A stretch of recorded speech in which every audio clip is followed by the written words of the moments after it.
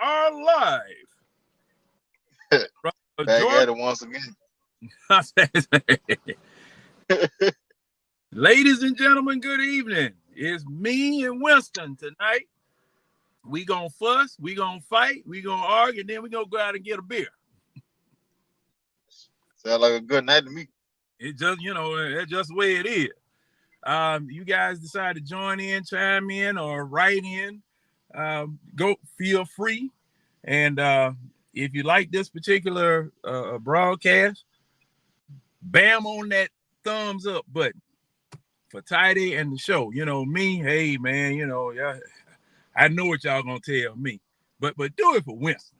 Do it for I know you ain't gonna do it for me, but do it for Winston. How about that? Can y'all do it for Tidy for making this happen? Yeah, and do it for Tidy. And yes, thanks, man. Shoot, thank you so much, Mr. Tidy Jones, the founder of this group, for enabling us to come in here and play in the yard. And when he get tired, he kick us out. Y'all go home. Y'all got to go home. You ain't got to go home. You got to leave here. That's what he tell you. All right. Now, what you got on your mind, mister? My biggest thing, it's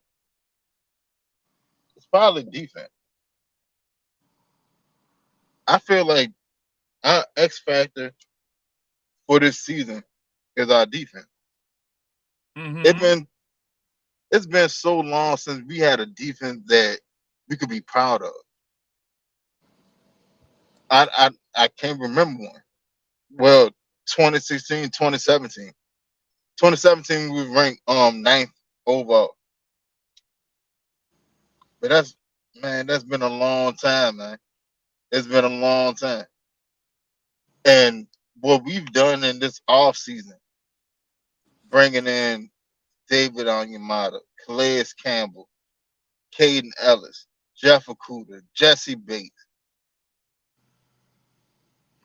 I'm for once actually excited for the season to start. It's not fandom optimism right now. It's we got a squad. We could really do some damage this year. And I'm excited to see it happen.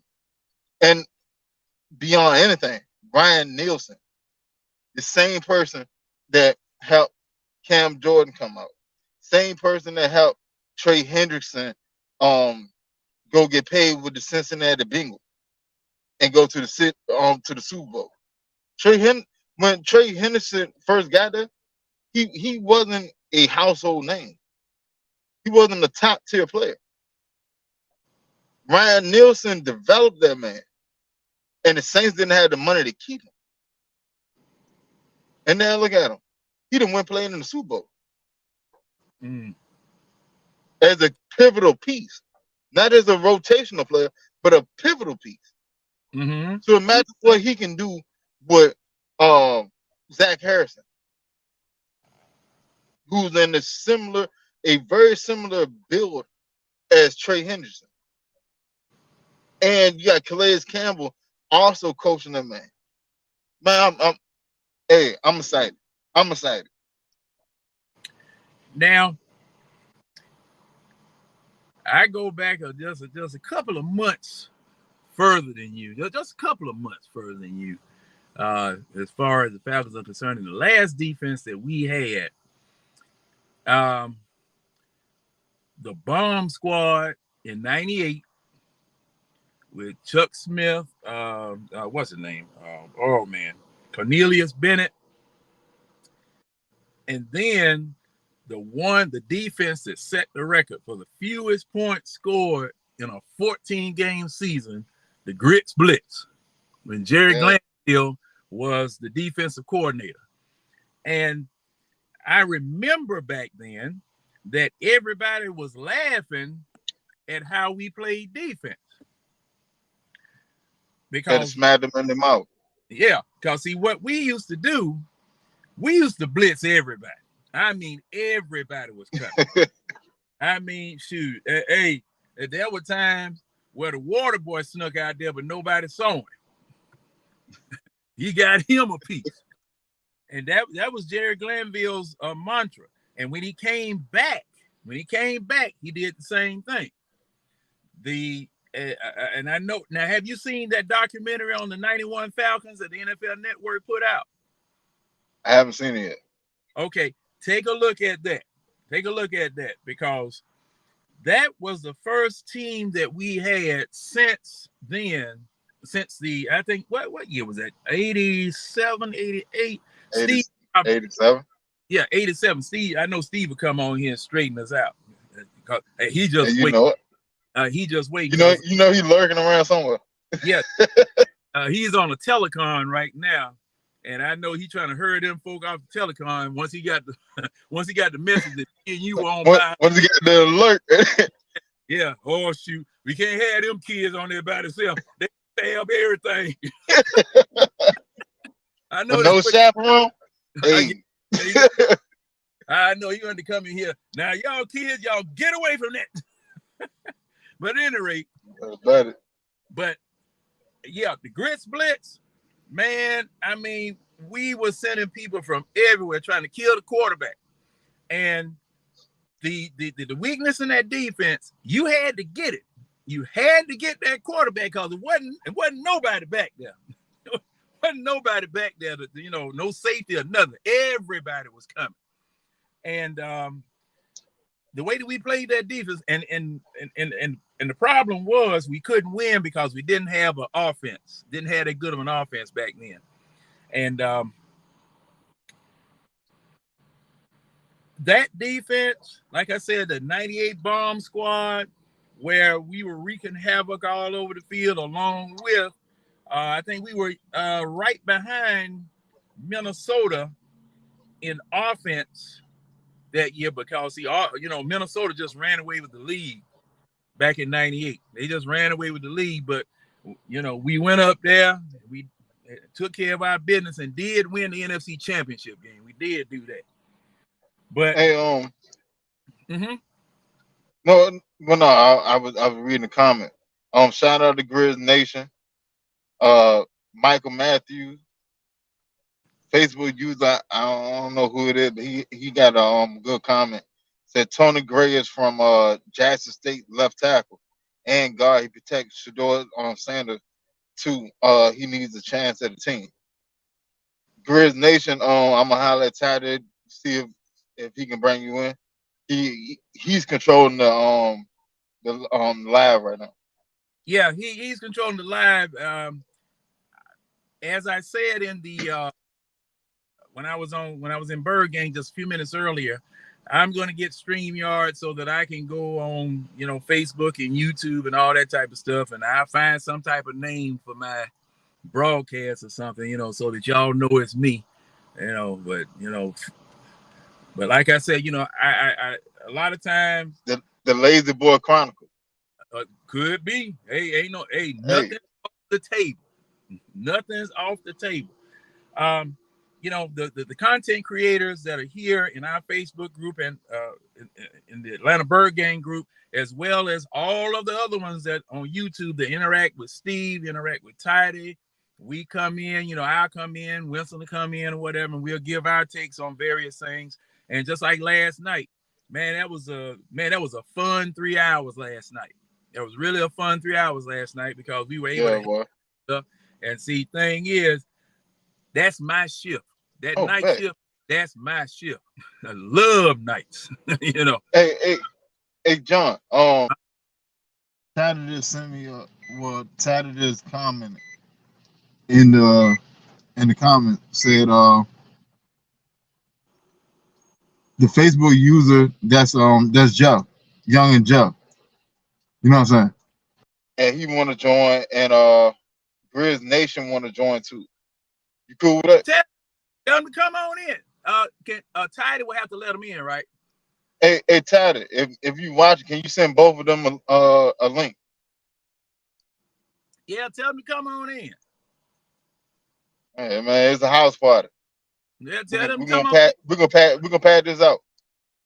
Yeah, hey man, let me see how much beer I got.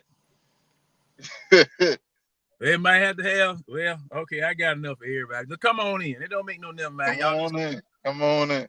Come on in. Shoot, this ain't. We ain't sedity. I'm not drinking. I'm not drinking with my pinky finger out. I'm ain't that kind of situation. But like we were saying, now one thing I got to ask you, with the rules favoring the offense, and see, this is something I go round and round with other people about. Is it cause okay? Last year, better bet it.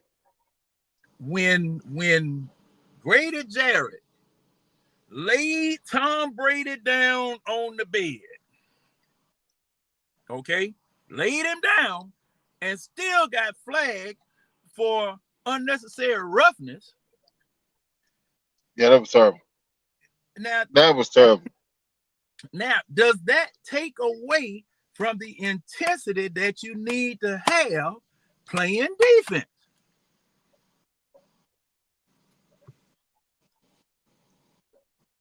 It does.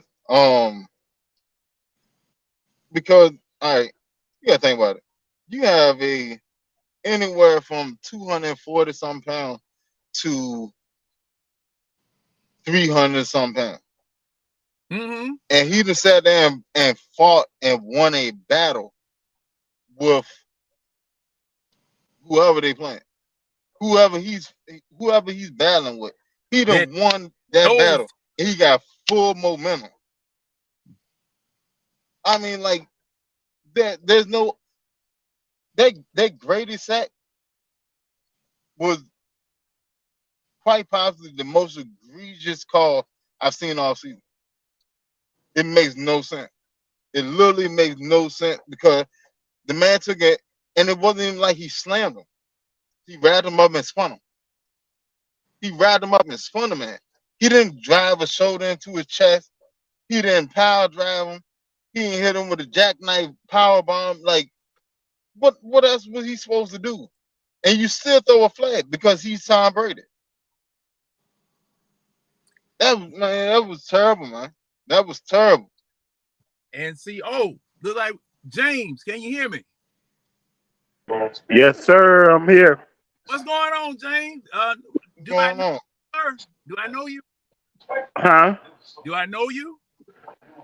It's the same James from yesterday. Man, look now, look. Look, man. Hey, James, I'm sorry. See, I got to see my memory, that doggone it's old age something else, James. But hey, welcome in. Good came in. Oh, I see Travis Preston comment said that call against BS. But welcome in, James. What you got to say about that? And my question was to Winston, with the way that they call, and I'm just going to use that particular call, the way that they call roughing the passer, the way that Grady Jarrett made a bed for him, fluffed up his pillow, laid him down, and put cover over him, and put a mint on the pillow. And put a mint on the pillow with some chocolate. They still called him for roughing the passer. I remember that.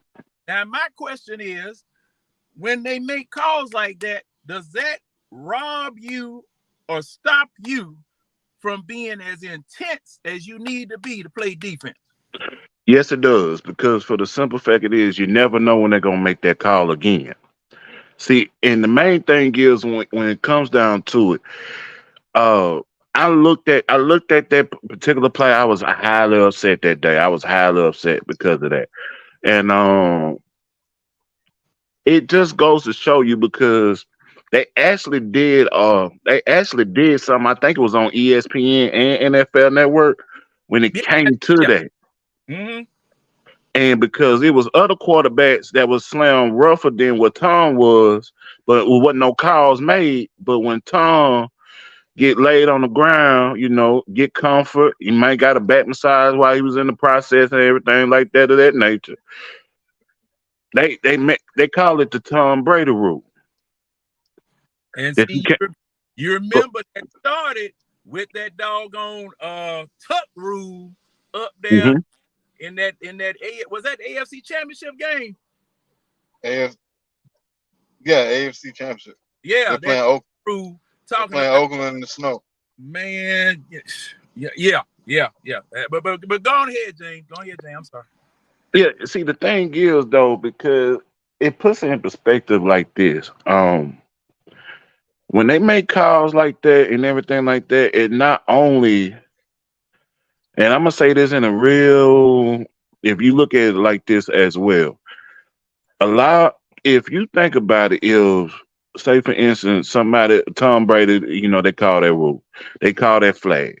Long story short, that's how some injuries had happened in the NFL because they scared to get that penalty. Just a couple years ago, it was a dude, I forgot his name, from Miami Dolphins. He was rushing the quarterback, but he didn't. The quarterback had threw the ball already, and he didn't want to just hit him, so he stopped, and he stopped the wrong way and tore his ACL. Woo, man. Yeah. Ooh, yeah. So, Yeah. Ooh, boy. so Trying, you trying to help a quarterback, trying not to get a penalty. Okay. And right hurt himself. hurt Uh, himself, and so they gotta sit down and just make a distinctive of when they gonna call that or just get rid of that period. yeah, well, okay. Like Go ahead. with Go ahead. football, if with football, if you are not playing full speed, you are more liable to get hurt. That's point blank. Period. When you're not playing with instinct, you're not giving your all. You're more liable to get hurt, and that's all. I don't care if it's pee wee. I don't care if it's high school, middle school, college, NFL. If you are not sitting there going out there full throttle every play, because this is what you built yourself up to in your mind, your mentality towards it. When you get out there and be acting timid and you half stepping, that's how you end up getting hurt. That's why they're doing the whole thing with the kickoff. The whole new rule where if you catch it somewhere within the 25 yard, it's gonna move the ball up to the 25 yard line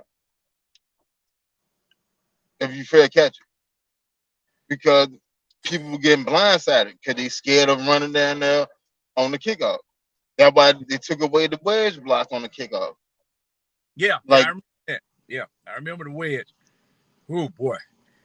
See man, now. hey, look, kickoff to me when I played and I was a returner, kickoff was like really the funnest thing in the world because it's just the exhilaration of it. You know, people are gunning for you. The spotlight is literally on you.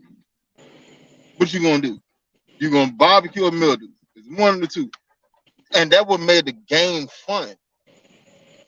And like they taking away from the integrity of the game. Yeah, because now it's either the USFL or the XFL. One of them has eliminated the kickoff completely, haven't they? Mm, Uh, it's one of them. Yeah, one I'm of those. just trying. I think it's the USFL. Yeah, they've I think eliminated. like it. I think their 25 yard rule came over to the NFL. Oh, okay. Um, hold on real quick.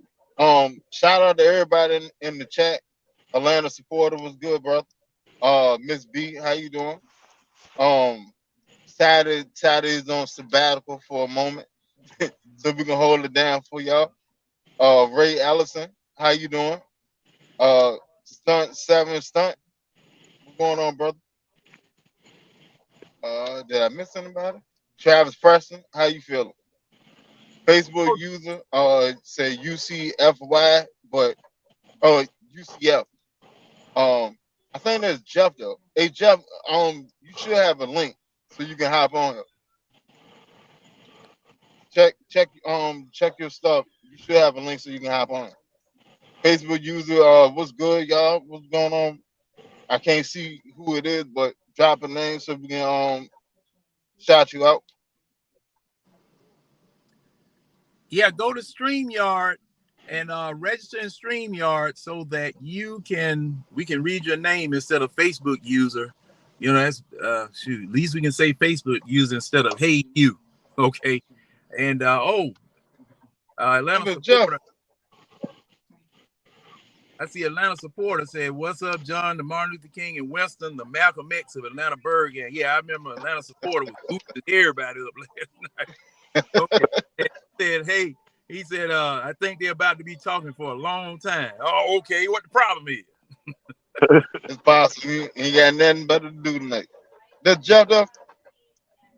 And Miss B, what was she talking about? Is that a little baby? What's she talking about? It's a little kid right there on the Oh, side. It's that's under Yeah, you. boss man. that's Jeff. That's Jeff, man. Oh, Oh, Hey, what's going on, what's brother? going How on, you Will? doing? oh, Jeff. What's Jeff, up? boy. Jeff, How what's you going feeling, brother? on? Oh, Justin, how you doing? Good. Well, you Hey, got something for us tonight? What you got for us tonight, man? for everybody that's watching the chat, Jeff is one of the most knowledgeable Falcon fans for his age I've ever seen. Go ahead, Jeff, man. Yeah, Go ahead, go spit. ahead. Drop some knowledge for us, man. Well, first of all, we had I think we're gonna be way better than last year. Hmm. Why you think so? Cause we got a Bijan Robinson is gonna be probably a good running back, and we got some very good draft picks, and our defense is looking pretty good, and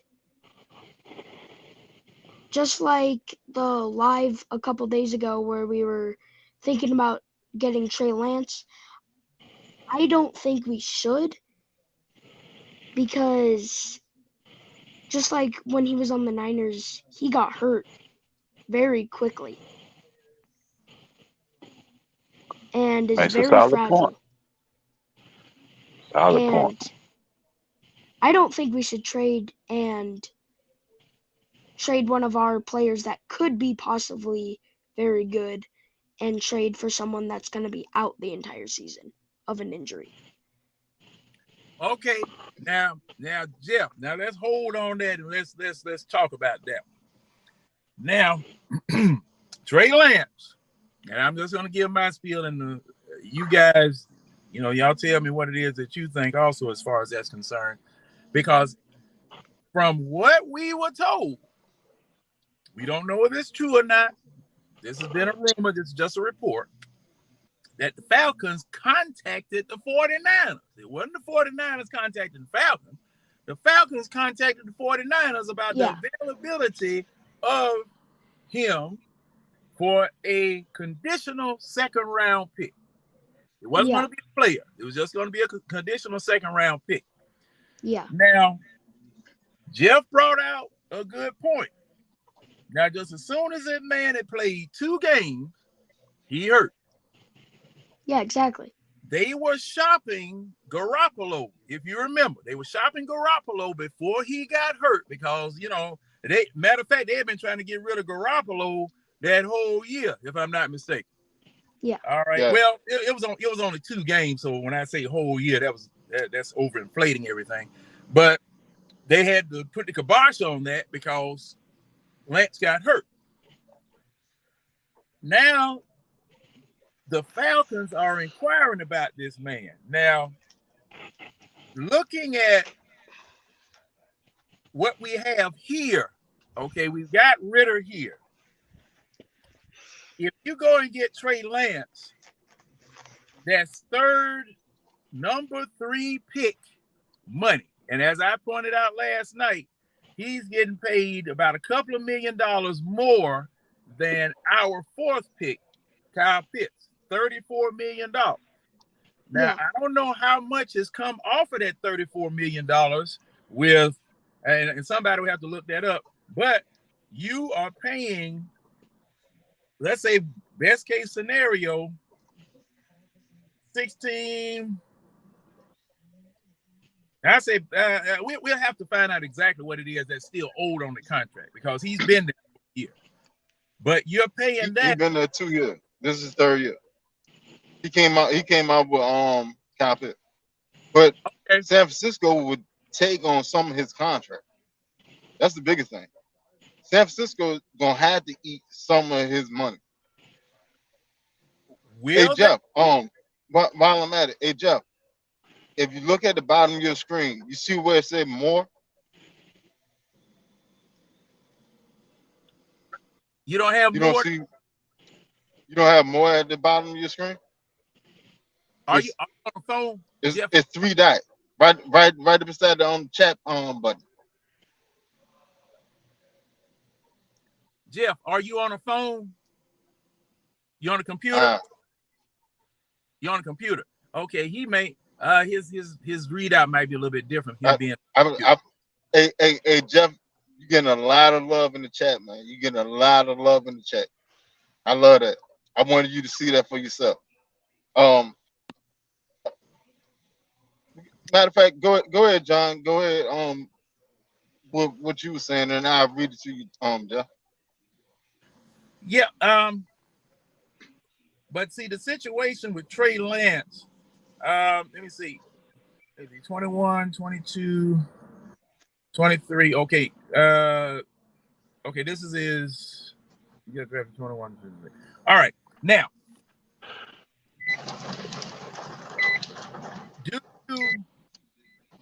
if you get Trey Lance,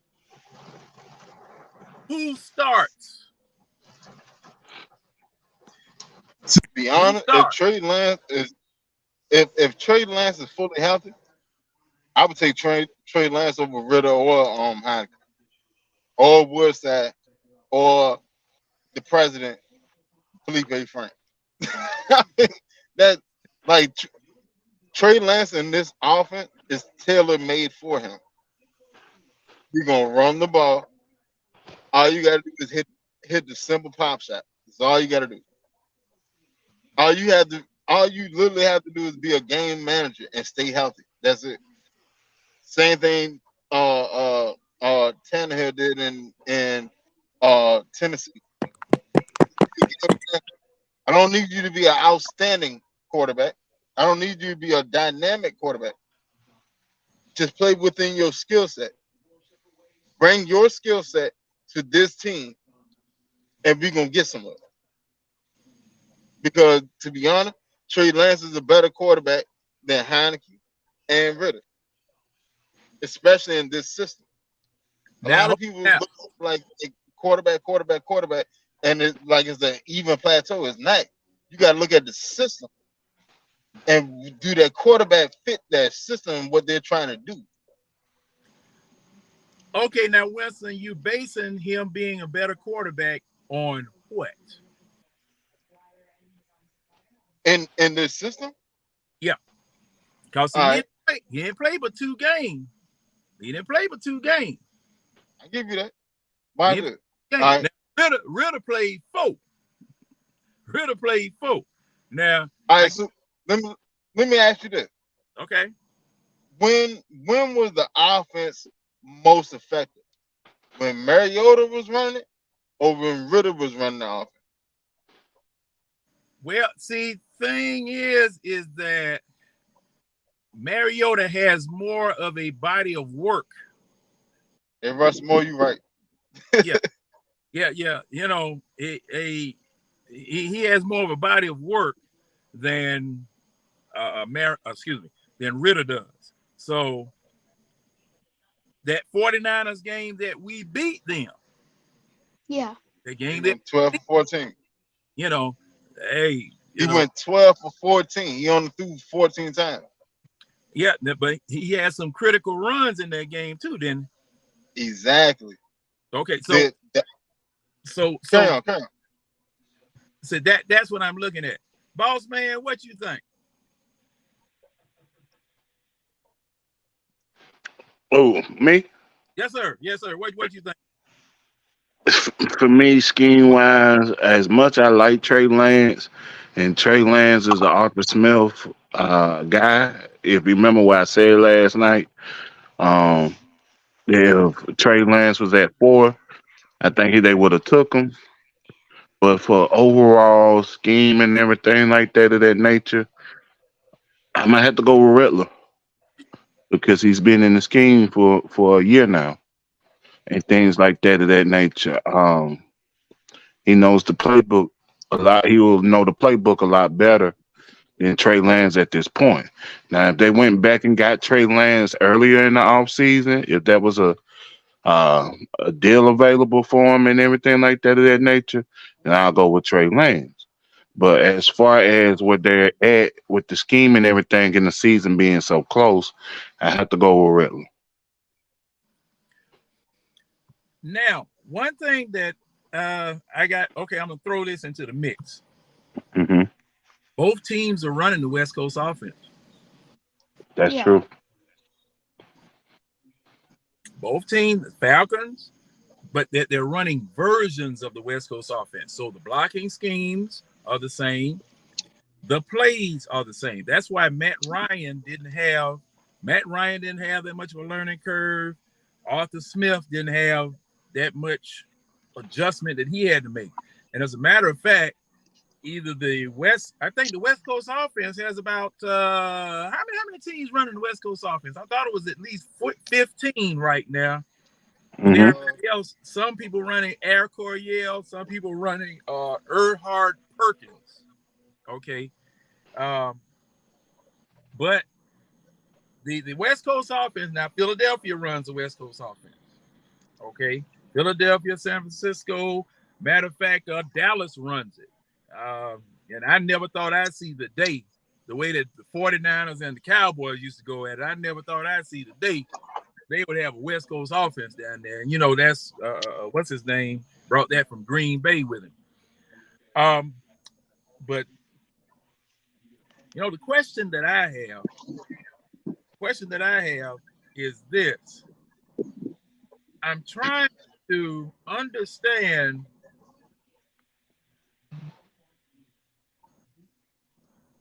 or trying to figure out, would we get rid of Heineke or possibly Ritter if you did get a Trey Lance? Because see now, You know how to get rid of none of them. You gonna carry all 3? Yeah, because there's a new rule coming this season where you can have 3 quarterbacks. You have an emergency quarterback that does not count against your 53 man roster. Mm-hmm. And that's actually a So 49er rule. So yeah, I because call it the look what they went through. They started out with Trey Lance when he got hurt, when the Garoppolo he got hurt, when the Purdy got hurt, when the Christian McCaffrey then went back to Purdy and he couldn't throw the ball because he tore his UCL. So they put in a rule. Now every team can carry 3 quarterbacks that can dress, and the 3rd quarterback does not count against your 53 man roster. So you're essentially dressing 54 players. hmm So iron sharpens iron. Put Trey Lance out there, put Ritter out there, put Heineke out there, have an open competition. Whoever the best, run with them. See, the thing is though, the open competition. It's kind of I agree with you, Winston, a wholeheartedly when it comes to that. But the Falcons they already got their assignments made when it comes to certain things. And the reason why I say that because if you look at it, they already told Taylor what's his purpose. You see what I mean? Yeah, that was, to be honest, that was the sloppiest move I've seen on this regime. You don't That's bring in a player like Taylor Heineke, and then because people keep browbeating you, you just go ahead and say, "Hey, Desmond Ritter is going to be our starting quarterback." You don't do that. It should have been an open competition in training camp. Whoever is better, they win. Because right now, I'm gonna be honest with you. If it's an open competition, Taylor Heineke is gonna beat Desmond Ritter. He's going to beat him. He's better than Ritter right now. Not saying that Ritter can't get better or whatever, but as of right now, Heineke is a better quarterback than Desmond Ritter. Yeah, because Desmond, I feel, well, Desmond Ritter did get off to a rough start in his career for the Falcons, but I feel like Desmond Ritter is going to be a much better quarterback. But Arthur Smith can't midseason switch. We were doing great with the running game last year, and he just switched it all up, and then we started going down. Now, Jeff, when did you feel that we started going downhill? Right as Arthur Smith started getting away from the run game and started quitting on the run, and we didn't run the ball, and it just fell. Like we got off to a great start with the running game, and then Arthur Smith came out and changed it all with passing, running, and then it just didn't fall to the correct spot that Arthur Smith was going for to change it up, and it didn't work. Now, I feel you on that, Jeff.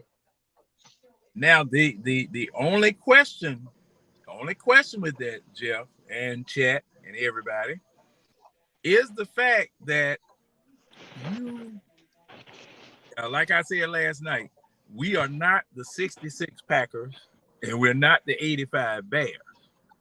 There is no team in the NFL right now that can do one thing, run or pass, and be successful on every play, running or passing. Yeah. Now, you got to mix it up. And Arthur Smith, in his mixing it up, Arthur Smith, in his mixing it up, has to try to pass. He might not be successful at it, but you got to throw the dogs off the scent, or otherwise your defensive coordinators are too smart. They're too smart now to allow, and your head coach, man, your head coaches see a team just running all over you. There's going to be some heads rolling at team headquarters that Monday morning. Because the first thing he's going to say, you let these people run for 300 yards on you and y'all didn't stop them not one time. There's going to be some mess behind that. So look, you got to integrate, and you got to integrate it. I take you back to 2016 when Julio went off for 300 yards and Matt Ryan went off for 500 yards. Benny Benwickery, the cornerback, we played on Sunday. He got fired Monday morning. He got fired. He got cut Monday morning. Why? Because he just let that man just do whatever he wants. It's the same thing now. But like now, how can I put it? If you have a dominant run game and a serviceable quarterback and receiving options, there's nothing anybody can do with you. Bijan Robinson is 5'11", 220. Tyler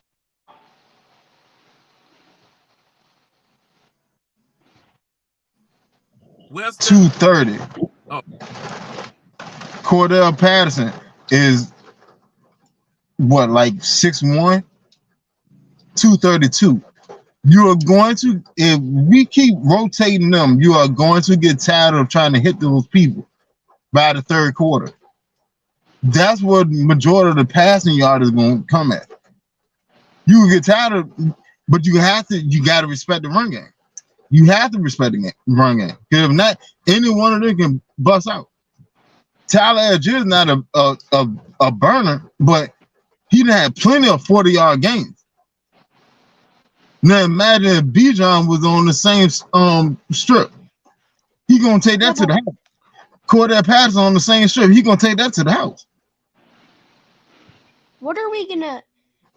Since we have Bijan Robinson, what are we gonna do with Tyler Algier? Have him as a backup or trade him? It's a 1A 1B scenario.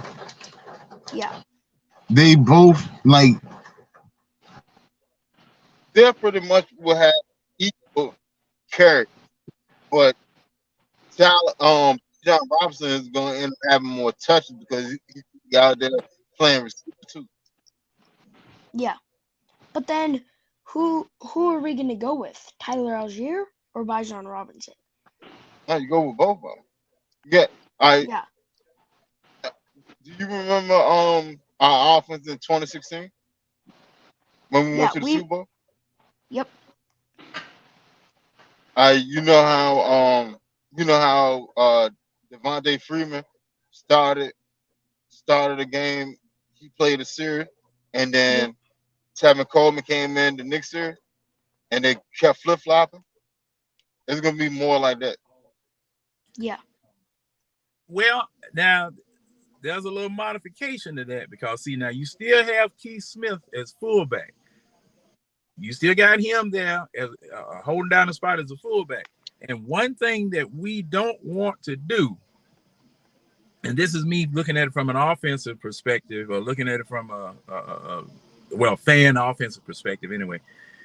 When you stick Keith Smith in there in front of either Robinson or Algier, what does that automatically tell a defense? Well, it depends. I mean, because both of them. Keith Smith is no catching threat. Keith Smith is no catching threat. Now, if he did, it would be a different thing. But since he's not a catching threat, what's first thing a defensive coordinator is going to think? Looking at that backfield. You still have to respect the pass because either one of those running backs or any one of those three running backs can go out for a route. Any one of them. And you just leave Keith Smith back there to be extra protection. So you still have to respect the pass. Well, see, just like I told you last night, Desmond Ridder better get ready. Whoever the Falcons put back there as quarterback. Well, no. Excuse me. Definitely Desmond Ridder better get ready because they're going to blitz him to death. They're going to blitz him to death just because they want to test and see whether he has made any type of progress or his passing. That's the first thing. Hey, let's read a few things in the chat. A few comments in the chat. Let me start. Man, I got to start a long time. Ooh. Okay. Okay, Wallace Smith says, what's going on, fellas? Rusty Moore says, the only reason we passed more the last 4 games was to get film on Ridder. Wallace Smith says, hey, what's going on with you, Atlanta supporter? And Miss B, Atlanta supporter, she says, I don't care either, but I do think you have to have options and choose the best player with each position. Atlanta supporter says, Miss B, if we get a ring this year, Miss B, I'll cry like for real. Hey, he ain't gonna be the only one crying or whoever that is. Hey man, I'm definitely gonna share the tip. Atlanta Bird game. That's Titus said, thanks. I'm gonna talk to him and see if he wants to do something on his own, maybe on Saturdays or something. He's still in school, of course, talking about you, Jeff. He's gonna be on ESPN. Yeah, and Wallace Smith said, these defenses don't have no film on our new offense with all the weapons we have now. That's that's definitely a point, but that's something that you can't continue to hang your hat on, catching people off guard. We just got to be good.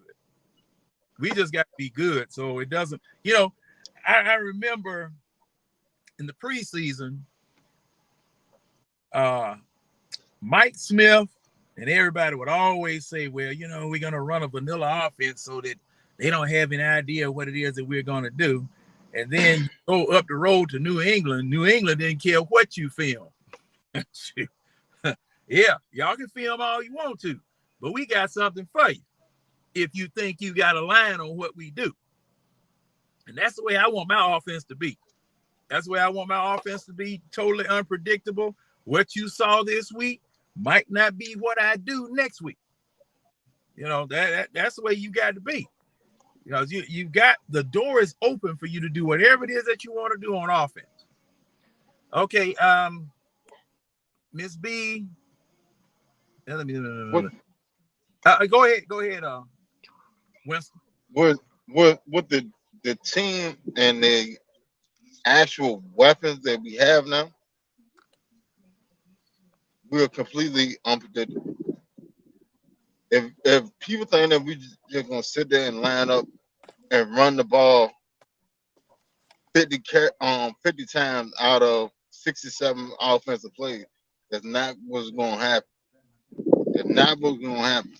We may run the ball about 30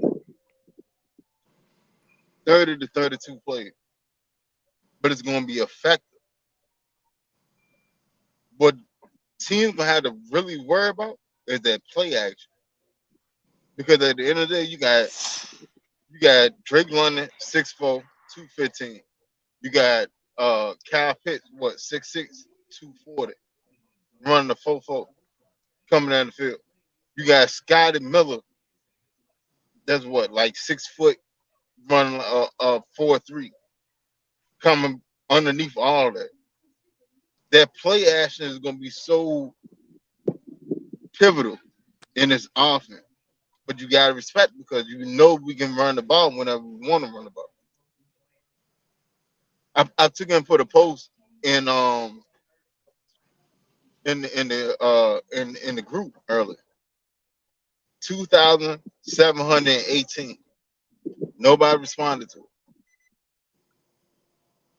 But I don't think people knew what it was. That's how many yards we gained last year running the ball. Mm-hmm. It was our second highest grossing rushing yardage wise ever in this franchise last year. 2,718. The only year higher than that was 2006. You gotta respect the run game. Now. Oh, hey, boss man, you ain't said nothing in a minute. What you got? What you got on that? The offense will be more balanced, like Winston said. Winston, I can't believe I'm actually agreeing with you all of tonight so far. It be Let me say, like that, man. It be like that on them big job. but overall, with that being said, it will be more balanced out. I do see us throwing the ball more. I think Arthur Smith seen last year that he just really can't depend on the run like that, you know. Um, Even though it kept us in close games because we were milking the clock a lot within the run game. Um, the main thing is just that we just got to see how really do. It's gonna be his first really official game against the ones against Carolina. Yeah. So with that being said, at hand, all the pieces are there. I think all the pieces are there on defense.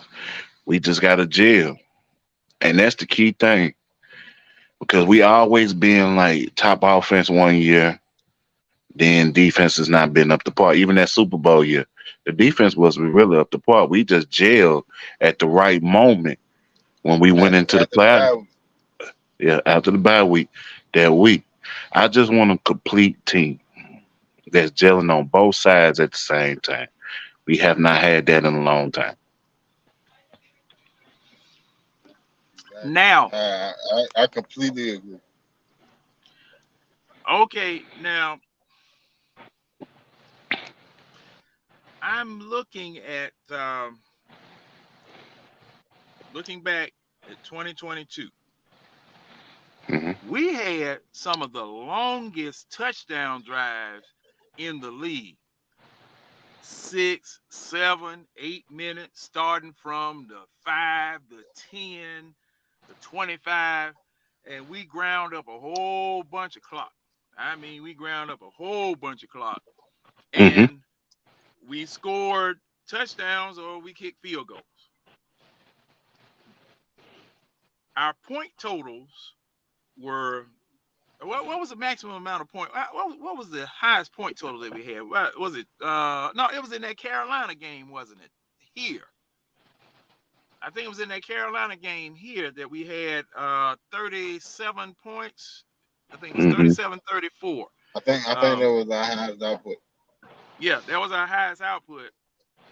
But it was, it was just like the Keystone Cops out there playing. Because that was the one that me and Steve went to. I would like, or looking at it from my standpoint, do we have an offense right now that can come from behind? Now, yeah. With the weapons that we have, one last year. We didn't have one. With the weapons that we have now, yes. Ritter is a far superior quarterback than Mariota. Throwing wise, Mariota is way better than him running the ball, being decisive, and being an actual runner. But as a thrower, Ritter is better than him. Then you got to think about it. Ritter never played with Kyle Pitts. Kyle Pitts wasn't there when Ritter got in the game.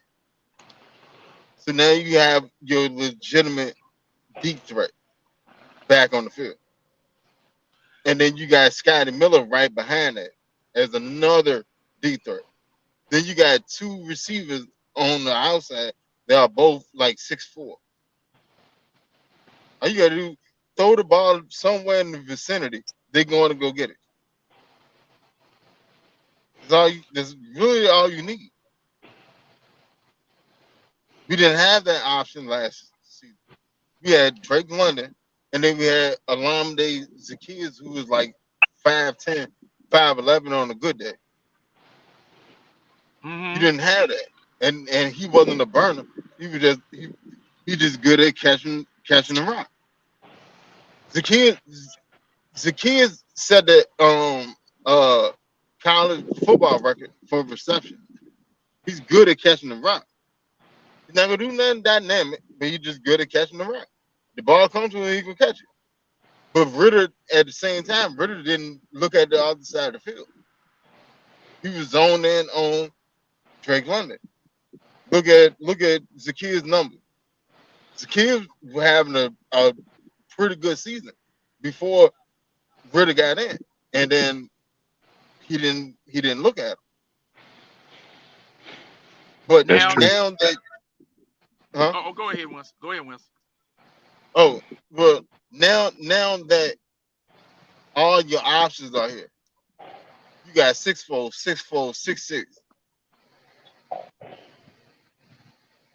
You can go anywhere you want to go with the ball. Who's gonna stop it? The only person that can stop this offense, to be honest, is the quarterback.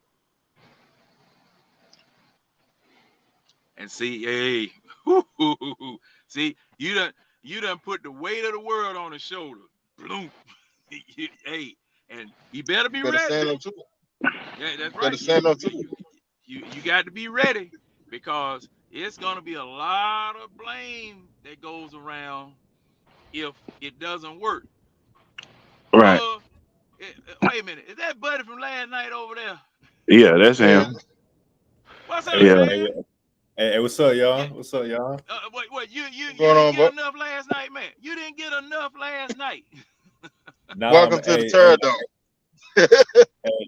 Hey, I'm here for it, man. Shoot, hey, I got a lot of love for y'all, so I wanted to jump in and see what y'all talking about.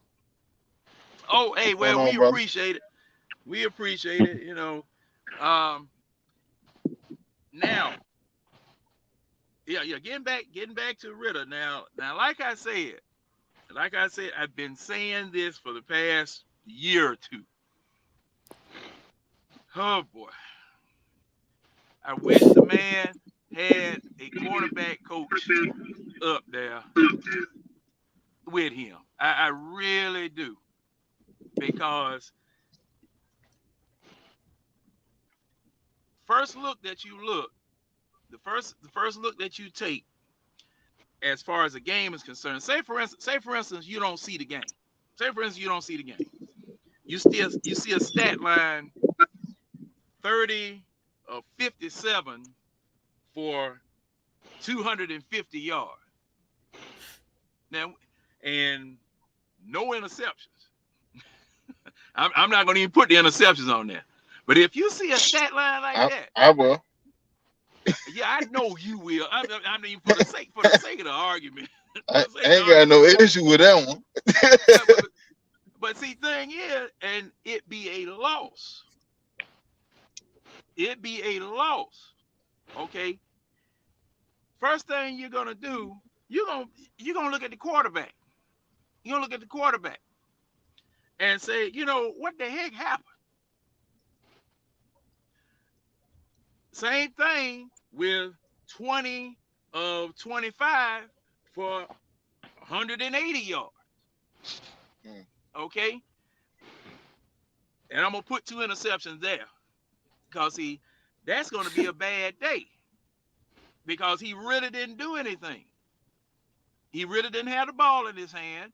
And, and when you look at the longest pass that he threw, 10, 15 yards. Okay, now, you're going to blame the quarterback. You're going to blame the head coach. You're going to blame the offensive coordinator for that sorry offensive production. But that's what you were getting out of Mariota. Sometimes you win, sometimes you lose. Sometimes you win, sometimes you lose.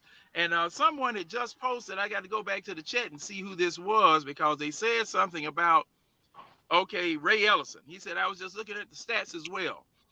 415 pass attempts to 559 rushing attempts. Now, that tells you all day long your emphasis was on the run. I mean, you were trying to run it down somebody's throat. you were trying to run over them, trying to get them tired so that they didn't even want to tackle no more. But can you continue to do that game in, game out, and have a chance of winning? Talk to me, somebody. It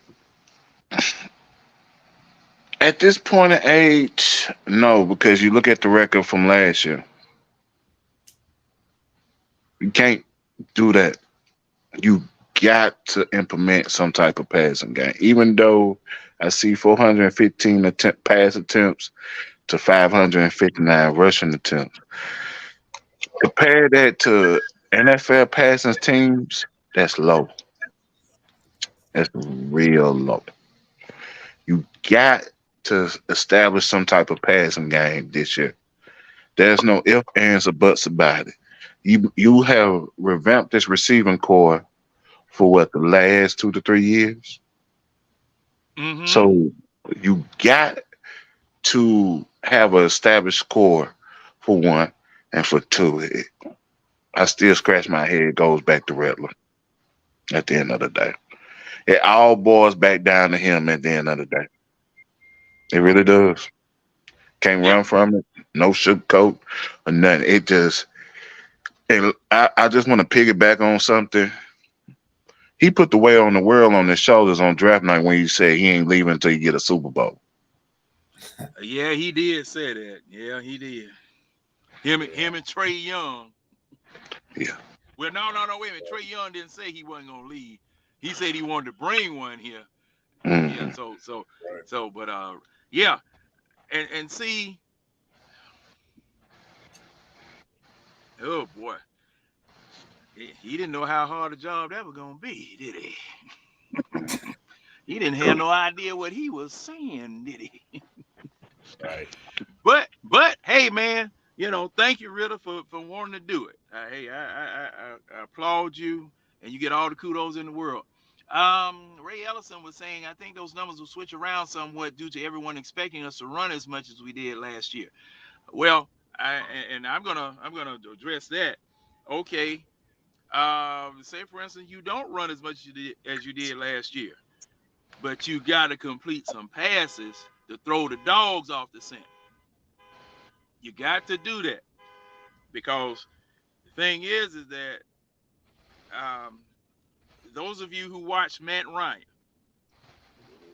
it got around, and I talked about this last night. It got around the league that Matt Ryan, from 2008 to 2014, 15, he was going to throw it either to Roddy White or to Julio, and it wasn't going to be no more than 15 yards off the line of scrimmage. So guess where everybody was? Right there. Man, what safety? What you doing that deep? That joker arm, come on back up here. Because they knew that he was gonna pepper underneath. Okay. Now, with Ritter being a rookie, any defensive coordinator worth his salt, man, look at here. I'm bringing at least 7. Might bring 8. Might have a linebacker blitz through the line. Might have cornerback look like he checking the man, have him come to heat that quarterback up back there in the back, because see, he's a rookie. He don't know what he's doing.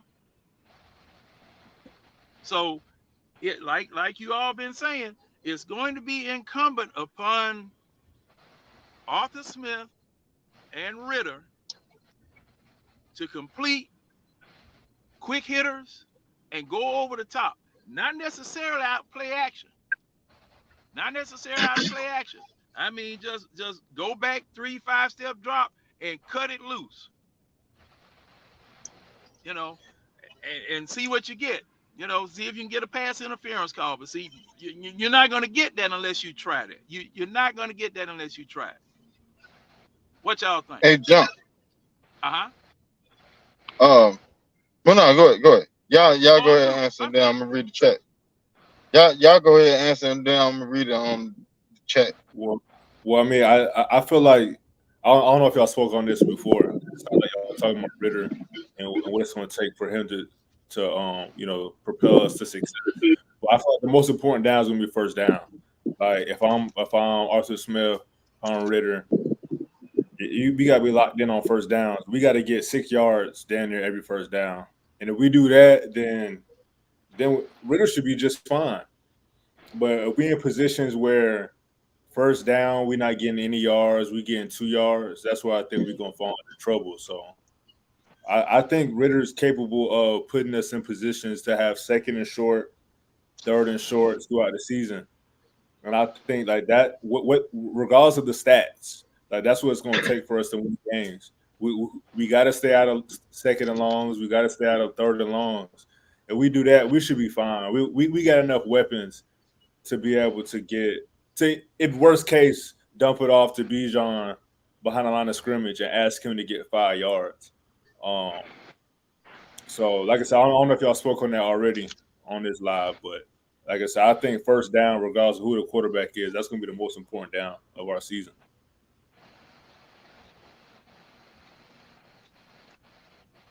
Ball man, boss, man. Over there. The thing is, I wholeheartedly agree. I really don't have an argument with that, or really to pick it back off of it, because everything y'all saying is true. It's it still gets the same answer. That's all I can say. It still gets the same answer. Now, so let me get to this chat. Yeah, go see what the chat's saying up there. All right, so and thank y'all for being in here, chat. Yeah, Yeah. same here. Most definitely. So we got what Miss B posted already out there. So we have Facebook user said we was literally in every game but one just running. 3 Dirty said with the top draft, I'm guessing he's saying top draft picks that were made with this new regime. AS play calling has to include more pass plays. Atlanta supporter said, I'm looking for a ring from Desmond Ritter. I'm not playing. We are too legit to quit.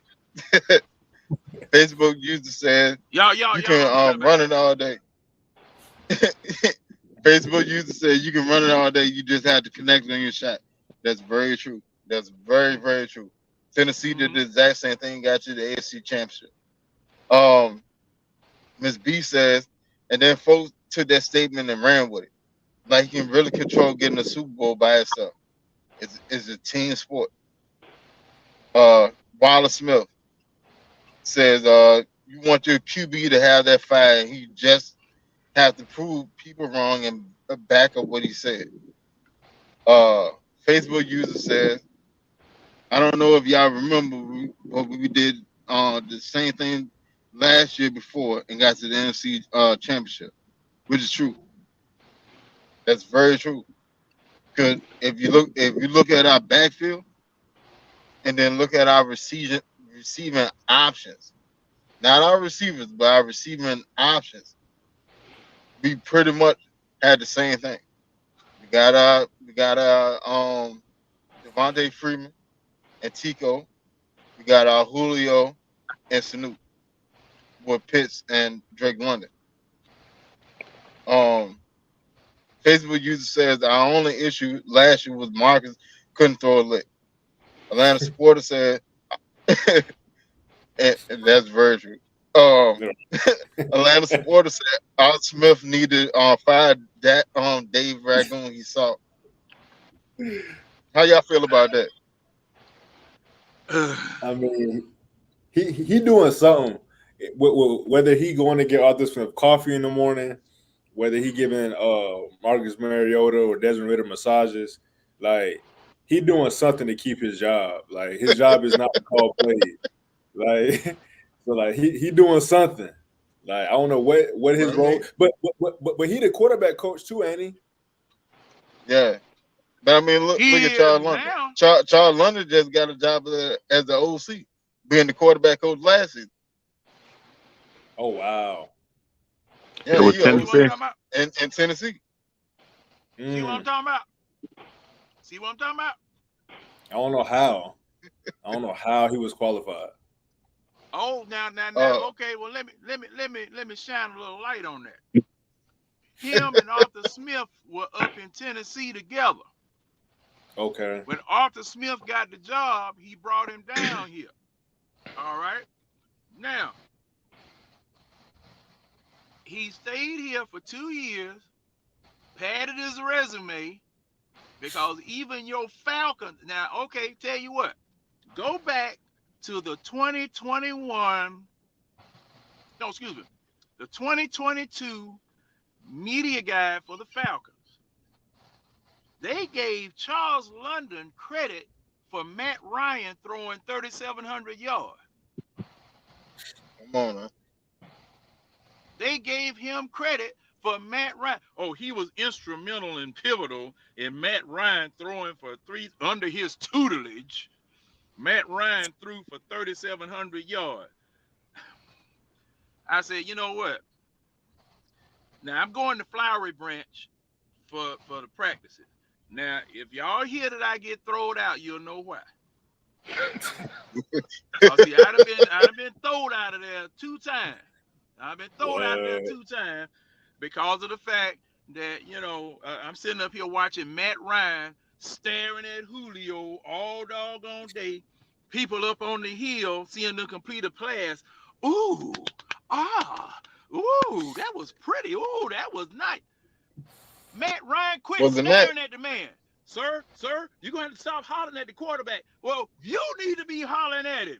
Tell that man to quit staring at that damn man so that them folk out there on the field ain't watching his eyes. That's what your But see, thing is, Charles London is standing up there. Oh, Matt, that's a good pass. It doesn't matter whether it's in the dirt. We'll get it next time. You know, now, when you don't have, John, they gave you the eviction notice. say what now? I said they gave you the eviction notice. No, Right. see, a couple of them came over, sir. You're gonna have to go, cause see now you causing a disruption out here. I said y'all causing the disruption down at the damn dome. Y'all causing disruption down at the dome, and everywhere you go, because your quarterback is sitting up here staring at his receivers. You wonder why Julio can't get open? Yeah, because he got 11 people around him because your quarterback's staring right dead at him from the time he get dressed in the morning until they decide to throw him the ball. Okay, come on, man. But the thing is that Dave Ragone, now answer me this question. Dave Ragone was down there with Matt Ryan on the sideline with the Microsoft Surface tablet. They was down there. Where was Charles London? The named quarterback coach. Where was he? And if you say he's up in the booth, what he doing up there? I seen Charles London one time, and that was before the game started. I've never after that. I've never seen him, man. I ain't seen him on the field. I ain't seen him in the booth. I think he left and went to Benihana and came back at the end of the game. Yeah, he brought that what was that steak stir fried back. I tell you, he had been doing something. He dashing over on coach. But what thing is, with that stat padding, riding the coattails of the quarterback that he had here, especially the first one he had, and a Matt Ryan who could have thrown, who was throwing for 3,000 and 4,000 yards without, and before we got Kyle Shanahan. All right, what did you do? You did nothing, but you parlayed that into an offensive coordinator's job back at Tennessee. Not doing nothing. And now you have Dave Ragone that was supposed to be the offensive coordinator, but anybody who was paying attention knew that was Arthur Smith's playbook, and those were Arthur Smith's plays, and Arthur Smith didn't say nothing to Dave Ragone. All during the course of the season, whenever you saw the camera pan to the sidelines,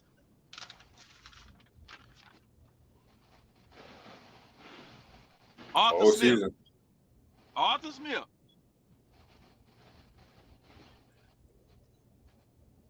all he doing all year. So see, I'm looking at Dave Ragone. Wear your sheet of paper. At least you could fake the phone. You couldn't even fake the phone. Yeah, they didn't even give you no damn game plan. The least you could do was an armband. He at least wore an armband. Yeah. Right. So go sit up in the booth. Something. Point. See, that's my point. And see, that's the type of quarterback coaching that Desmond Ritter got, Marcus Mariota got. Terrence Mathis on a podcast, he busted wide open. Steve happened to send that to me.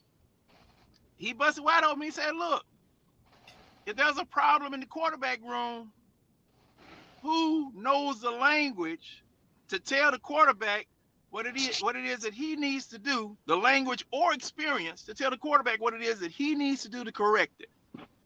Now, the issue was Arthur Smith knew that man didn't know anything about no quarterback. He knew it. But steady. How can a running back tell a quarterback how to be a quarterback? Yeah, that's wild. I'm like, be honest with you. Charles London was a running back. Dave Ragone was a bottom tier quarterback. All right, you made it to the league. All right, I get that. But you are a bottom tier quarterback. Don't nobody even remember you being in the league. Hell, I don't. Yeah, I had no idea. You know what I'm saying? See what I'm saying?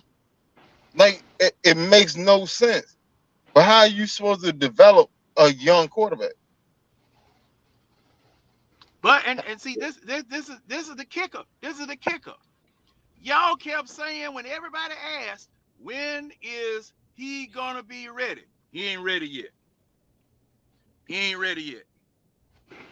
No Wonder shit. why. Wonder why. He ain't really. Bruh. And now my question is he ready now? Now, to his credit, he's been working out with Jason Palmer. He's been working out with Jason Palmer all during off season. They had Mohamed Sanu come out there and help him out. They brought some of the wide receivers out there. I think London and Kyle Pitts, I think, went out there, and they were working with each other off season.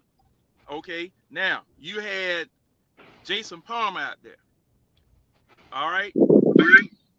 Now that you come back to the Falcons, your knowledge base has just evaporated. Yeah. You ain't got nobody to go talk to. You need to call. Hey, Jason Palmer better be on speed dial because Ragone can't tell him anything, and Arthur Smith can't tell him nothing. So see, that's my quandary. And all of these people that are predicting these high win totals for the Falcons, that's one of the things that stare me in the face saying, hold up, wait a minute. I don't know. Now, you heard what I predicted last night, 4-14, and you're a 5-point underdog in the bye week.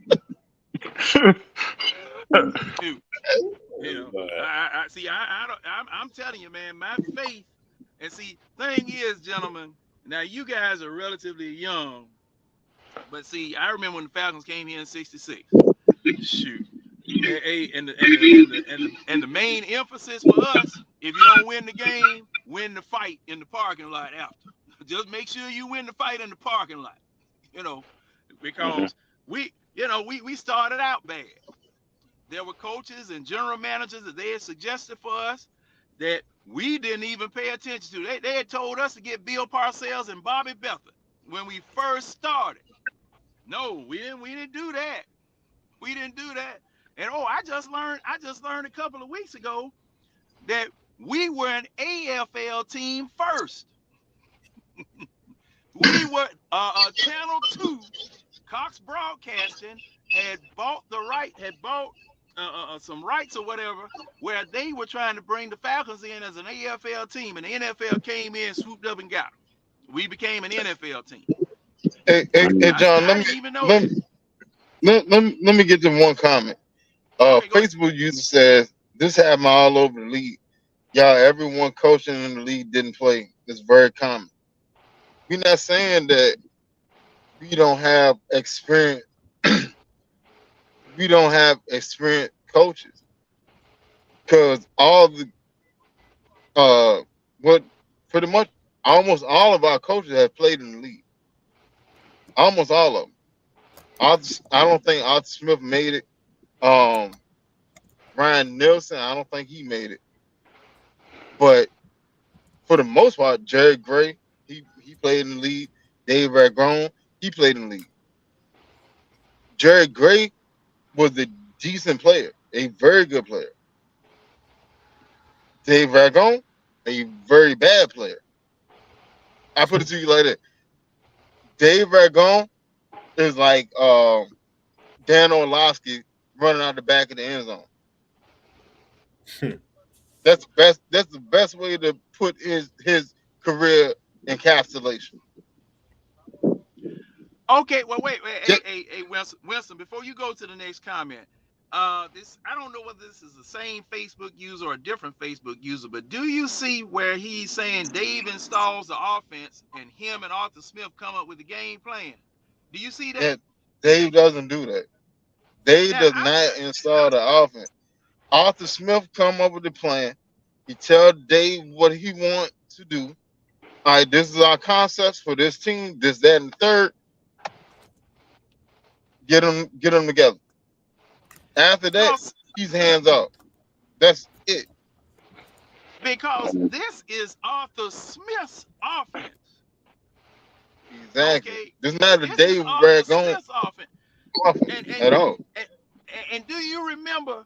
And I'm gonna be quiet after this. Do you remember when they were trying to get an offensive coordinator for Arthur Smith? You remember everybody was talking about Arthur Smith needs an offensive coordinator. Now, can you imagine working for Arthur Smith as an offensive coordinator and him standing back and letting you call the game? Man, shoot. The that wouldn't work. The best way I can put the Arthur Smith and Dave Ragone situation would be Andy Reid and Eric Bieniemy. It's the exact same thing. It's Andy Reid's offense. He's gonna decide what's going on, this, that, and the third, and he's gonna call the plays. Sit back, take credit. That's all you gotta do. Shut up, take a check, catch your check, and sit off to the side. I don't even need to see you on the field. Man, I put it to you like that. When have you ever won a whole season you never seen an offensive coordinator outside of sitting on the bench? When have you ever won the whole season and never seen an offensive coordinator on standing right there at the sideline, trying to catch the pulse of the game, or in the booth? That should tell you enough right there. He's not involved. That's what I'm saying. I mean, now, because see, the only person now, I'm just looking at how Arthur Smith is. Okay, now you guys have seen him in his press conferences, right? He have man. Look, if you ain't Arthur Smith, will make you punch him in the face. Arthur Smith will make you foul off in his face, because he's one of those. Well, just to put it plain, he's a smart ass. He think he's smarter than everybody in the room. And I remember there were a couple times when D. Orlando Ledbetter would ask him questions, he finished the question before D. Orlando Ledbetter would finish the question and start answering the question. Well, I wanted to know how you. Yeah, I know what you want. I know what you finna ask. Oh, this, that. And a couple of times I thought they were gonna get the stroking, because man, it was just the way that he was coming off. He reminded me a little bit. Well, I don't need to use that example. I'm not gonna use that example, because now every time I think about Sarah Huckabee in the press conferences for Trump, I get mad, because man, I wanted to fly to Washington myself and just slap the. Okay, I'm gonna leave that alone. At any rate, thing is that that's the way he is. And see, an offensive coordinator would catch pure D hell from Arthur Smith if he didn't call the right play. Arthur Smith would probably fire that man 2 weeks after he got the job, because of the way that Arthur Smith wants to have control over everything. Arthur Smith is a control freak too. Okay, so because of that, that's why I'm saying Dave Ragone was offensive coordinator in name only. In name only. Charles London was quarterback coach in name only. Because neither one of them did the job. Go ahead. If you sit there and watch the game, and we have a play, offensive play coming up, who the camera go to? Is Arthur Smith. You would sit there and see him talking behind the sheet. You see him talking behind the sheet. Why? Because he's the one running the show. Dave Ragone, you never see. Right. Every play that get called is Arthur Smith. Dave Ragone may give him suggestions, like, hey, look, you know what I'm saying? It's 3rd and 6, but they don't protect on the run on the right side. What you got? He may do something like of that nature. No, Arthur Smith is calling the play. Dave Ragone is not doing anything. At best, he's a consultant. He's not an offensive coordinator. He's a consultant. Hey, look, all right, we need to go get this. We got X amount of time. Hey, let's go along. How you feel about running this this package of play? Yeah, all right, that sounds good. Or nah, we're not gonna do that. We're not gonna do that. Sit back. Get out my camera shot. And that's it. You never see Dave right now at all. No. Come on, man. No. Charles London and Dave Ragone got the easiest jobs ever. Because all they're doing is sitting there collecting the check. It's like Udonis Haslam with the Miami Heat. I ain't gotta play at all the whole season, but I'm gonna get paid. It's the exact same thing. Crazy part about it, I was just watching him earlier on the pivot. Who Udonis? Yes. Hey, man. I was just watching him earlier. He good at what he do.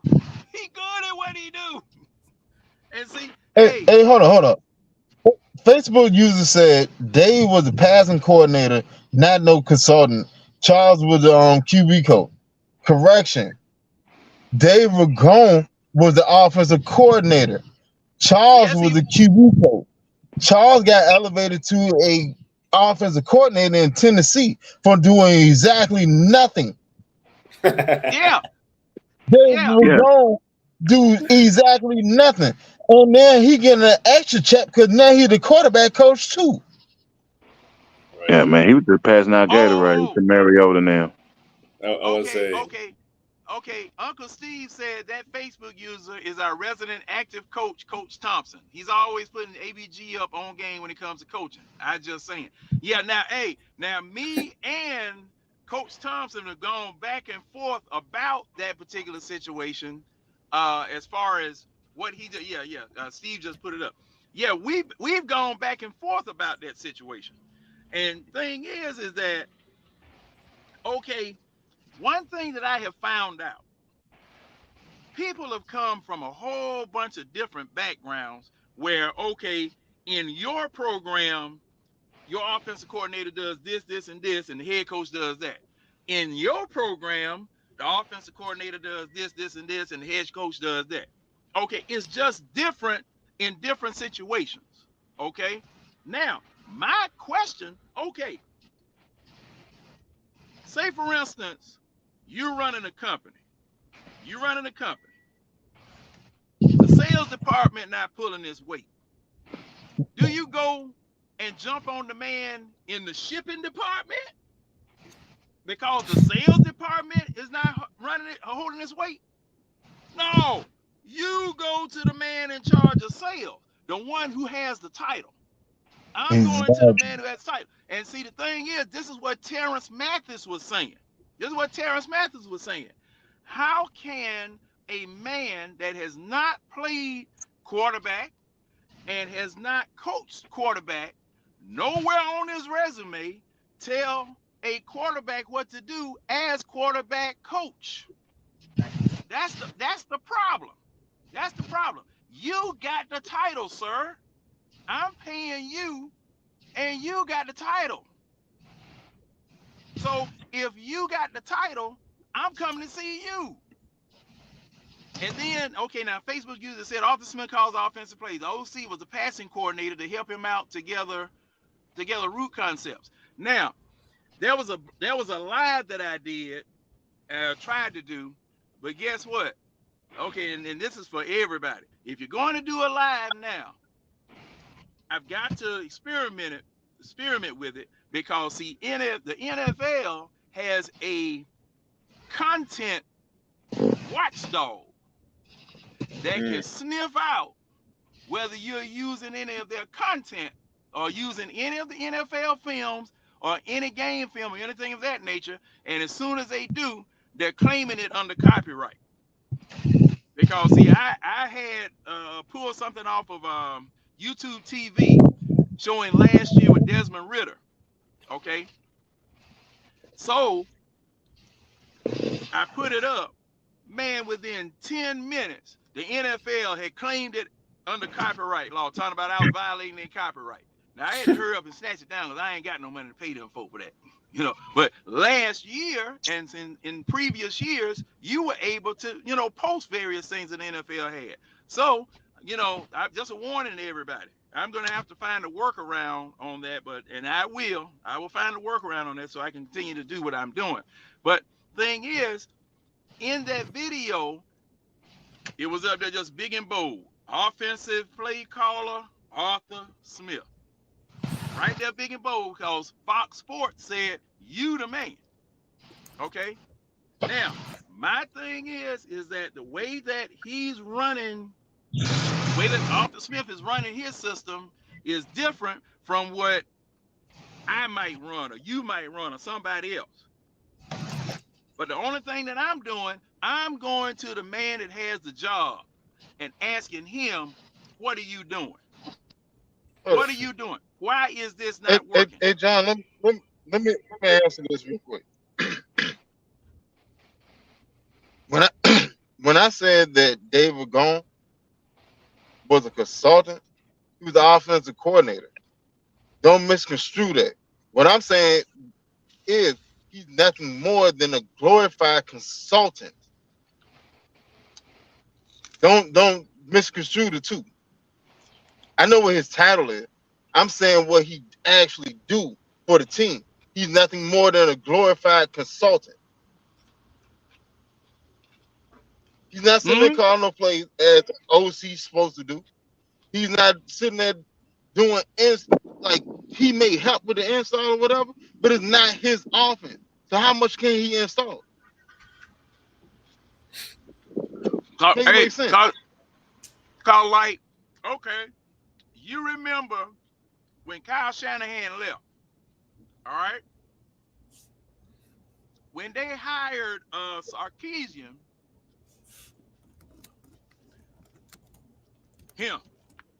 these are the plays that you're going to call. That's exactly what took place. Same thing when we got Dirk Cutter back. These are the plays you're going to call right here. Wasn't his playbook, wasn't his philosophy, wasn't nothing. They handed him Kyle Shanahan's playbook. And, I went round and round with people as far as that was concerned until that second year when they both admitted that they were now comfortable with that playbook and were able to call plays and improvise on that playbook.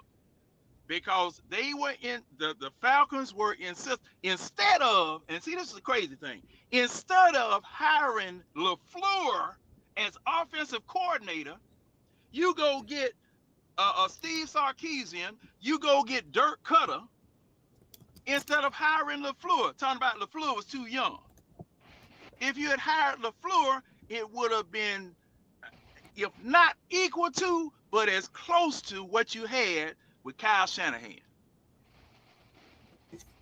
So, hey, I'm looking at the person who's holding these titles. I'm holding those people who hold the titles responsible, accountable, and liable for the success and the failure of the offense.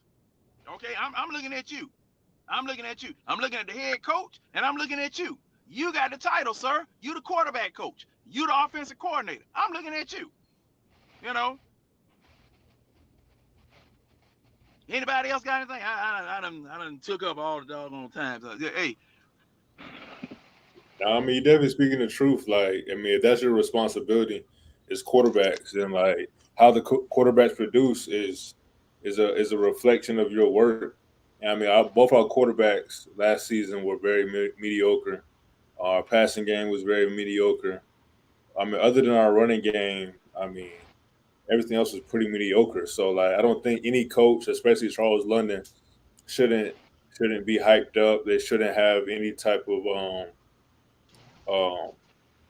Give me 2 seconds. I'll be right back. Okay.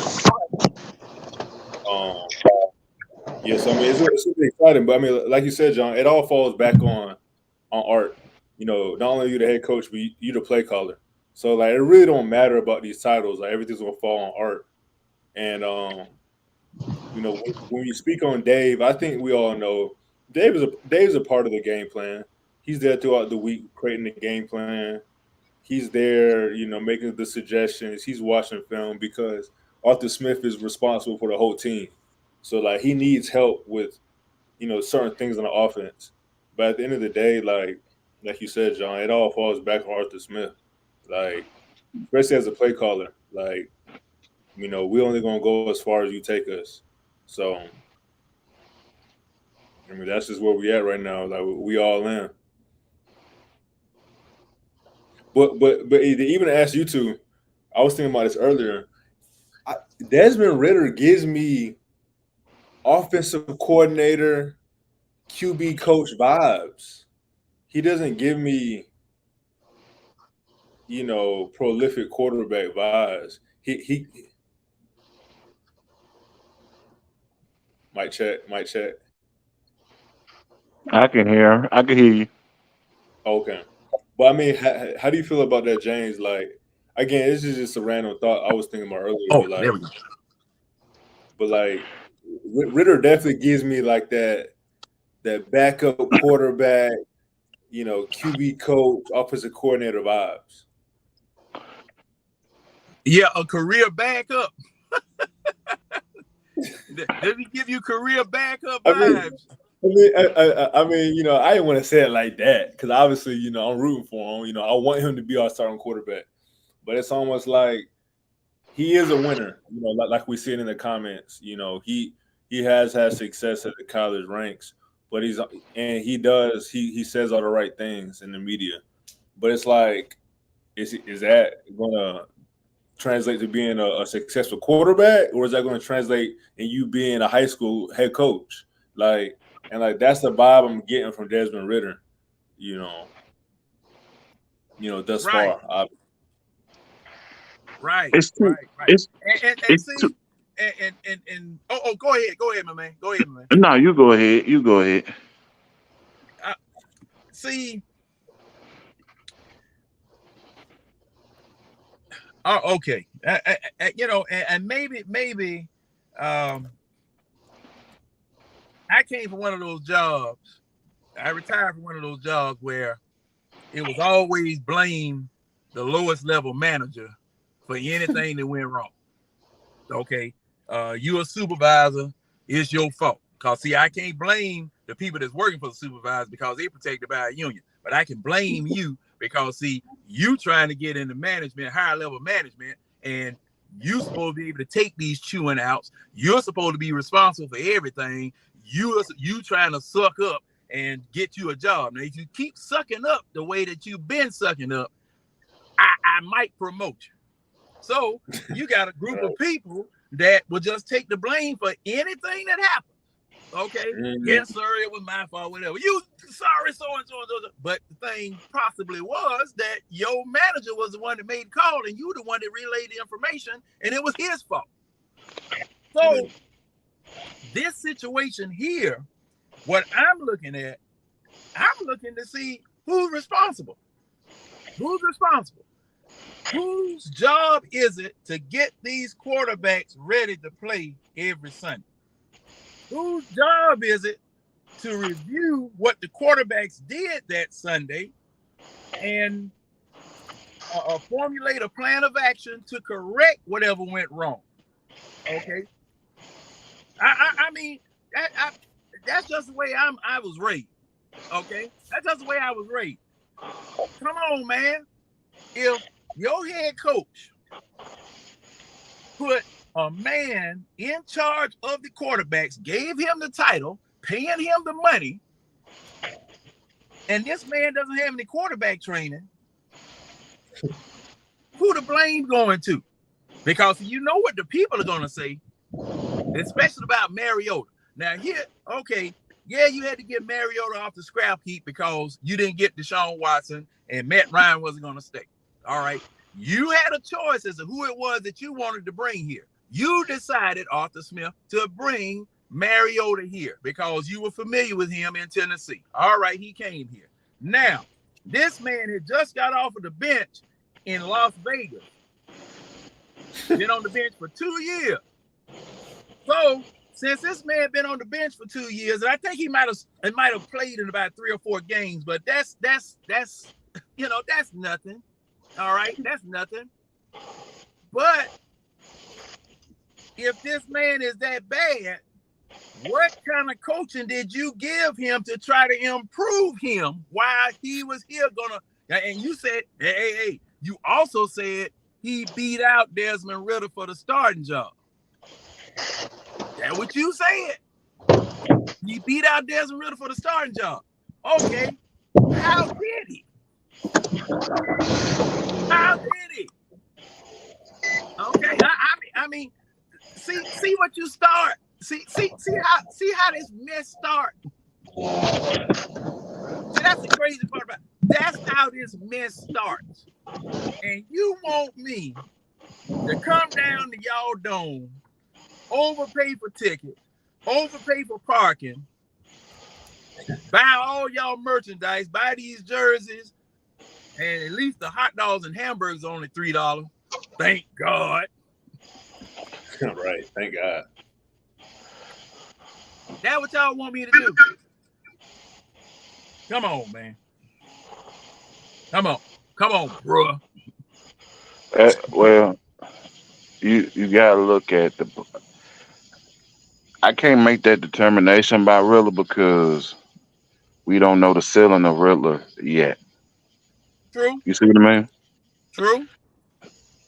The main thing is he may give backup vibes, but you got to go back to the 49ers with Mr. Irrelevant. He was giving backup vibes. And then No, that's an he came outlier. out. That's an outlier.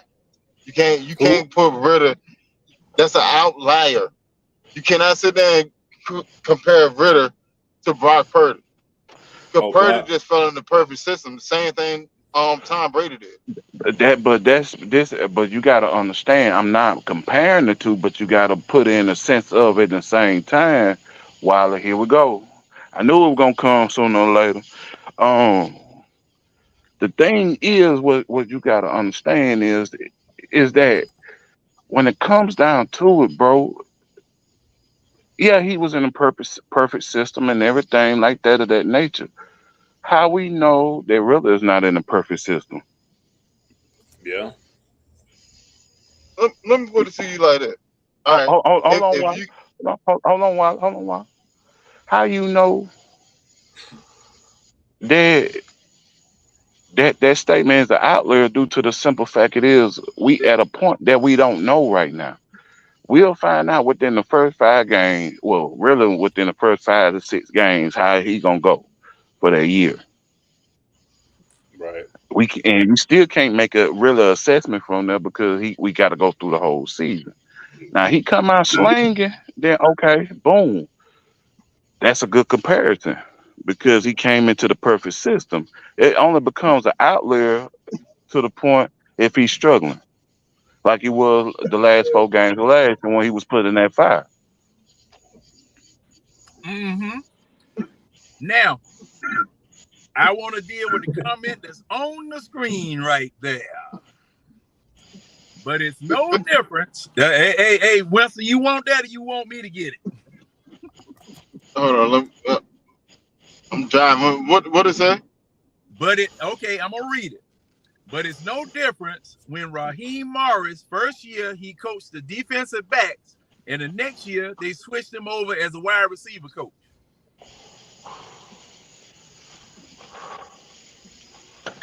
It's an extreme difference because look at the wide receivers we had. They already coached themselves. I mean, it's the exact same thing. They coach themselves. You got Julio. What? We had Julio, Sanu, and who else? Harry Douglas. Was Harry Douglas there? No. Harry was gone. Harry was gone by then. But either way you put it, like those wide receivers coach themselves. We have a quarterback that we're trying to develop. Obviously, you need a quarterback that actually done play the game to sit there and tell them, hey, look, do this, do that, do this, do that. A running back cannot sit there and tell a quarterback what to see because y'all key off of two different things. It's not even possible. As a running back, I'm sitting there, I'm looking at the defensive line, then I'm looking at the linebacker. Like those are my keys. As a quarterback, you're looking at defensive line, but you're trying to see where the line is sliding to. And then you're looking at linebackers, but more importantly, you're looking at the secondary. The secondary, how they situated, how they lining up on the receivers and things. That's what you're keying on. A running back cannot sit there and tell a quarterback what to do with his eye. What he need to see pre-snap. I'm sorry, you can't. Y'all be on the same page when he audible. Hey, well, all right, well, you see this and I see this, all right. So you audible into this because I should run the ball instead of throwing it right now. All right, we good. We good. Or hey, well, you see that linebacker sitting over there. He probably gonna blitz. So I'm gonna stay in and I'm gonna protect you on the backside. We're good. But a quarterback pre-snap adjustment are different than a running back. How can a running back tell a quarterback how to see the field? That doesn't make sense.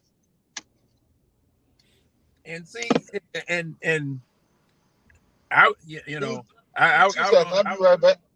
Hey, I was gonna say that. I was gonna say all that. All that you said, I was gonna say. You know, I was gonna say all that. But yeah, really, seriously, the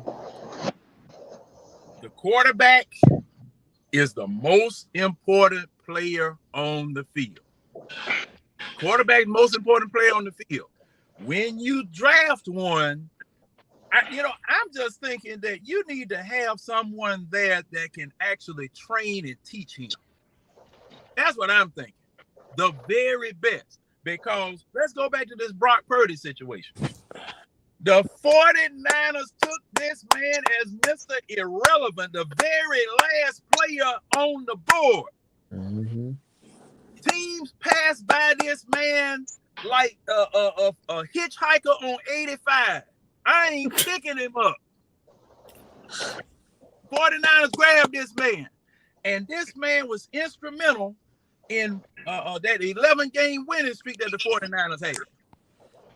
Okay, now, he might have had it within him, but you had a quarterback coach and you had an offensive coordinator, or used to be offensive coordinator, head coach, that brought that man along, that made him into what he is.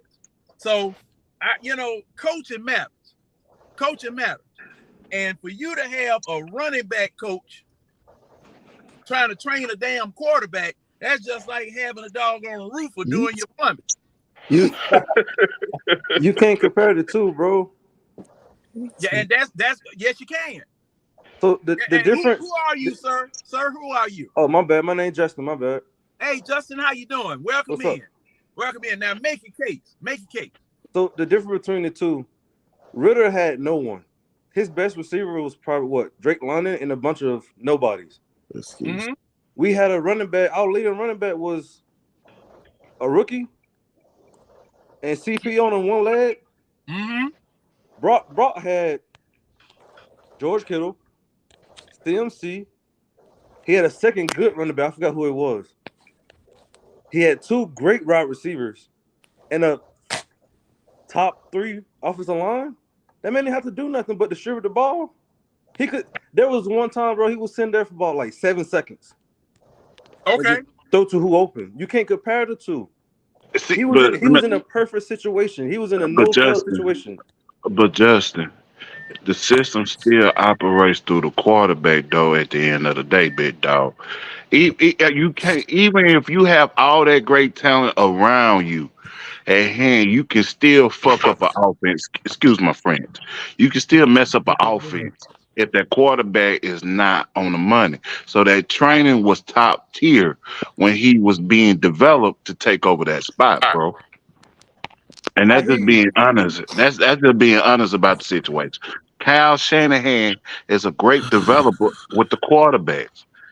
Look what he did with Matt Ryan. Even though Matt Ryan was polished, he took Matt Ryan to another level. True. What I'm saying is, if you was to swap the two quarterbacks, if you would have put Ritter on the 49ers in that situation, we'll be having the same conversation. Brock Purdy on the Falcons right now.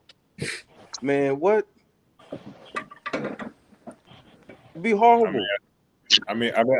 I don't know if it'll be horrible, but like I feel like I want to be comfortable as him as our starter going forward, or being our future QB. So I do agree with Justin in that. Like I don't think either one is a franchise quarterback.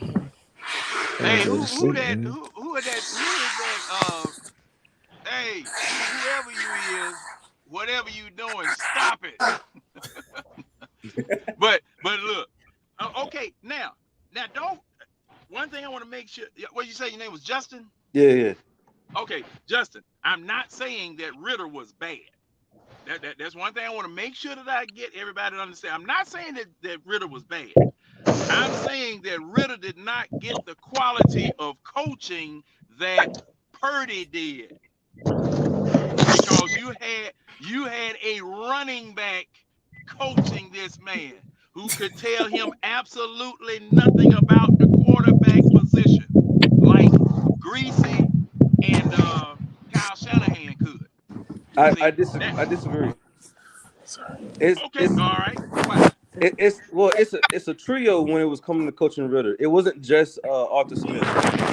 I know y'all were talking about it earlier, but Charles London wasn't no bad coach. Charles London pretty good coach. Marcus Mariota was just ass.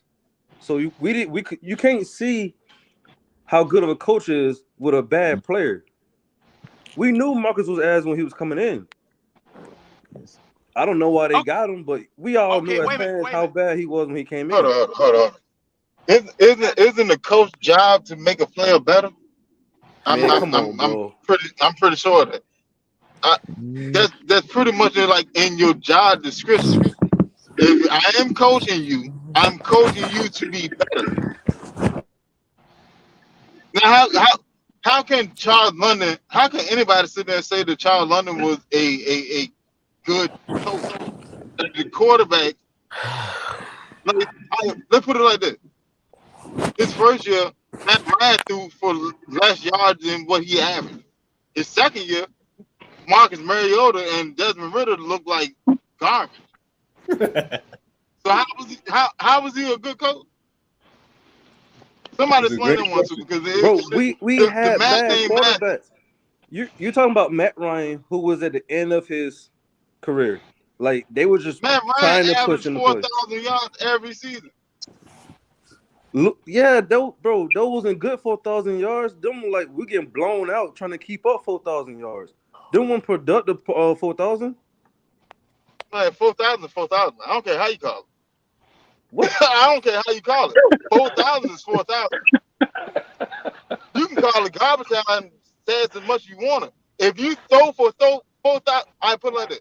If Jordan sit there and scored 60 points every game, but he getting blown out, he still ain't scored 60 points. It's not the same, my guy. Okay, let's say it's very similar. If you losing 40 to, let's say you losing 40 to 20, what you supposed to do? You gotta throw the rock. That's what I'm saying. But like Matt Ryan's stats since like the Super Bowl, I want to say the year after the Super Bowl, it wasn't true competing passing yards. Hold on. Let me put it to you like this then, right? So this is going to negate your whole argument. You literally just said, all right, if it's 40 to 20 and we got to throw the ball and he's accumulating all these yards trying to get us back in the game, that's competitive stats. I hear what you're saying. Yeah, he got to compete. No, he's still going to get yards. I hear you. That's competitive stats. You see what I'm saying? I mean, either way, stats are stats, man. Like I feel like every player, they have garbage stats. Like that's just part of the game. But I feel like for the most part, Matt Ryan didn't hit his decline till probably Charles London's first year. Was it Charles London's fault? I doubt it. But No, that was Matt Ryan. That was Ryan. Man, Matt yeah, Ryan was like I mean, he's it was Father To Time. be It honest, was Father Time. it was John Harris' fault coming out the training camp and heckling that man, and he hurt that man. He broke that man's spirit, and he didn't know Right. what to do with himself. That That's what man happened. was that man was broke when y'all found it. But at any rate, let me say that. Now Justin. Now, okay. How was Charles London a good quarterback coach? Question of the day. It's a great question. I'm not saying necessarily he was good, but what I'm saying is you can't judge that man because we had bad QBs, bro. Well, we had a bad QB. Okay, How? okay. When he had two. Okay. The reason He had, why matter of fact, he I had say- 3 QB. Okay, all right. You had bad QBs. Yeah, he had 3. Now, Charles London had never played the quarterback position. He had never coached the quarterback position. So how do you put him in charge? Because his title was quarterback coach. If you are given a job title, guess what? I don't come to the running back coach to talk about the quarterbacks. I don't go to the linebacker coach to talk to the quarterbacks. I don't go to the offensive line coach to talk to the quarterbacks. I don't go to the defensive back coach to talk to the quarterback. I come to the man who has the title. You, Mr. Charles London, you are quarterback coach. Why has my quarterback not gotten ready? Because see, you remember all year long until they put him in there. Hey, when we gonna see Riddle? He ain't ready. Man, All I think right. that was politics more than he was ready though. No, it was Charles London. It was Charles London. Man, But Bro, see, look, but what look. I'm saying, I'm an Oregon fan. Marcus Mariota has played the exact same way since he was in college. The exact same way. You know why? Because he never really had a quarterback coach. Nobody sat there and told him, hey, look, take that little hitch out of the top of your throat. And then your pass would be more accurate. That's the reason why you sell balls. I can sit there and see that. And I'm not getting paid millions of dollars. So if a person that got a title of a quarterback coach, how can you not see that? How can you not coach him to work his mechanics better? That's literally what a quarterback coach is supposed to do. Work with your mechanic to get you the process and throw more accurately and be the best version of you. but you can't. A coach cannot throw for the Can't what? quarterback, bro. You telling me Charles London told that man to turn upside down and throw that pass? No, you can't. no. That's just That's even one. worse because you're the quarterback coach. And see, He did that wait a on your minute. watch. No, bro. That's He did that's that on on your that's on watch. Marcus, bro. And then you turn around and got an offensive coordinator job. That's even worse. That's on Marcus. No, bro. that is wild though to think. No, that's on the that's on the quarterback coach. All right. That's on Marcus too, true. Because Marcus should have never did no crazy ass. Like, I'm sorry, Marcus should have never. Wait a minute. When he rolled out of bed that morning, the last thought in his head should have been, "Hey, look, I'm gonna throw the ball off the back of my back, and I'm gonna make this look spectacular because I'm in front of camera, and I got this show coming out next season." No, and the quarterback coach is supposed to rein him in. Hey, look, Marcus, look, don't go do no crazy shit. Don't go do that. I see the look in your eye. Don't go do that. And so you know what? That very next week, somebody else did the same damn thing, throwing off their back. Somebody else did the same damn thing. And I said, now, wait a minute. There's something going around the league. Is that a new pass we use? That's the first thing I was looking at. But everybody caught that 24-hour bug. Yeah. It was contagious. They got some of that bad ganja. Hey, man. Oh, my bad. Go ahead, Justin. Go ahead, Justin. I saw a graphic during the season, bro, when they rated the top 10 worst passes, where it had where was it? It was Drake London and Kyle Pitts was in the top 5 of the most missed off target catches. Yeah. That's not the coach, bro. That's the quarterback coach. Man, So where he That's get the his quarterback training? coach. So Justin, where he get his training from? If he ain't the quarterback coach, so who training him? I hear what you're saying. Yeah, he getting trained by the Fisher coaches. Price. Yes, I get you.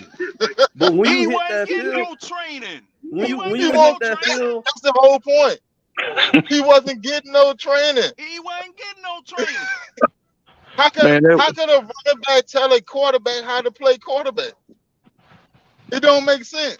That's like a fullback sitting there telling the safety how to key in on a quarterback eyes or something. It makes no sense. all right, It's let me not ask you this. possible. Why? Because you never played that, so you don't know the keys. I'm And gonna go away. I'm gonna go away from and the before Falcons real quick. before you say that, Justin, I got to point this out. 2015, 2016, Matt Ryan. Kyle Shanahan made Matt Ryan expose Matt Ryan so bad Thank you, that Miss he B. had to go to quarterback camp. Matt Ryan's quarterback rating increased 30 points because Kyle Shanahan had his foot in his behind. Now Matt Ryan was Hey, good. John, say That's not that. what he went to, Hey, John, bro. say that one more time for the people in the back. He did, that is not what he went to. Give me the point. What you mean he didn't go? That's not He who went to. no, he sent him to a speed coach to increase his mobility. No. He went to No, quarterback he camp. went to a quarterback coach. They arranged. Come He on. went to no. See, and I will post this. You remember the Atlanta Bird game, right? Justin, you remember the Atlanta Bird game? Yeah. On Facebook. Okay. Now I have on Facebook. Yeah. Now I have posted all of what Matt Ryan went through. They changed that man's diet. They gave that man an exercise plan. It was Tom House and somebody else. He went to a quarterback camp the same way that Tom Brady went to a quarterback camp the year after he got the job and won the Super Bowl. But you know why they changed it? You know why they changed his diet, right? He wasn't eating right. They made him lose weight to increase his speed. They was working on his footwork. Cause Kyle Shanahan liked to move the pocket. Hey, look. Jalen Hurts. Hold on, watch it. Jalen Hurts. When he first came in the league, how good was he? He never got a chance. That's not what I asked. I said, how good was he? He was decent. How good was he last season? Bro, he was put with a superstar squad. Come on, man. They couldn't do that. Hold on. How good was he last season? He was nice. All right. You know what changed? Hey, hold on. You know the difference? Jalen Hurts went to a quarterback camp. No, the difference is a supporting cast. He went to a quarterback camp. Whoever posted this up, blow it up a little bit more because the blind can't see. Hold on, let me see if I can. Is that title working that over there? Is that title working that over there? Hey, yeah, title working the night shift. Hey, everybody in the chat, big shout out to Taddy, man, for putting this together, for having everybody here, for us all to be able to sit there and talk and shoot the shit late at night. Hey, Taddy, man, we appreciate you and everything you've done. Straight up. Sir. Yes, sir. Hey, man, cause see, I ain't got nowhere else to go. I ain't got nothing. Title, the next great producer. I see you over there, Title. Okay. Hey, I didn't know Title was there, man. Shout out to Title. Okay, now Justin, can you read that what they just put up? I read it. Now read it again then. Now wait a minute. Doesn't that qualify? Doesn't that qualify as quarterback camp? Yeah. Okay. Read it again. It's telling you what he went to go. Look, I read it perfectly. I know where he went. It's telling you at that camp where they work on. They work on all of that stuff. But he was sent there to increase his mobility and his speed. No. He wasn't sent there. He went. Kyle Shanahan didn't send him there. He went there.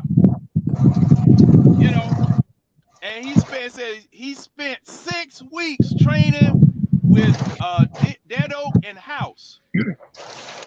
The sessions spread over a 6-month period on the West Coast and in Atlanta, with 45 days a week for 3 to 4 hours a day. So he went to a quarterback camp in order to get better because John, Kyle Shanahan. Go ahead. look, here's the biggest part. Matt Ryan own quote. It says, "You're always trying to find ways to get better," and I feel like that was the avenue for me to get better. Ryan said it was different style training, some shoulder work, some core work, and I feel really good. The ball feels really good and it's coming off well. Quarterback coach. All right, so of course, after the Super Bowl, no. Okay, right after the Super Bowl. That was the season going into the Super Bowl. That was the offseason going into the Super Bowl. I know. No. Actually, it was the year before. Wasn't it the year before? No, it was the offseason going into the Super Bowl. So you're telling me after one season, everything went to shit? Yes. Come on. Look at Jalen Hurts. Jalen Hurts did the same thing. Look at the and he was second in the MVP voting. Man, look, Matt Ryan's quarterback rating went up 30 points. Because of Kyle. Say it again, John. How many points? 30 points. Because of him going to quarterback coach, because of him going to a quarterback training, and Kyle Shanahan putting his foot in his ass. Come on now. Kyle Shanahan made that offense easy for that man. He moved the pocket, play action. That's what Matt Ryan was good at. No. They ran the same offense 2 years straight. They ran the same offense 2 years straight, and Matt Ryan couldn't operate that offense. Matt Ryan could not operate that offense in 2015. He was slow. But okay. So you act like Matt Ryan ran for 1,000 yards. No. There's a difference between scrambling and just 300-something yards this season. I didn't say he was scrambling like Lamar Jackson, bro. Come on. He hit 13 different receivers for a touchdown, an NFL record. In 2016. After that offseason. Why? Because he went to a quarterback coach.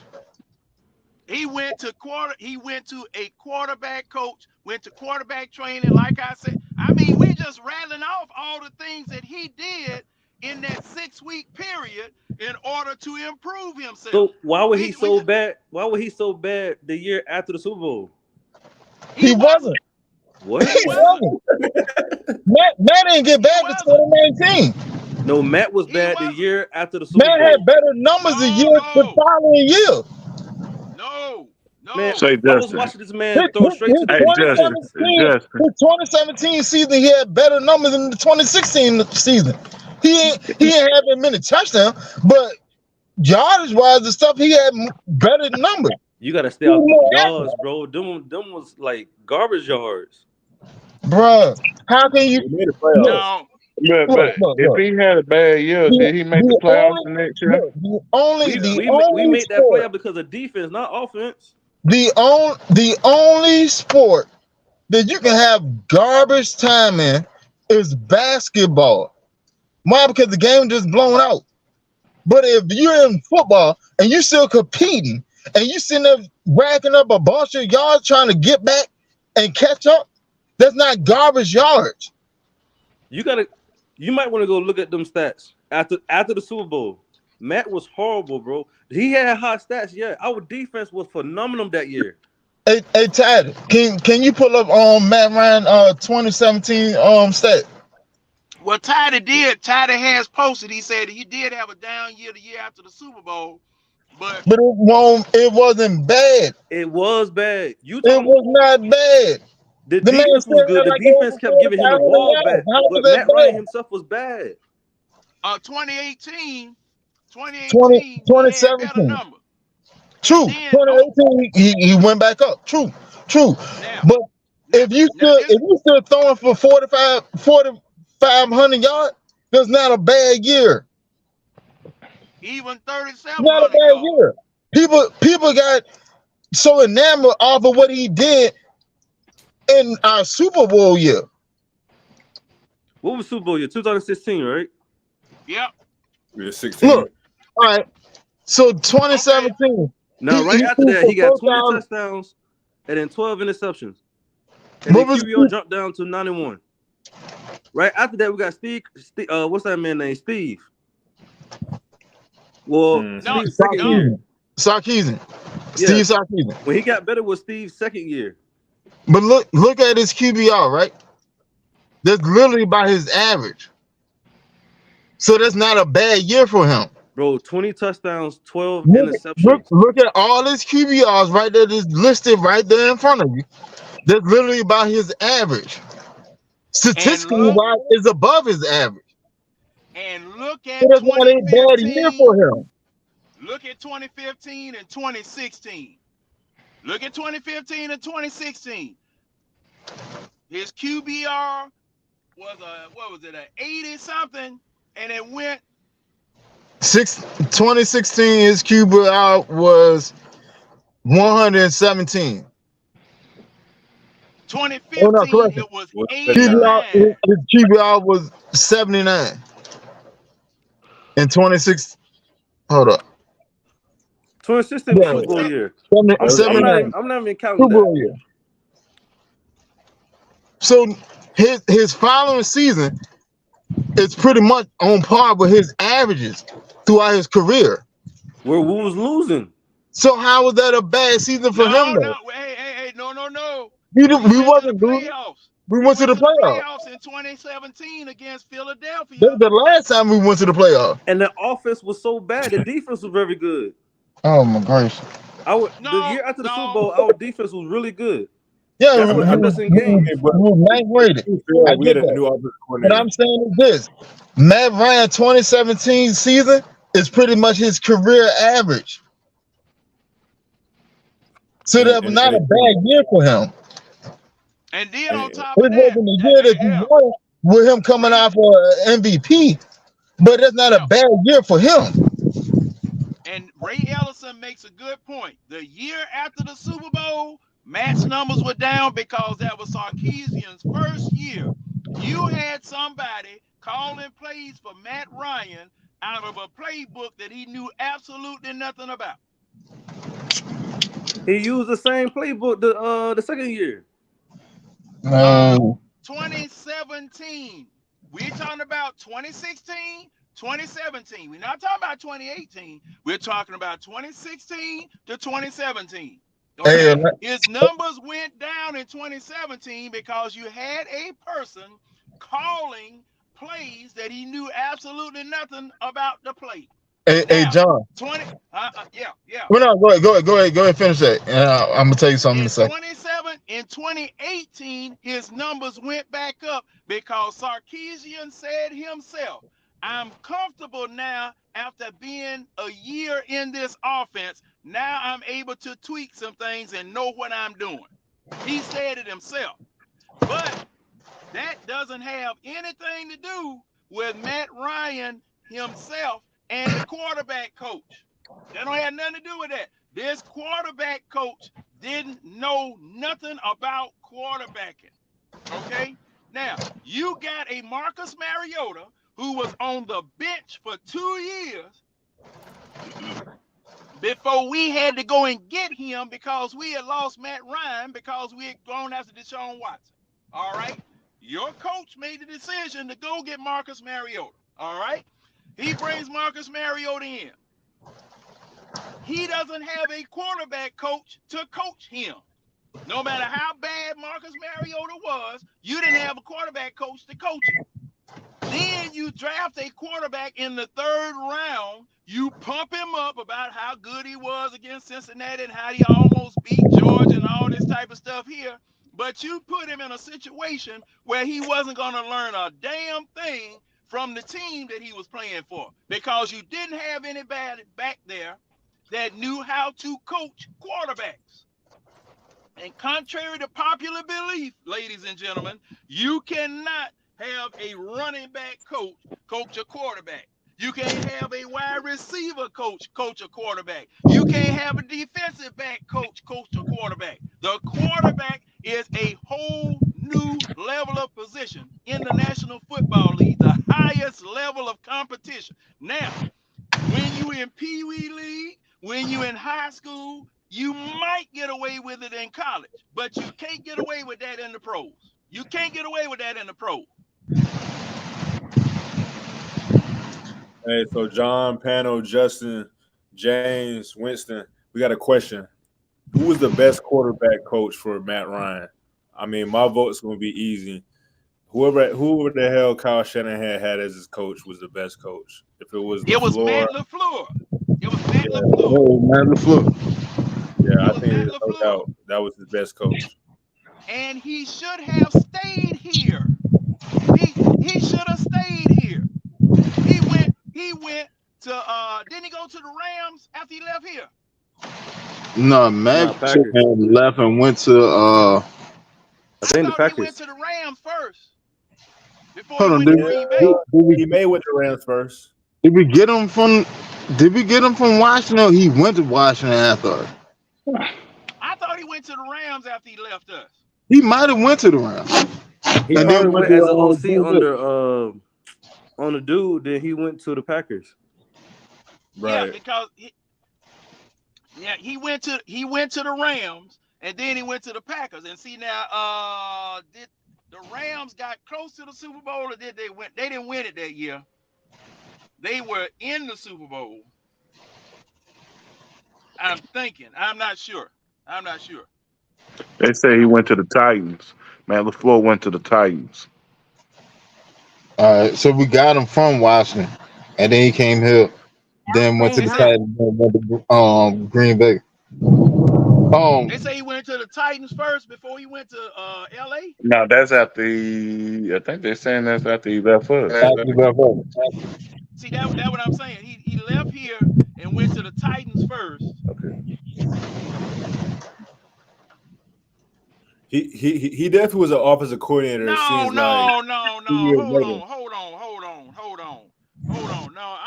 No, I don't Hey, think he. hey, Taddy, can you pull that up and see where Matt LaFleur went after he left us? No, I don't think he went to the Titans because I know either we got him from Washington or he went to Washington after us. I think we got him from Washington. So, he so wasn't his he brother, wasn't he on the staff with Cause he been in Green Bay for like all right, All there you right. go, right there. No, He they're right. went to the He Rams, went. then went to the Titans. Yeah. Yeah. Oh, I he know he did went go to the Rams. Titans.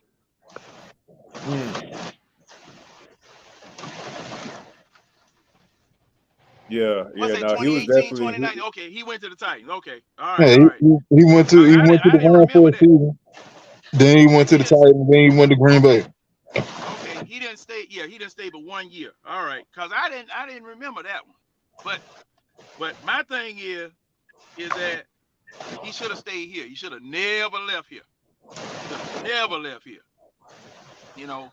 And okay, I see Facebook user says Sark was not bad, well respected in the league. He fell on the sword. Well. Sark's My biggest thing is, issue. Well, go ahead, John. Go ahead. see, my thing was with Sarkisian. He had a pat hand when he came here because see they made him call plays out of a playbook that he didn't know anything about. Now, if he had brought his own offense or whatever, it could have been better, but that would have required Matt Ryan learning another offense. Okay. Everybody likes to say that, well, Matt Ryan had a different offense every year. No, he didn't. Because Matt Ryan was running the same offense from 2008 until Kyle Shanahan got here. They were running the same offense, even though Dirk Cutter took over for offensive coordinator because Matt Ryan taught Dirk Cutter Mike Malarkey's offense. Okay. Then when Kyle Shanahan came here and he left, Matt Ryan had to teach Sarkisian Shanahan's offense. Same thing when Cutter came back. Okay, so he's really had only 2 offensive systems since he's been here. Mike Malarkey's and the doggone West Coast offense. 2 systems. And then now Arthur Smith's version of the West Coast offense. See, so my thing is that, again, going back to the quarterback situation here.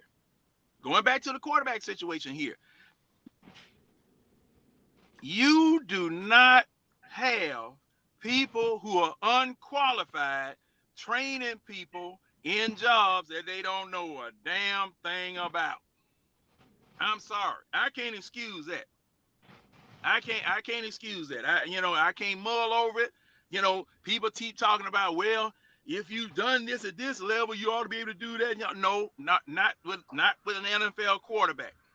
Not with an NFL quarterback. They pay these defensive coordinators too much doggone money for you to put Rudy Poot out there trying to train somebody in the most important coaching position for the most important position in football.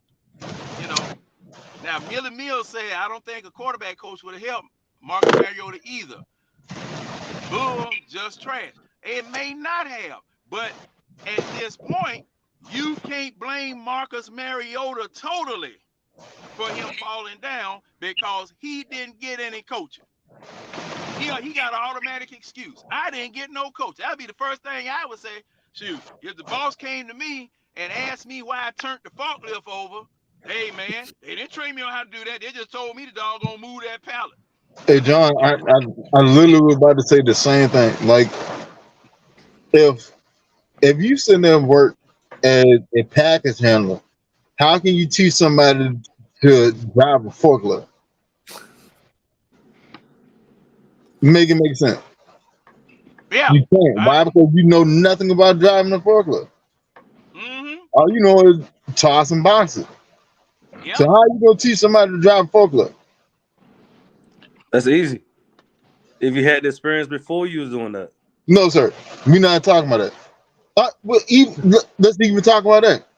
He's a running back. Charles London was a running back. So how he had experience at playing quarterback?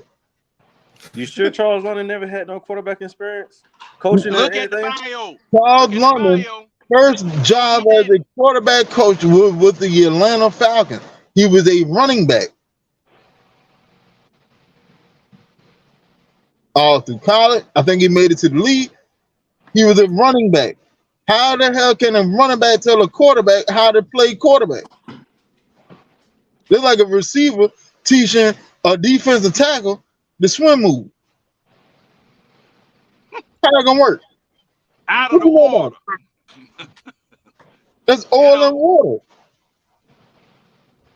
It's not gonna mix.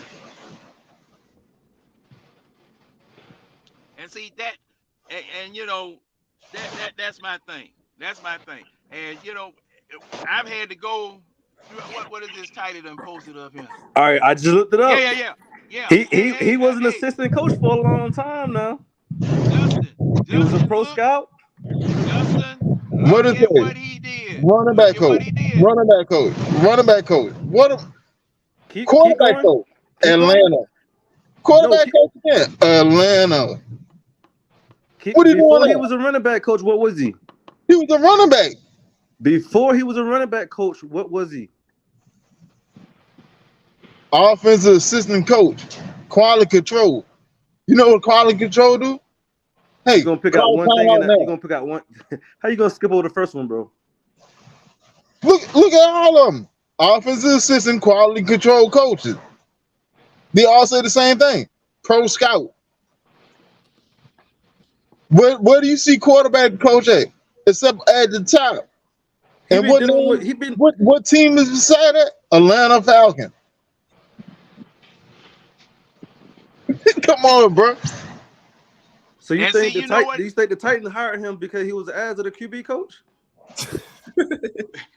The Titans hired him because he he running back added coach. his resume here as a quarterback coach, and they made him offensive coordinator up there at Tennessee. Not even that. The Titans hired him because of his connection to Arthur Smith. And Arthur Smith wasn't going to elevate him. Why? Because he's not qualified. So you go on over here. I'm going to get you a job. Just like people do out here. Hey, you my dog. You know what I'm saying? I'm going to put you on. I'm going to get you a job. You know what I'm saying? You may not be qualified for it, but I'm going to put your foot in the door. Now, whatever you do with it from there, that's on you. But I'm going to get your foot in the door. That's what happened with Charles London. Why you think he And never got over a quality control coach?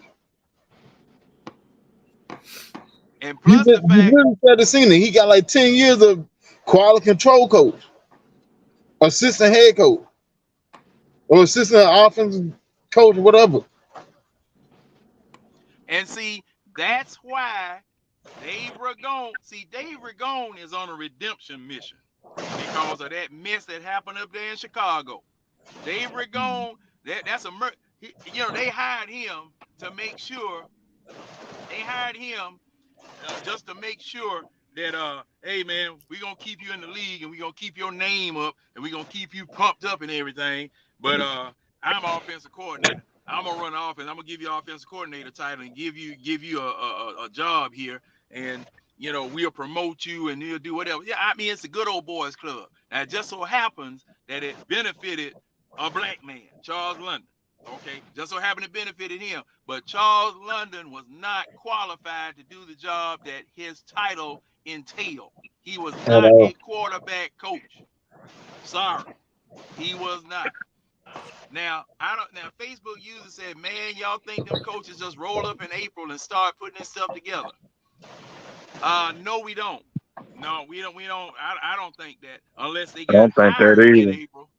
Unless they got hired in April. Okay. And when did they hire? They hired them right after the Super Bowl, so that had to been in February, late February, middle of February. Okay. Okay. Wallace Smith said I was right. Matt LaFleur was the Rams offensive coordinator in 2017, and then went to the Titans in 18, and then got the head coaching job with Green Bay in 2019. Well, I wasn't sure, but thank you anyway, Wallace. But see, this is the thing. This is the thing.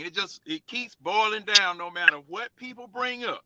Dave Ragone. People bring up. Okay. And the quarterback coach now is Dave Ragone. Dave Ragone. His brain just as scrambled as a doggone mess of spaghetti. Hey, so if Ritter go off this year, what you gonna say then about the QB coach? Ritter went in the offseason to Jason Palmer. He went to quarterback camp. Sanu went with him. Mohamed Sanu went with him. A couple of the wide receivers went with him. He went to a quarterback camp. You gonna credit Palmer? Yes, I am. Now, if he do bad, who you gonna credit? I'm gonna credit Palmer. It's gonna be Palmer. Good or bad. See, it's just like walking into an elevator after somebody farted. So okay. Dave Ragone ain't gonna have no touch, nothing. The bad or good, he ain't gonna have no way, have no credit. Look, well, it's over with, Justin. He ain't gonna never give Dave Ragone any goddamn credit. It's over with, man. Leave that alone. when you go seek outside, I'm gonna give Ragone too, because he's gonna be with Ragone for the 4 weeks of preseason and the 17 weeks of the regular season. So and all he gets some. He gets some of that stink too. Like I said, when you walk into the elevator after somebody farted, that stink get on you. I put it to you like this: when you go seek outside help, it's like you leaving your girl for another girl. Now, whether that works out or it don't, you made your decision. Yeah, you stepped out there. Yeah. You stepped out there. So once you step out of it, you stay out of it. Yeah. And see, this is the thing. Tom Brady, and see, a lot of the people in this group during the Super Bowl had the nerve, the gall, the unwashed raw chitlins to compare Matt Ryan to Tom Brady, saying that they were both elite. But Tom Brady, having been drafted in the 6th round, got the opportunity of a lifetime, won a Super Bowl. That very next year, that man went to quarterback camp and never stopped. Tom Brady made himself into what he is now by going to quarterback camp and trying to get better. Matt Ryan never attended quarterback camp until Kyle Shanahan got here. But how do you know that though? Because it's a fact. Because it is a fact. Just because it have not been reported, don't mean he haven't went. Man, that man won't look. Matt Ryan literally had no pressure on him. He had no pressure on him. Why you think we never drafted a quarterback to push him? Or why you And it- never thought? Why you So thought they we had no never pressure? sat there and brought in a higher No, tier you didn't have quarterback nobody to pushing push Matt him? Ryan. Nobody was there to push him till Kyle Shanahan came along. Hey, look, man, y'all guys. Hey, he was getting 4,000 though. That's all that matters, right? He was getting Nope. yards. He was good enough. He was getting you Nope. 4,000 yards. Nope. Who No. cares about everything else? Matt Ryan give you 4,000 yards. That's what you said earlier. No. Winning Super Bowl. No, I said when you sat there and said it was garbage time stats, that's not possible. It's not possible to have garbage time stats in an NFL game unless you up by like 20 and you just running the ball. And the running back you got people that's far down the roster running the rock. That's the only way you can get garbage time stats. Any other stat is competitive Bruh. stat. Hey, Now, y'all- Matt Ryan gets 4,000 yards, and how effective those 4,000 yards are two different things. And see, hey Justin, you can keep running. We gonna catch you. We gonna catch you. It's two You can different keep things. running. You can keep running. But see, the thing is, it was reported that was Matt Ryan's first time going to a quarterback camp. And we never said, and I know I didn't, and I know Winston didn't, we never said that 4,000 yards a year was the be-all, end-all great stat. That your mic went out, fam. I think it's me. I hate you. Hey, John. John. He would have snapped John. it too. Hey, John, can you hear me? Hey, John, come back. Hey, John going in. John, to pull the pistol. Hey, we can't hear you, bro. Hey, John. Yo, John is snapping. John, can you hear me? Now we can hear him. huh? We Hey, couldn't hear you. We trying to tell you we I couldn't hear you. don't know what you said. Hey, we good. Hey, John, we hit The only thing that matters is that big strap of gold around your waist. That's the only thing that matters. You know, that big 89 carat ring and that doggone trophy with the football that's about to fall off of it. That's the only thing that matters. I agree with you. Quarterback is the most important component in getting those things. And that person has to have quality training in order to be able to do that.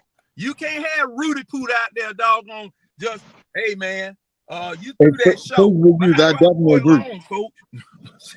And the coach can't tell him nothing.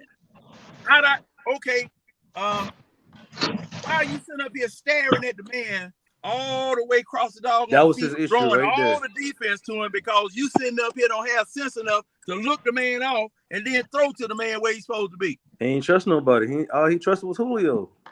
Nope, this was before you can't do that. Julio got there. He was doing the same thing with Ryder White. Okay, he was trained to do that with Wally White now. Because if you remember, what coach was that? Was it Mike? Mike Malarkey? Hey, Justin. No, let's be honest about the situation. Which coach in the right mind gonna sit there and train a quarterback to stare down the receiver? Okay, I didn't mean it like that. But if you remember, the only good wide receiver we had that year, well, at all, was Roddy White. And we had Michael the Turner. So we ran, throw to Roddy White on third. Ran, throw to Roddy White on third. That was our recipe. No. You had Tony Gonzalez. No, Tony came later. Turner came. When we went to the NFC Championship, we didn't have Gonzalez yet. Yes, you did. No, we had Algie Crumpler. Yes, you did. We had Algie Crumpler. No, are you talking about the year they played? Gonzalez came a couple years later. Are you talking about the year we played Philly? In the No, playoffs. the year we played the You talking about 49ers and San got when beat. Francisco. Matt first got here? We When Matt played first got San here, Francisco. We played San Francisco. Yeah. you talking about We had 2012? Tony Gonzalez. In Okay, 2012. I had my year up, but Yeah, it was we had still Tony. though. We had, It was in run 2012, run. we had Tony Gonzo. Say what now? In 2012, yeah, we had Gonzo. Gonzo Yeah, came in yeah, like yeah. That's 2010. what I'm saying. Now, Gonzalez. Algie Crumpler was with Michael Vick. Yeah, That was Michael Vick. but he went. Alvin Crumpler was there when Matt got there too. In 2008. Yeah. He Yeah, he wasn't was there And when he then went we to the got championship. He Tony was still there, Gonzalez but I after that. think they cut him. I think Mike Yeah. Smith cut him. We had Yeah, Algie, we had Herb Douglas, he was released. Michael Turner came in the same year with Matt Ryan. Yeah, yeah. And we had Roddy White So he had people to throw and to. Brian Finner. He had people to throw to. Yeah, but when we got Mike and they did that run offense, he was only really throwing to Roddy White and Tony. No, Tony hadn't got there yet. Tony wasn't there. It was him and Mike Jenkins. You just said Tony was there for the NFC Championship. No, That's in the 2012. NFC Championship. Ryan came in 2008. Yeah, The only addition to the team in 2008 was Matt Ryan and Michael Turner. Michael Turner came over in free agency. We didn't have Tony Gonzalez yet. No, you Tony didn't have Tony Gonzalez got Gonzalez. here like 2010. We went to the wild card and lost against Arizona. In 2008, we went to the wild card and lost against Arizona in got Arizona. destroyed. You know. So, but what we saying? Matt Ryan had people to throw to, and then I'm surprised you didn't bring up that offensive line. You've been reaching for every doggone excuse you can. And as one of you said anything about the offensive line, and see, I had something for that too. We had a good offensive line though. No. I'm talking about in 2011, 2012, 13, 14, 15. We had a great offensive line. Yeah. Oh, okay. All right. Well, then I won't have to go through that one with you. I want to go through that one with you, you know. But my thing is, and see, here Facebook user go again. I guess that might be coach. So Matt Ryan just rolled out there in April also. Started for all that time and didn't do nothing in the offseason. You're absolutely right, sir. You're absolutely right.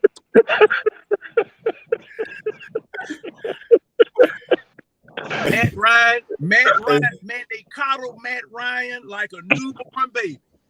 They coddled Matt Ryan. It was only Kyle Shanahan that put his foot in Matt Ryan behind. I keep trying to tell y'all that. Hey, John, let me answer this. Hey, go ahead.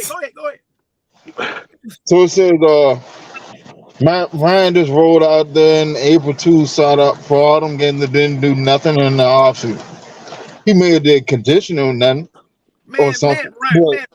Matt Ryan actually, like, you can see the difference. Look at all his seasons. That jump between 2015 and 2016 was stupendous. Why? Because he went to a actual coach and got schooling. The numbers don't lie. But was it that, or was he using all his weapons? That was the year where he set the record when he threw to like 13 different people for touchdowns. You know why? Watch it. Okay, go ahead, so, Winston, you go ahead. If you sitting there saying that, right? The only addition to the offense was who? Taylor Gabriel. Yeah. Nah. They cut Roddy White. They added some new. They added Archie Robinson. They added Taylor Gabriel. And then I want to say they added Tico. Did they just draft Tico the year prior? Yeah, the year before. So if that was the case, why he wasn't able to do the same thing the year before? Because he was staring down Julio Jones. Barry, so then, 3 people on Julio. Right, so if he's sitting there staring down Julio Jones the year beforehand, and then all of a sudden he decides not to stare down Julio Jones, and see the rest of the field. And the only difference that happened was him going to a quarterback camp in the off season.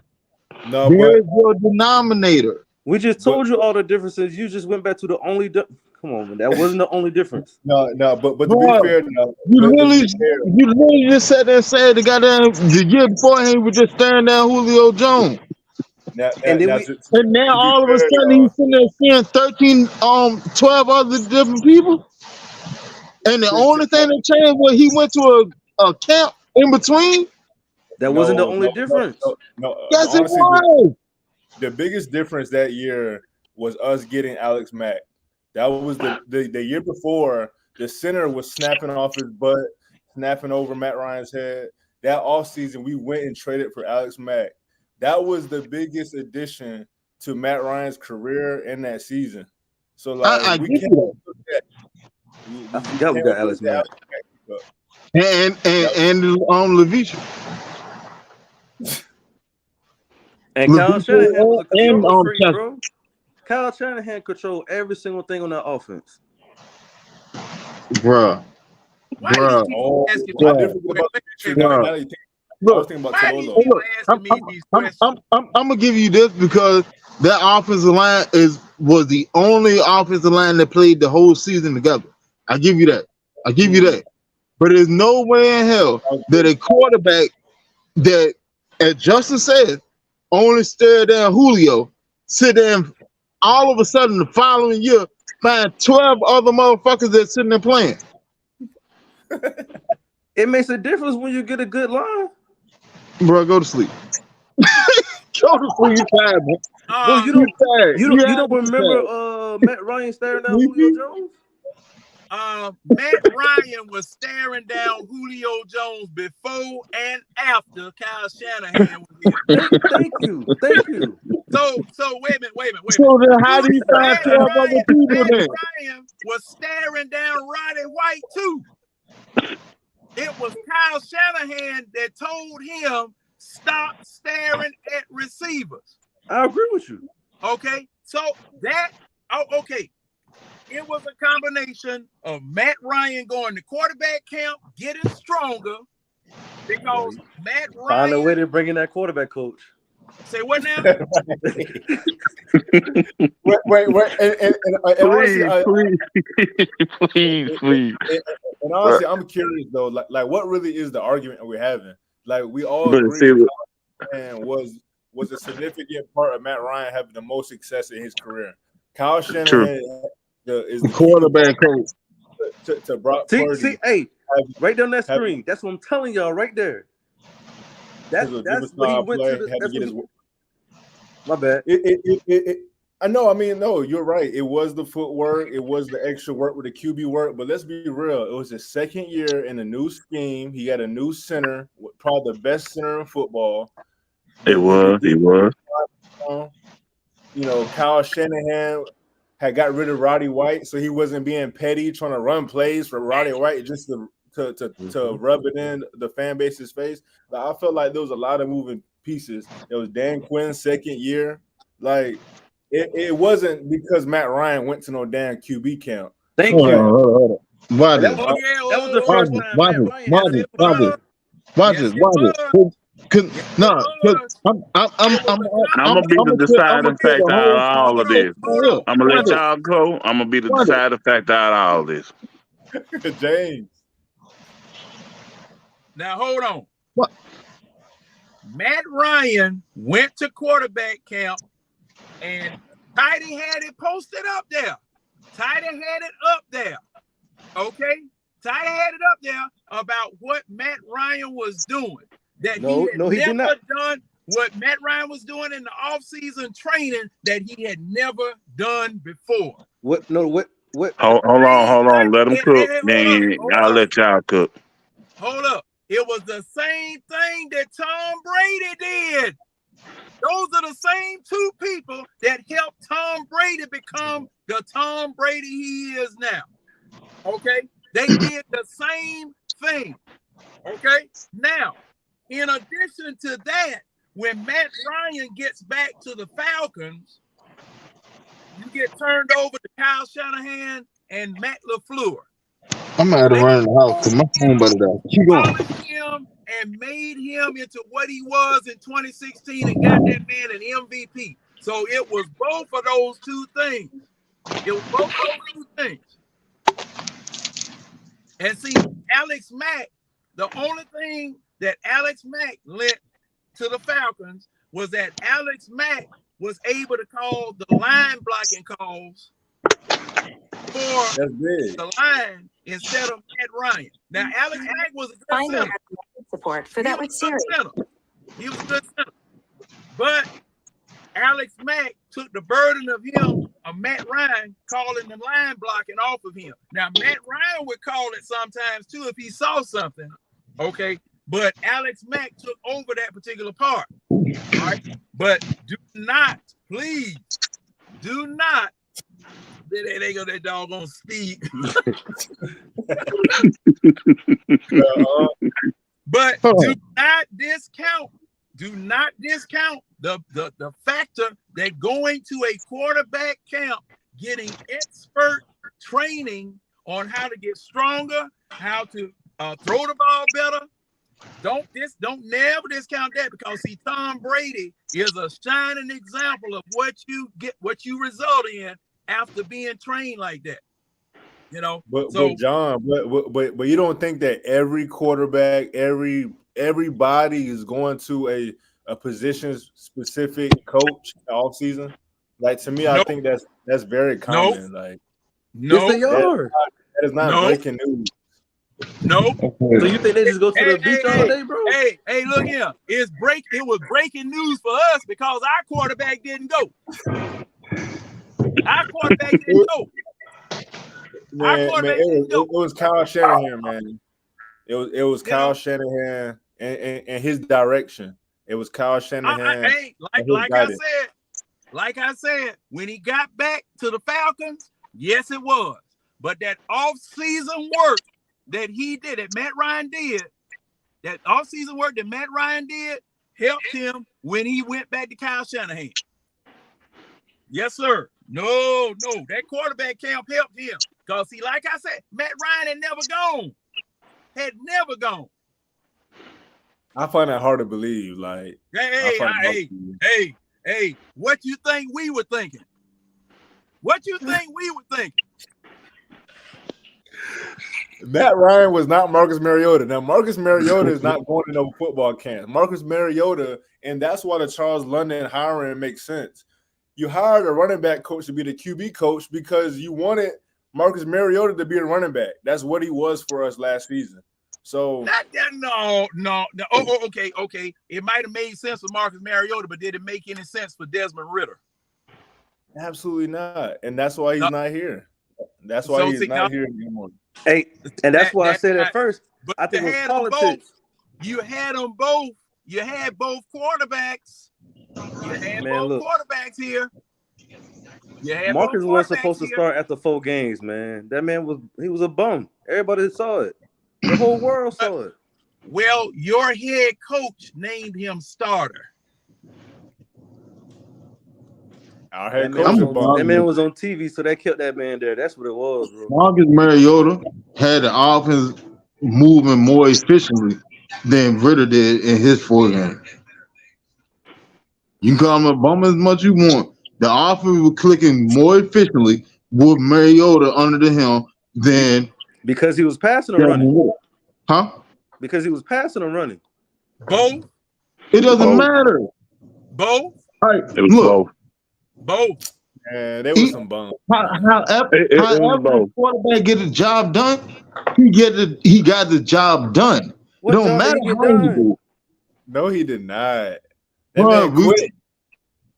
He quit because he got benched. They ain't got nothing to do with whatever how he did before then. Why did he get benched? Because he was a bum, bro. Because he was picking it up. Well, see, hey. But at the same time, you know. At the same time, it doesn't negate from what he did, though. What did he do? He was a bum. I'm pretty sure that we was in playoff contention under Marcus Mariota. I'm pretty sure we did not. We did not make the playoff because of Desmond Ritter. Now you want to call a spade, call a spade. We didn't make the playoff because of Desmond Ritter. Because we scored 22 points the last 4 games, we would have won out every game. Or if Desmond Ritter couldn't give us that. Bro, Marcus ended the game with like what 6 turnovers in the game And we had. all right, so then call a spade. Because Ritter threw 5 Hold on, y'all. They couldn't catch it. Go look at the game. He threw 5 interceptions last season in 4 games. Fumbles? They just didn't catch it. And the fumbles? Oh, you talking about Ritter? You talking about Ritter? I'm talking about Ritter. In 4 games, he threw 5 interceptions. At one point, Marcus was leading the league in turnovers. And at one point, we was up there going to the goddamn playoff and about to win the division. Because everybody in the division was like 4-4, 5-5. It don't matter. He still had us in that position. Ritter kept us out of the playoff. Because, hey, now while you try to make that stat, everybody in this division sucks, including Tampa Bay with Tom Brady. That had nothing to do with Marcus Mariota. Everybody in the division was bad. Okay, now, and the thing is, and just like I told y'all last night, I called the league office. Nobody in this division need to be on TV. None of them. Is there any way that you can give 2 championships to another division? Because nobody in the NFC South deserves to go to the playoff. I don't know, man. I think we're gonna be rocking this year, bro. You might, and then again, we talking about last season. You know, nah, I knew you weren't going to win last year. Marcus was ass. No, it wasn't. It don't matter whether he was ass. It's about what position he put the team in as the quarterback. It's not about how ass he is. Will we winning game? Will we in position for playoffs? Yes, we Arthur were. Smith put us in that position, not Marcus Mariota. No, hold on. So was Arthur Smith out there running play? Oh, now we're going back to the quarterback coach. No, the head coach. We still got to make a decision on that, y'all. We still got to make a decision. Running play. Hey, I got a question. I'm pretty sure he won't. I'm pretty sure his ass is on the sideline, sitting calling and telling Marcus Mariota, "Hey, look, this is what we're trying to do." You remember when Marcus Mariota turned the ball over 2 times in a row, and Arthur Smith you remember told when the Marcus offensive Mariota line, had he said, "Yo, get ready, offensive line. We about to run the ball." We ran that bitch. You remember when Marcus Mariota had a top of the division? You remember when Marcus Mariota had us 1 game out of top seed in the division? Because we were running. Desmond Ritter got in there and lost goddamn 2 games straight. Hey, and that was the end of the playoff shit. Hey, Justin. Justin, you gonna have to excuse John. You gonna have to excuse Winston. They talking crazy now. They talking. Okay. Wait a minute. Hold up. Hold on, y'all. Let's answer some questions. Okay. Because now Hold on. To answer all these questions, let me be the deciding factor. Now, I agree with Justin them. Every QB does go to a QB camp, does have a QB coach. They do that now. John, they do that now. You'll be amazed. I say now for the last, 5 to 10 years, they've been doing that. Because some of them do go together, like Bryce Young, CJ Stroud, and Justin Fields was together in California a month back with their QB coach. So they do that now. That's just working. That's working together. But they still working to get their craft better. You got to understand that they still working to get their craft better. Now, when it comes down to the question about Marcus Mariota, I gotta agree with John and Gerald, because if you look at the stats from the beginning of the season all the way through, the Falcons was number 1 between week 3 and 5. They was number 1 in the division. A lot of the games, Mariota was a game manager. I'm not defending him. in any manner. He's trash. He's trashola. He's garbage. The whole 9. But he was a good game manager in critical situations in the beginning of the season. He wasn't a great passer. That's why they went towards the running game. If you look at the first 4 and 5 games of the season, they had a balanced approach with Mariota to see what he can do. Once Come they on, see man. he couldn't pass, then they went straight to the running game. Boom. Why did we lose the first game of the season Why we Defense. lose the first game? Defense. against? It was The because Defense same. got us Marcus. back in the game. It was because The of Marcus offense. Mariota's costly No, turnovers. it was Marcus Mariota costly turnovers, and the defense was tied in the end of the game because of what Mariota did. I agree with He you on that. literally fumbled.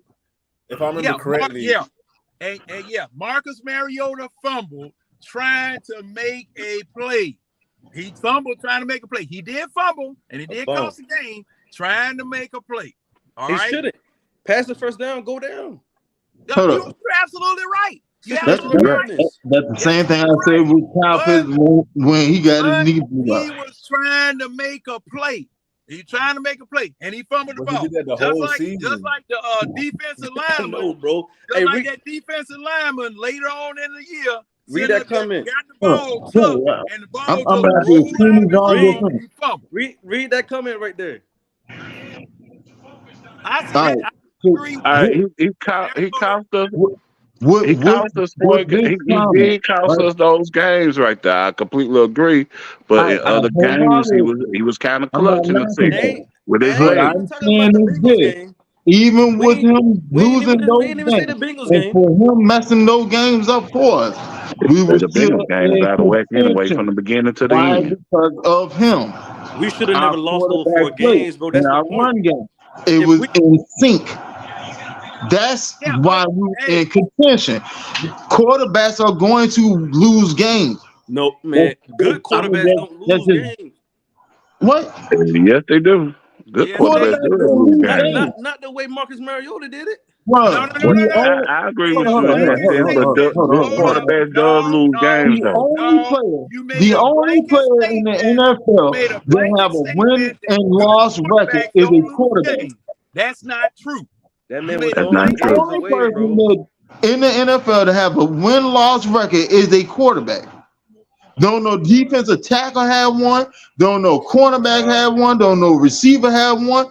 If you win, it's quarterback. If you lose, it's the quarterback. Point Just blank like a period. baseball pitcher. And Quarterback the is head gonna coach. make Baseball pitcher. mistakes. I understand that. Everybody's I understand human. that. Everybody's If you perfect. lose, if the team lose, it's on the quarterback. I get it. But Marcus Mariota was directly throwing the game away directly. All right, so then, Ain't no team, bro. hold on. It wasn't no he take ball over Along the the same team. line, and John, I'm gonna go off of something that you said a long time ago. Along the same lines, right? So what happened in the Charger game? What happened in the Charge game? I got to remember that one. He didn't play in the Chargers game. That defensive lineman made me mad that game. I forgot his name, but he pissed me the hell off at the end of the game. How many games had Drake London lost us? One Because of the arm fleet. Only one? That's a lie. He lost us 3. Yeah, I don't know about He that. lost What us 3 3 games? because What of three the arm games? fleet. He only And lost then one with that John, fumble. Hey. look, and then John took it and turned around and went on laugh. He went on laugh. He made a laugh and said he need to take these damn sleeves off because he's going to keep giving the ball up. And what happened the following week? He took those sleeves off. He ain't fumbled since. Cause see, I said it in the chat, in the game chat.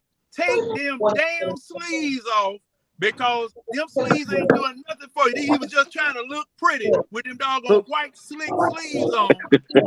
And he was fumbling the ball. Yeah, that's right. That's right. Is that what you were talking about, Winston? Yeah. The Chargers game. Yeah. So, what was Marcus' fault? Well, what was his excuse? What was Marcus' excuse? Marcus fumbling the ball.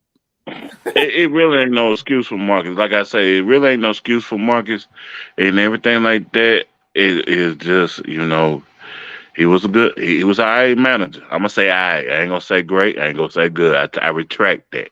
He was an alright manager, But the thing is, and what's going on is other aspects of the game you got to look at that was mess ups that cost us some of those games too. Oh yeah, true. Hey, you're right. You're right about that. And you We know, just can't solely put it on the quarterback. You got to look at some of the dumbass play caller Arthur Smith did in the season as well. yeah, Yeah. that's true. That's true. Yeah. Especially on goal line situations. Yeah. He Y'all made me got almost throw my right. phone at my damn TV screen for some of that shit he was doing. Y'all absolutely right. But you gotta look at other aspects, and they gotta learn from it at the end of the day. We can't solely put it on Marcus Mariota because it was defense some games.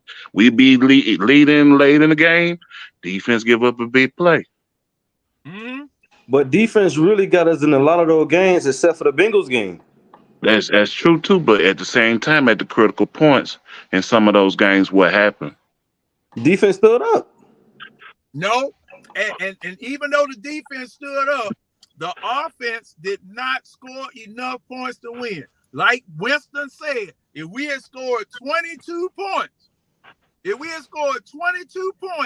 at least in 4 games, we would have won the division. Who was the quarterback? And that goes back to who? Marcus Mariota. Quarterback coach. No, the quarterback was Desmond Ritter. The quarterback was Desmond Ritter. Boy, y'all thought y'all were gonna get done today, bro. Our last 4 games, and we scored Doug 22 ain't going. points. Doug gonna stick to the script what he got going on. Hey man, cause the thing is now, every week, we would come on. It would either be me and Steve or Tidy, Winston. We come on and we review the game. We take a look at the game. I video documented everything that went on this past year. Asked questions. Got on 92.9 the game.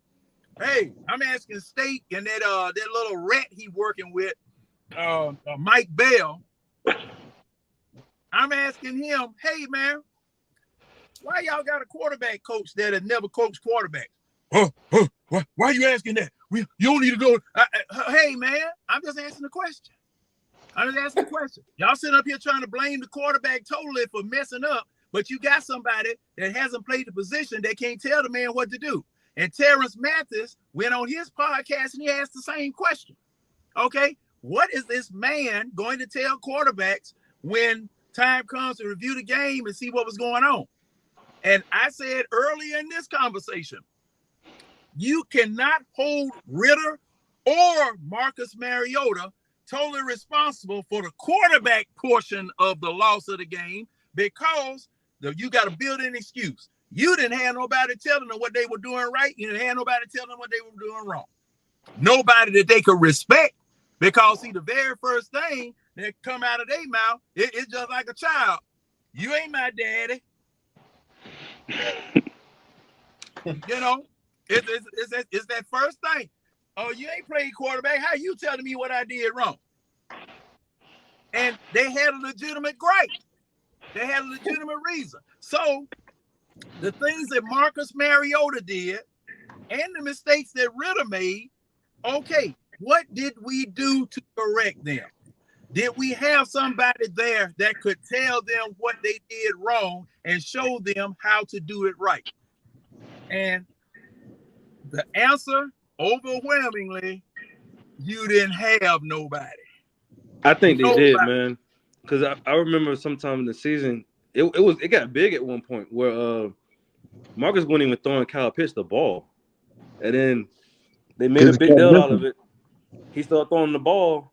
But when they hit that man in the hands, and then got that man hurt. Bro. How like y'all literally sat there and said the stat of how many off-target throws our pass catching options had. It was leading the league, literally leading the league on off-target throws. Hold up. It was high. Hold up. Who Who determines whether the throw was off target or not? Was it much jump that Matt? I think what's that, PFF or something like that? They require stuff like that. They Pro want to drop it. man. I mean, it's That's definitely so a formula it's to it. ridiculous. It's an analytics That's world, so man. Oh no. That's not no analytics. That's somebody's opinion. Because there is no analytic. There is no analytic that can tell you whether it was an off-target throw or not. Yes, it is. All right, so off-target throw is a throw that's not catchable.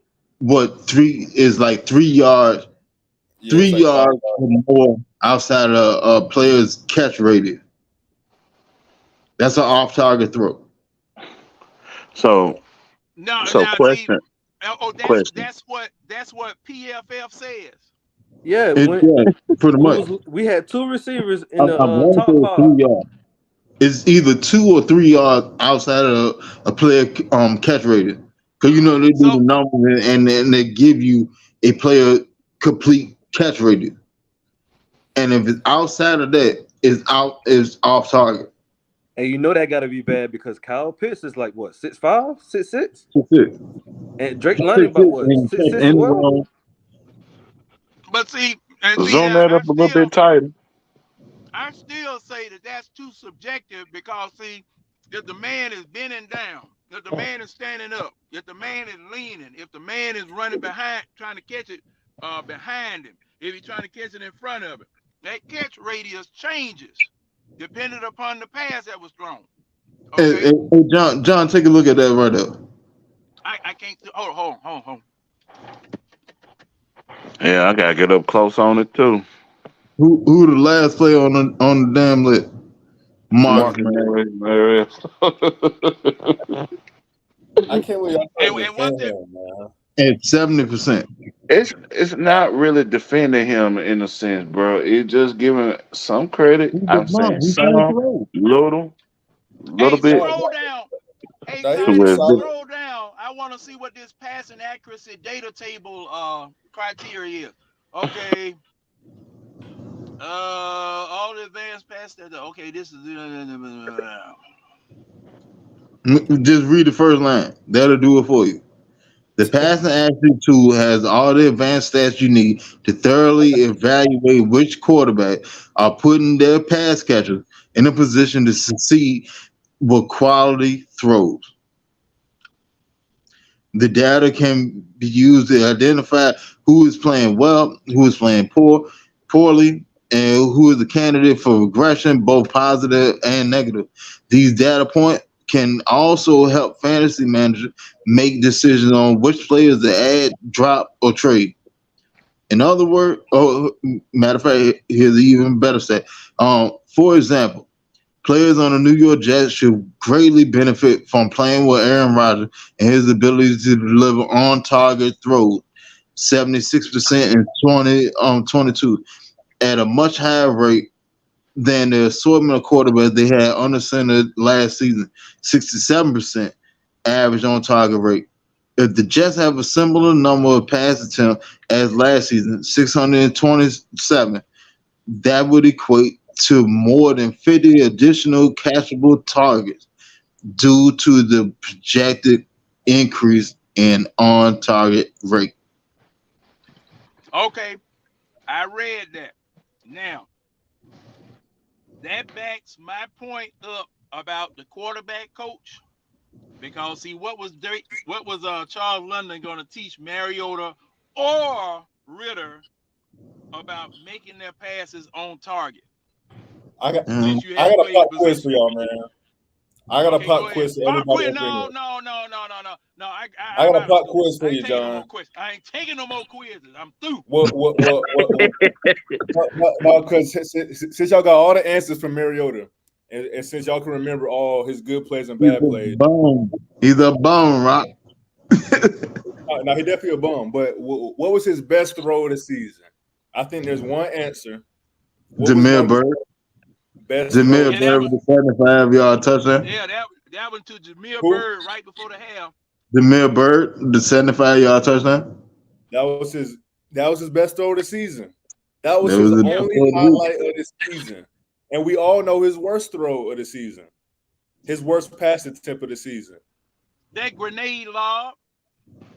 and Miss B, Wait a minute. Wait a minute. and You gonna bounce on answer that. that, Winston? Winston, you gonna answer that one? No, I want. She said, "Man, side the cap." So he got KP hurt. He Side that. did. He did. No, he didn't. I've been No, saying he didn't. Hey, go No, watch he that didn't. play. Go Kyle, watch that No, play he when he didn't. got hurt. No, he did not. didn't. He It was did an not open get him hurt. throw. Kyle It was Pitts an should have open went throw down. in. Kyle No, Pitts he should have didn't. went down. No, he didn't. He caught it. We got the first. He should have went down. All he had to do was No. catch and go down. He tried to produce more out of nothing, trying to be a And see, spark, and that's and how see he the got thing, popped. and see, it was the hit. It wasn't the throw, because the throw it was a clean catch. It was a clean catch, and that man just launched himself at his leg. Okay, that man launched himself at his leg. Now now Matt Ryan used to get folk hurt with them doggone scuds he used to throw. Yeah, having people reach out for a ball. Yeah, hey, now that was a play that I showed when we played Minnesota. I think it was 2017, 2018. When you throw a slant, is it okay? Okay, now let's look at it. Tidy got it up. Tidy got it up. Thank you, Tidy. Doggone it, I'm gonna pay you. Cut.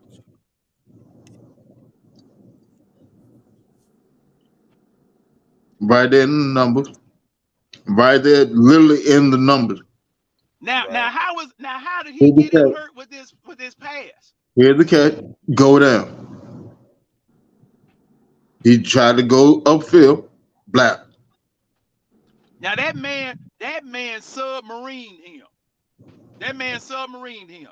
Now, if it was me, as soon as my knee got better, I'm waiting outside outside the doggone locker room, full pad on. We going at it. Cause see, that was a borderline dirty hit. That was a borderline dirty hit. He launched himself at that man's leg, and his knee and his foot cleats locked in the grass, and it messed his knee up. We seen that. I mean, matter of fact, that's how Overman Haley got hurt. That's how Overman Haley got hurt. Exactly. That wasn't no bad throw. No. That definitely wasn't on the quarterback, like y'all said. That was just a low tackle. But again, I mean, to me, there's no defending Marcus. He had his opportunities. He had an extra 2 or 3 games to justify. You right. My bad, bro. And he was absolutely buns. And to me, like, that's a reflection on the head coach. For y'all to even have signed him and then start him that long, like, that's a reflection of the coach. Like, what are you thinking, bro? Like, all right, but at the same time, what other option did we have? Ritter? we had Ritter. No. Before we even got Ritter, what other option did we have? You had I mean, Matt you had Ryan Baker before he quit. Mayfield, you had Gino. Matt Ryan left and we signed him the same day. So what other option did we have? You I mean, had you Matt had Baker, Ryan before Gino. he quit. Matt Ryan didn't quit, man. Yeah, They did. he did. Matt Ryan got traded. We They did Matt signed dirty. Mario the same day. What other option did we have? At that time, Okay, We hey, never had options. Hold on. Hey, let me deal with this right quick. Matt didn't What's quit, the man. difference? Let me deal with this Matt Ryan not quitting situation. Jameis Okay, Winston. Derek Carr out in Las Vegas found out he was getting benched. In the middle of the season. Derek, I don't care when it was. Okay. No, it wasn't in no middle of the season. Derek Carr got benched in the middle of the season. No, he didn't. No. Okay, Derek towards Carr the end. got He got towards the end. No, he It didn't. was like the He got last benched. 3 He or 4 got benched games. by Yeah, It that was was at the end before of the the end of the Yeah, season. no, he didn't get benched in the middle of the season, but Okay, it didn't. But that don't matter. This is what I want to tell you. All right, what's the difference in Derek Carr saying, I want to be away from the team. Since you done benched me, I want to be away from the team. I don't want to have to come there. I don't want to have to do anything. What's the difference between that and Matt Ryan wanted to get traded at the beginning of the season. Well, what's the difference between that? Because, see, Matt Ryan was your consummate company man. Whatever it was they told him to do, he did. That's an easy question. Until they went and tried to get Deshaun Watson. Now, That's Matt a slap Ryan, in the face. Hold it. Yeah, that's the answer. Matt Ryan, being the consummate company man, could have stayed that year. Could have still stayed here that year. Why did he leave? Let me ask you a question. No. Answer mine first. Answer mine first. Okay. Answer mine first. Matt was going out the door anyway. Regardless. Why? Because there was the first chance that his dead cap hit would not seriously, critically mess us up. That was the first chance that the dead cap hit was going to kill us. We treated our franchise quarterback as a second option. The whole reason why we publicized the whole Deshaun Watson thing. Matt was going. We still carried that cap hit. Yeah, but it got split up over years. Matt was going to go regardless. It ain't that's put like that. Why didn't he stay here? Why didn't he stay here? You know why? Because the year before his cap hit was like $48 million. Shit, he was playing like a second option. What you mean? No, he asked. I'm answering the question that he asked. Hey, John, look. Yeah, he played like a second and third and fourth option. Let's say you married, right? I don't know if you is or not. Your old lady go out and be like, "Hey, man, I'm gonna go find somebody else." It didn't work out with that somebody else, and she come back to you and say, "Oh, we good now?" No, you ain't having that. That's what happened. Marriage and football are two different things because football will break a marriage up. Come on, man. Don't let it. I let you go ahead and run down that path just to see where you were going. That's your franchise quarterback. No, sir. That one doesn't wash. You can't use that one.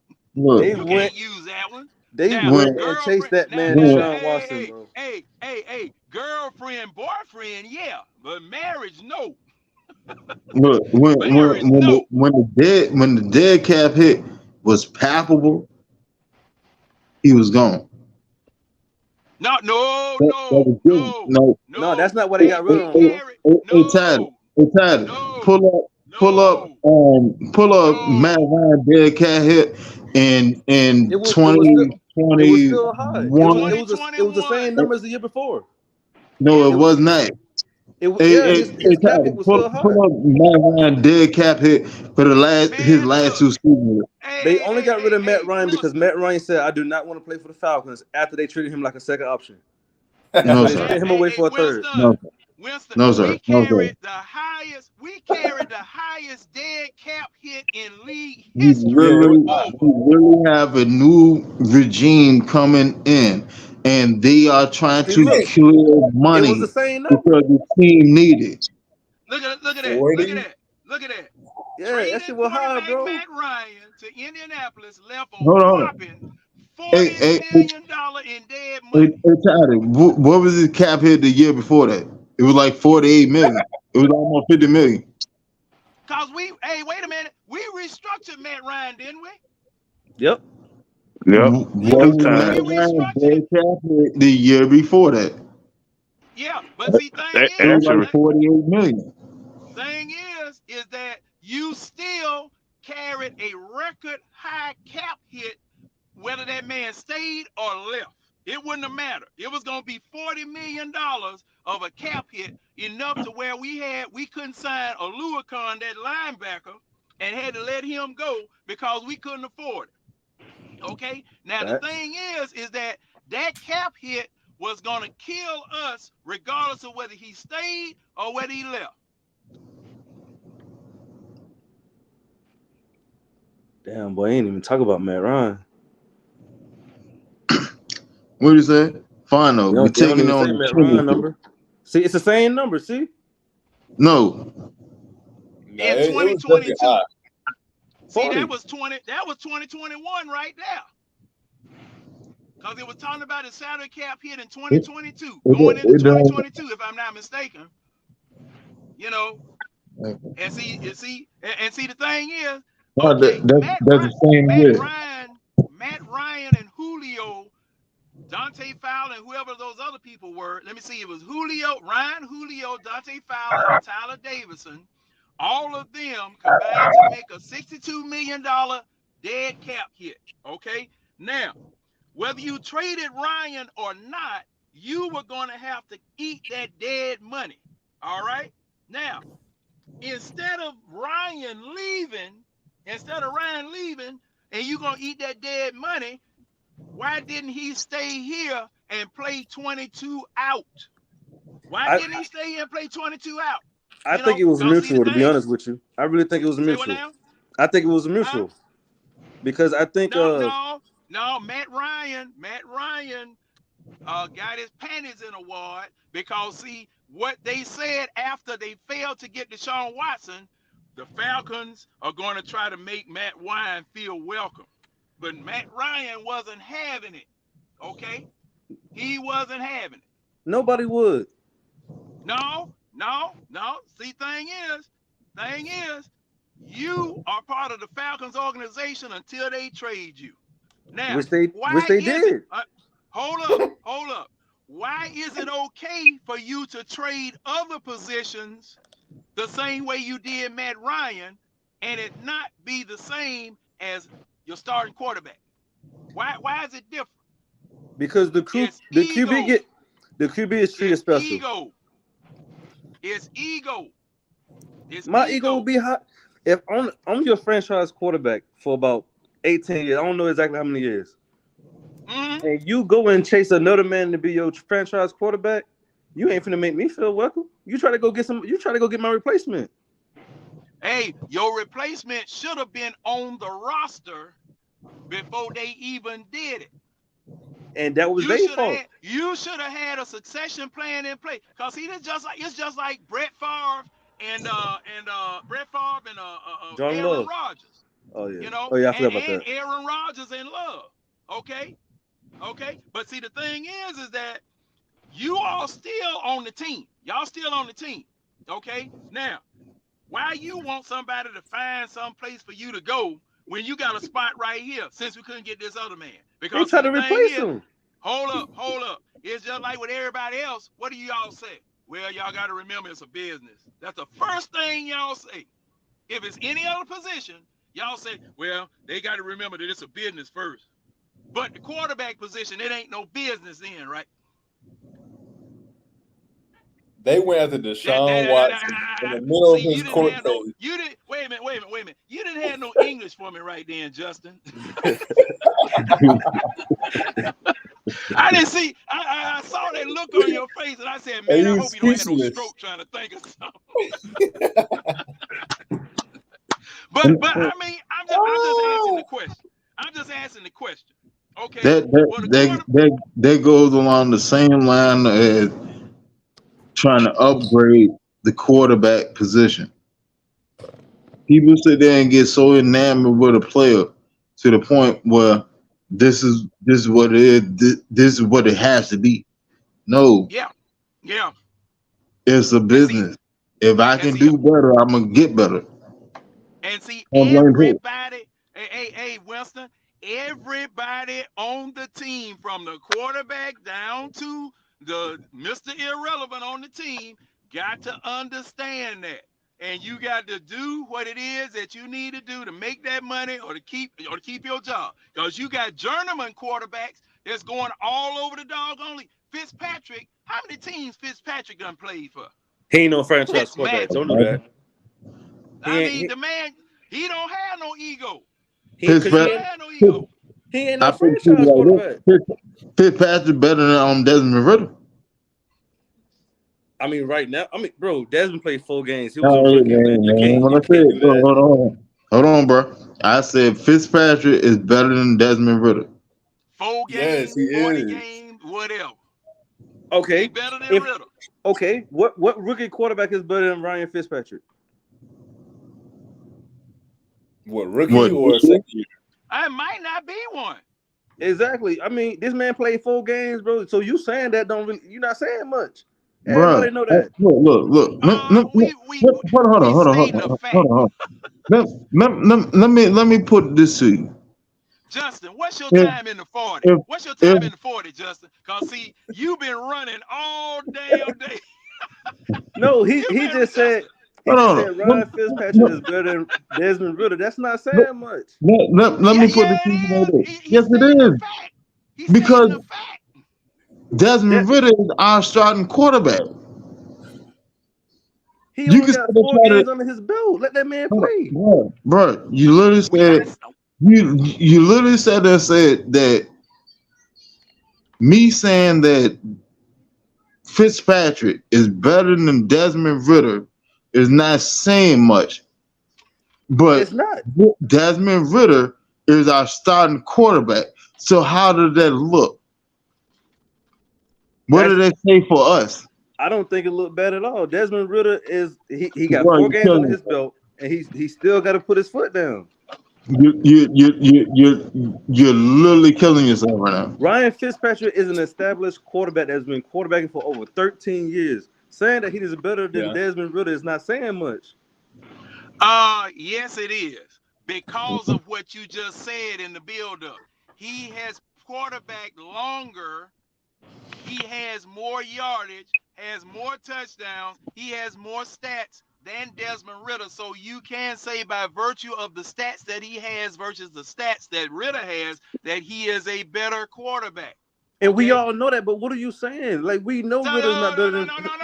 No, we didn't all know that. You're banking on potential and expectation and the possibility. Agree with it. Well, I mean, user, go ahead. You're banking on potential and possibility right now. Patrick Mahomes 4 games in the NFL wasn't better than Ryan Fitzpatrick. What? Say what now? Patrick Mahomes, his first 4 games in the NFL was not better than Ryan Fitzpatrick. So I don't get where you're going with that. That's a lie. That's a lie. That's a whole lot. Hold on. That's a whole lot. That's a whole lot. That's a whole lot. Hold up. See, now you're trying to narrow the doggone conversation to fit it in a little box. No, now you're trying to lie to make this conversation. That is not what we're saying. You just said Ryan Fitzpatrick is better than... But Justin, let's at least transition a little bit. Like, what do you expect out of Desmond Ritter this season? Like, give us an idea how you even feel about him. Yeah, like, how do you feel about him? 27 to 15. Arthur Smith gonna call plays, but if I had to guess how things gonna go, I would say around 25 touchdowns, maybe 3,500 yards. You know, average. I really think he's gonna prove some people wrong this year, to be honest with you. And see, it's just a thing for me. I thought he was about. I thought about the same stats, honestly. And my stepdad brought it to my attention. 4,000 yards is about 250 a game. And when you put it like that, it's like, damn, can Des really get 250 a game? And I think we all can agree 250 a game is doable for Desmond Ritter. So do y'all think that he can get 250 a game and get up to about 4,000 yards? No. It depends on what Arthur Smith is gonna call for him. I don't see the opportunities there unless he show himself to be a quality thrower. The opportunity is going to be there for the first 4 or 5 games. You're not hearing what I'm saying. I said the opportunities will not be there unless he prove himself to be a quality thrower. What do you mean by that? They're gonna test him early though. What do you mean? What do you mean by the opportunities won't be there? All right. So let's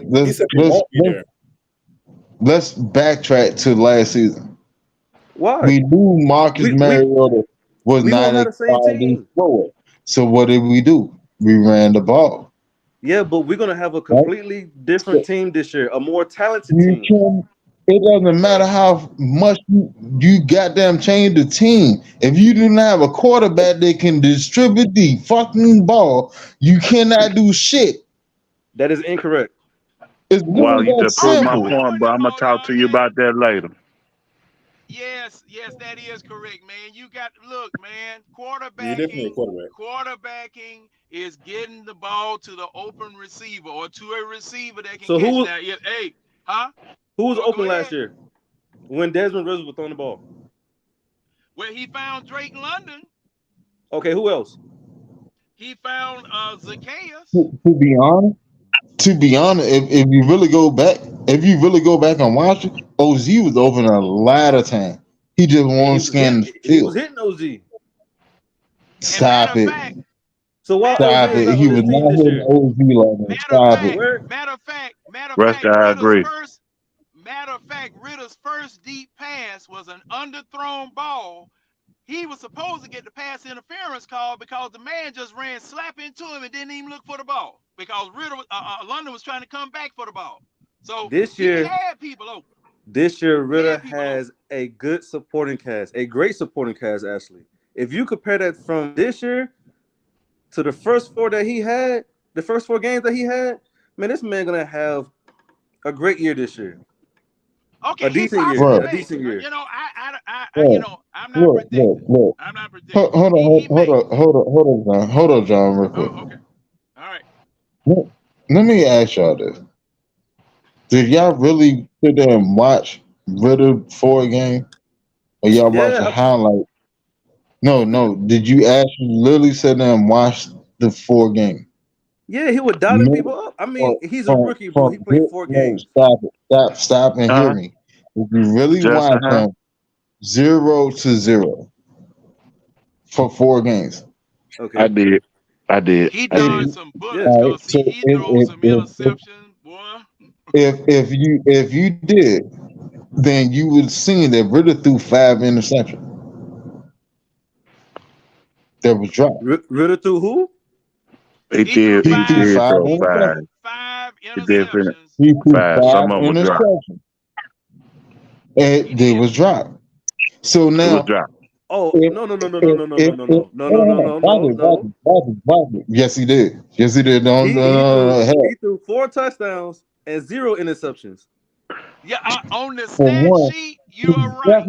On the stat sheet, you're right. No. But if John, you're wrong because he didn't throw no damn 4 touchdowns. He threw 2 touchdowns. Okay, my bad, but he didn't throw no interceptions.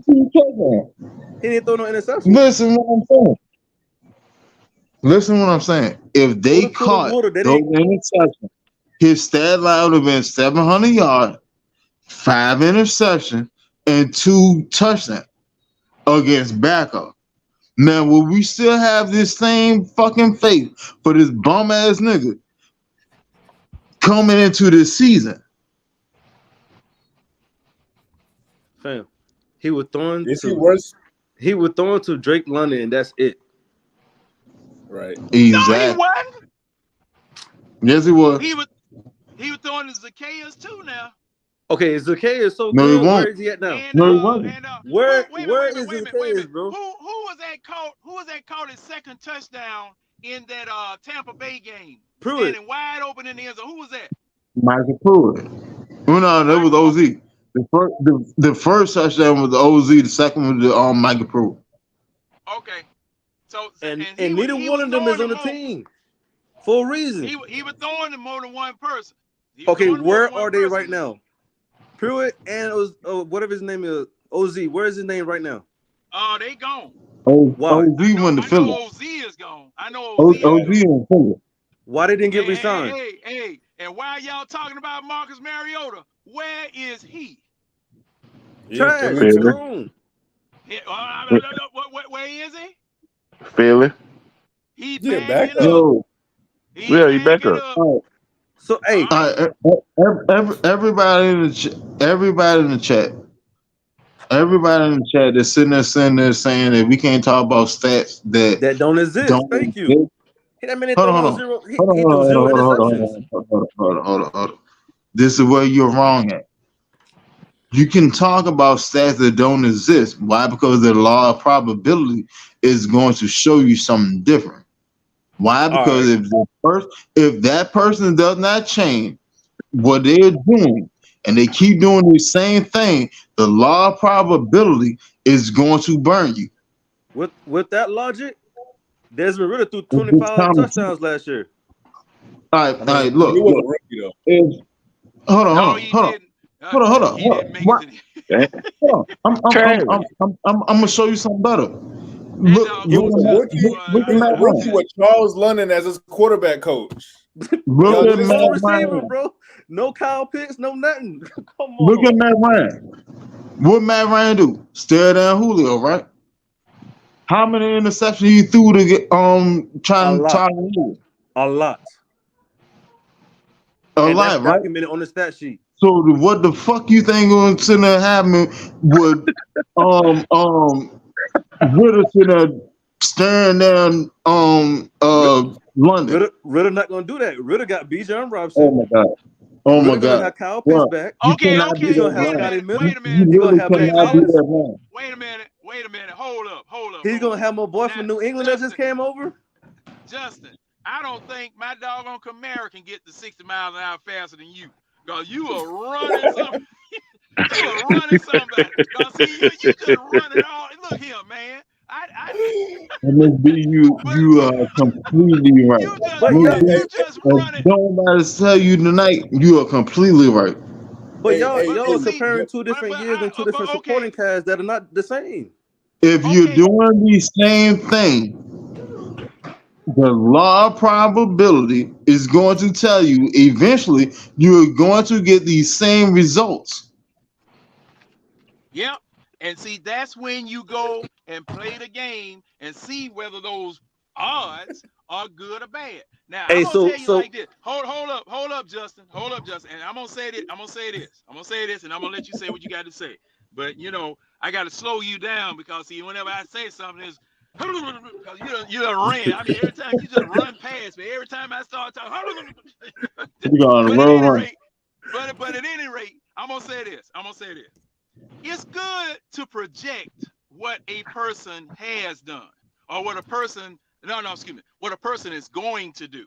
But you've got to have something in their history this is what Terry to lead you to believe that they're going to do it. Okay, you gotta have a basis. You gotta have a basis for believing that they're going to do this, that, or the other. And if you don't have that basis, I mean, if you want somebody to believe you, it's going to be nothing more than speculation and good wishes. That's all it's going to be. Okay. Now, man, I lost my thought. But I'm gonna leave it like that. Go ahead. So we spoke on Ridder bad, his negatives, what he did wrong, which was mostly in game 1 and 2 of his. Now 3 and 4, when he was dotting people up, hitting like insane windows. The most famous one was that Drake London catch on Baltimore Ravens when he was hitting tight windows. We ain't gonna talk about those. Hold on. We not gonna, you don't think he's gonna progress? Hold on, John. I got him. So since we talking about the 2 win games that he had, right? As he was getting better. Y'all Right. were talking about the bad games when he was just getting foot wet. So much better, right? Just leaps and bounds. So how the fuck are you gonna come up with 25 yards in a whole half against Tampa Bay? Yeah, that was crazy. But I think Justin has a point, man. And even the people watching.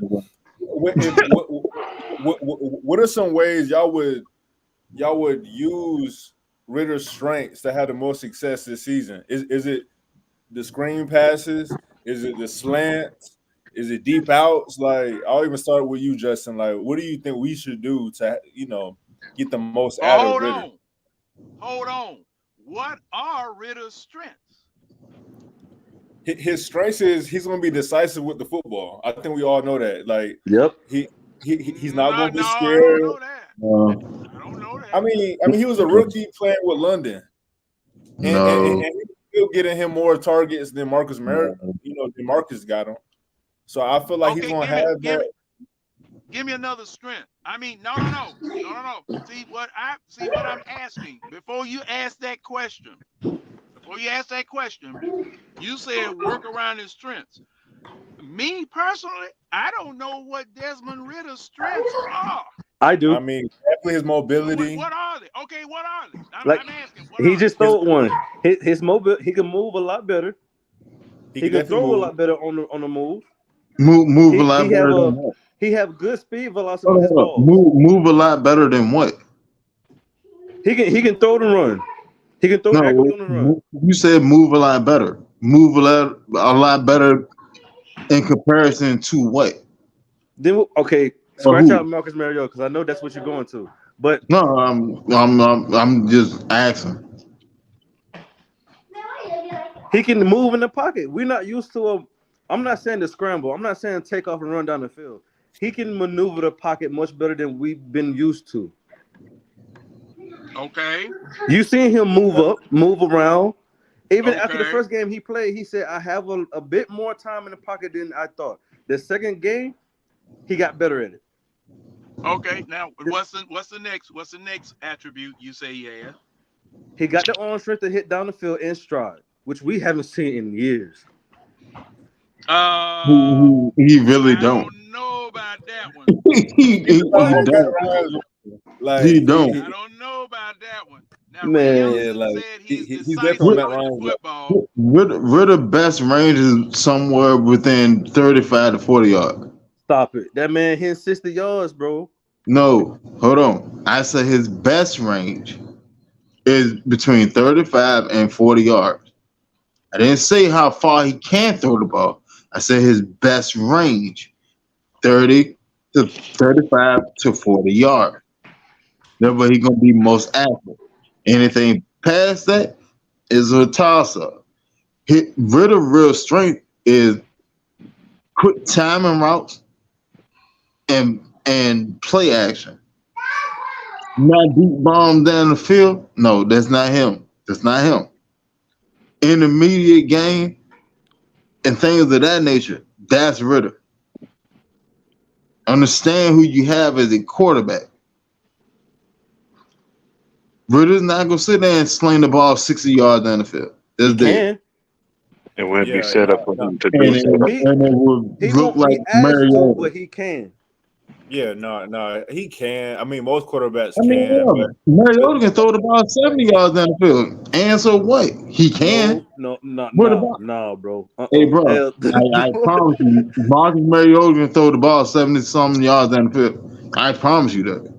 Easily. yeah, no, Now, where the ball he gonna end up definitely. at, where the ball gonna end up at, we don't know. But he definitely can get it down there.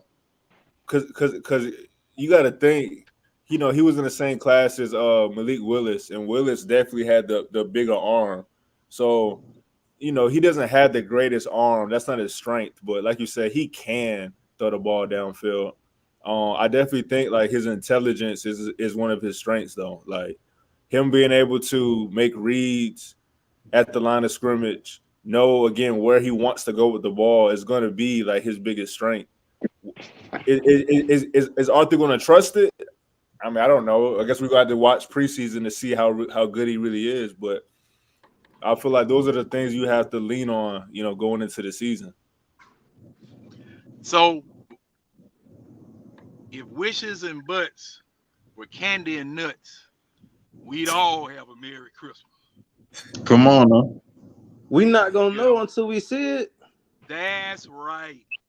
That's right. Now, And I'm not. I'm hoping that all that you guys are saying comes to pass, comes to fruition, and he progresses.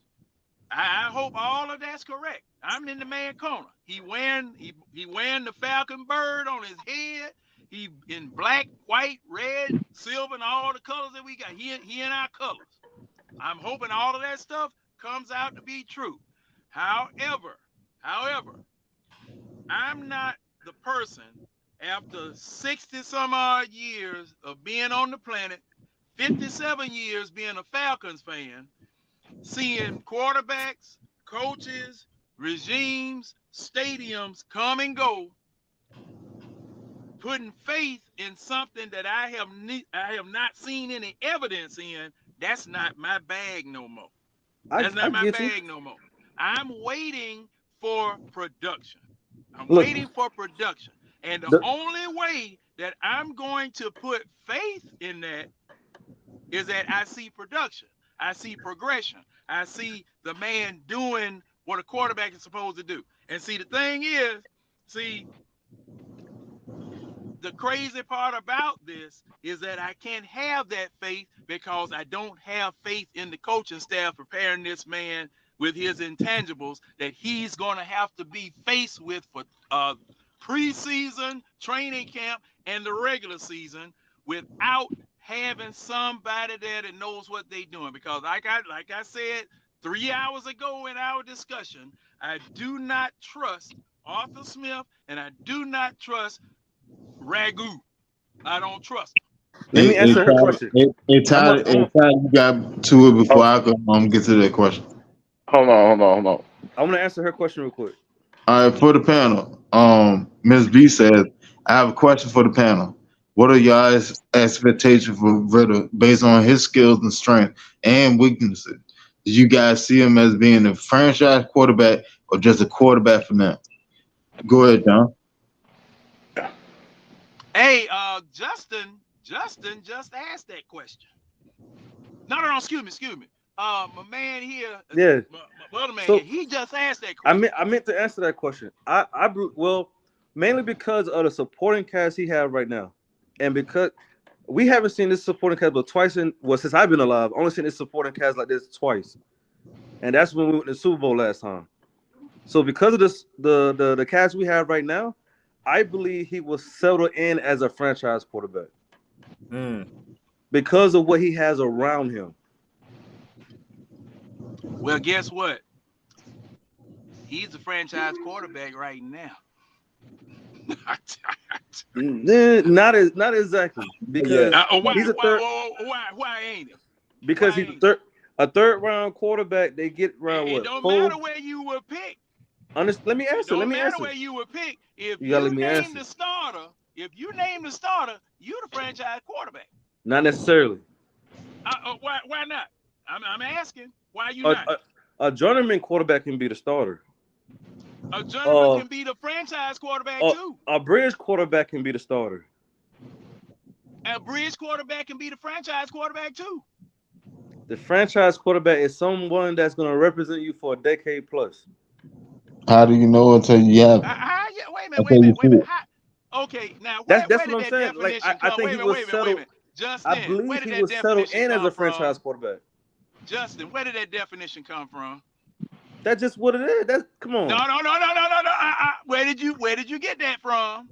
When you say franchise quarterback, you're thinking of a big face of your franchise for multiple years. Okay, let me give you. All right, Justin, I didn't ask you to explain what a franchise quarterback is. I asked you to tell me where you got that definition from. That's just football logic. No. Whose logic? Where did you get it from? I give you an example. You tell me what was a franchise quarterback. No examples. Where did you get that definition from? ESPN. That's just football logic. ESPN. See, don't be giving that man no answers. Talking about some ESPN. NFL Network. CBS. Fox. No. I want to know where you got that definition from, because see, the thing is, okay, when Matt Ryan was picked, was he the franchise quarterback immediately? He was picked to be. He was picked to be and turn into the franchise quarterback. But that's something you earn. You don't. Hold on, y'all. One at a time. There you go. Like you're not just a franchise quarterback off the rip.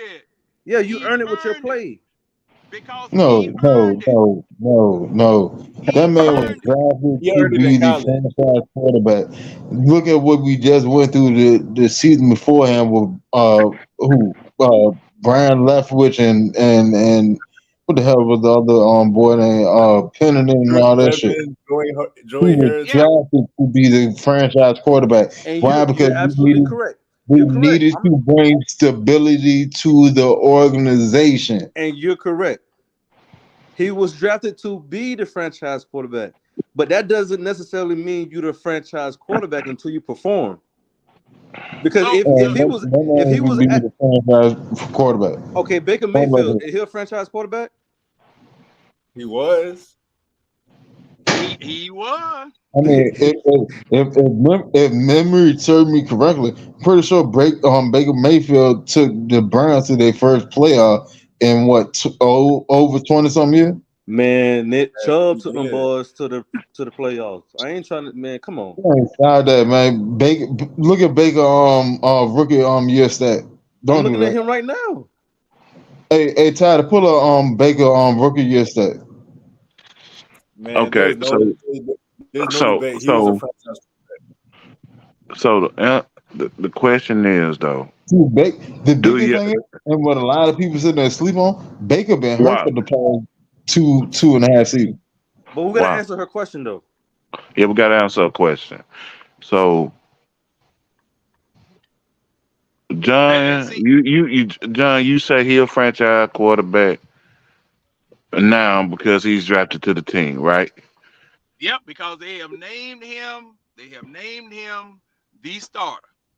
They have groomed. I mean, they pumped him up. And somebody stop me if I start lying. When they drafted him, they pumped him up. They said you taking the reins.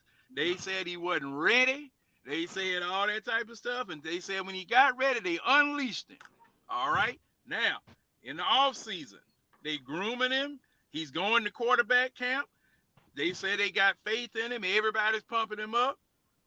So he's the franchise quarterback right now because he is representing the franchise at the quarterback position. They got his faith because he and something that I guess you guys don't want to admit, they did Mariota the same way. On your media guides, all of your advertisements, they had Mariota with the doggone helmet sitting in his hand and taking the pictures and all this. And this is your starting quarterback. This is the quarterback that's representing the franchise. And, you know, everybody knew, just like Winston was saying, well, I remember him in Oregon. He was sorry. All right, well, we got a sorry one at quarterback that's representing the franchise. Okay, we got a sorry one. All right, so that's what I'm saying about this franchise quarterback moniker. It's the same as elite quarterback. Same thing as elite quarterback. Being an elite quarterback, that is something that you have to constantly replenish, that you have to constantly ascribe to, that you have to continue to generate the stats in order to be in the elite category. Once you hit that, you know, that's what I'm saying about that. And gentlemen, we had it for 4 hours, and I'm gonna have to let y'all. I enjoyed this better than I did last night. You know, and Justin, you can stop now. You need to get you something to eat because I know you tired. What you say? I know you tired, Justin. He needs electrolytes and protein. Yeah. Man. But hey, man, it was a pleasure, Justin. It was a pleasure to meet you, and everybody, man. It was a pleasure talking and arguing, fussing with you. And this is exactly what I wanted to happen tonight. That we get in there and we have a good discussion, whatever. But I've got to get back to Atlanta. I'm down in Auburn, Alabama, at the Buc-ee's down here. I got to get some gas because I got to go to work. Well, I got to do something in the morning. So, gentlemen, what you going way out in the city, man? Hey, man. Hey, John out there playing World Water. Winston, you don't even want to know the story. You don't even want to know the story. But hey, man, like I said, don't be safe, brother. All right, I appreciate it, and thank you guys. I gotta go. All right. Hey, Taddy, how you feeling? Are you good to sit around for a little bit, or you want to wrap it up? Yeah. But while y'all getting that discussion, my man in the middle with the black do-rag on, Do you think Justin Riller is a QB for now or a franchise? Answer that question for me. Yeah, I mean, I think he's a QB for now. You know, we got him for the third, so we would love for him to develop into the franchise quarterback. Um, but I think there's an understanding. You know, he's a quarterback for now, and we're being realistic. You know, if he pops off, great. If he falls off, okay. We only wasted a third. We can either keep him as a backup, we can flip him for maybe a fourth or fifth, maybe, and we can go draft another quarterback, or again, be in the hunt for another starting quarterback. So I think we're in a good spot with Ritter, to where we can really just give him a season. You know, which to me is unfortunate for Ritter because there's a lot of pressure on him to have success immediately to keep that position, because I don't think he'll have the leeway as a franchise quarterback. You know, a franchise quarterback is going to get 2 seasons. I'm not getting a vibe that we're going to give him 2 seasons no matter how he play. So to me, you know, that screams he's just the quarterback for now. Okay, perfect. Now, Justin, finish up what you were saying as you was parlaying in regards to, because you were leaning, I think you were leaning toward franchise. Nah, I agree with my man right here. With what he just said, I agree with him. But what I was saying was, because we have such a good supporting cast around him, that I believe personally that he will settle in as a franchise quarterback. I believe he's going to prosper. But as of right now, I don't think he's a franchise quarterback until he proves he can be. Okay. And while Winston, what do you think? I already know, but you still answer a question though. You know, I put it to you like this. I want this team to perform at their highest level for us to win, but also for us to have tradable assets. I want to go get a Caleb Williams or David Mays next season. I don't. Yeah. You talking about not winning no games, my boy? No. When you have tradable assets, you can trade up. You got to have something to bring to the table. Pitts. They ain't gonna want nothing else. Like everybody keeps saying trade Pitts. I don't see that happening. I don't. You got to think about it. Pitts is literally this regime's first pick. Oh, I meant draft Pitts. My bad, bro. Like Pitts not going nowhere. Yeah, I agree. I meant draft Pitts, not Kyle Pitts. So what we need is players to show out. And when players show out, they are tradable assets. And when you have tradable assets, you can go move up to wherever you want to move up to. You got package picks along with it, but you can move up where you want to move up. To be honest, David Mays in this offense will go crazy. Caleb Williams will go crazy in this offense. I just don't see it with Ritter. I don't. Now, why you don't think Ritter can't though? Huh? Why you don't think Ritter can't? Because I know Ritter game. That's the whole thing. Like, I like when I sit there and say I watch tape, I literally watch tape. I watch games of players. I don't watch their highlights. I watch their actual game tape.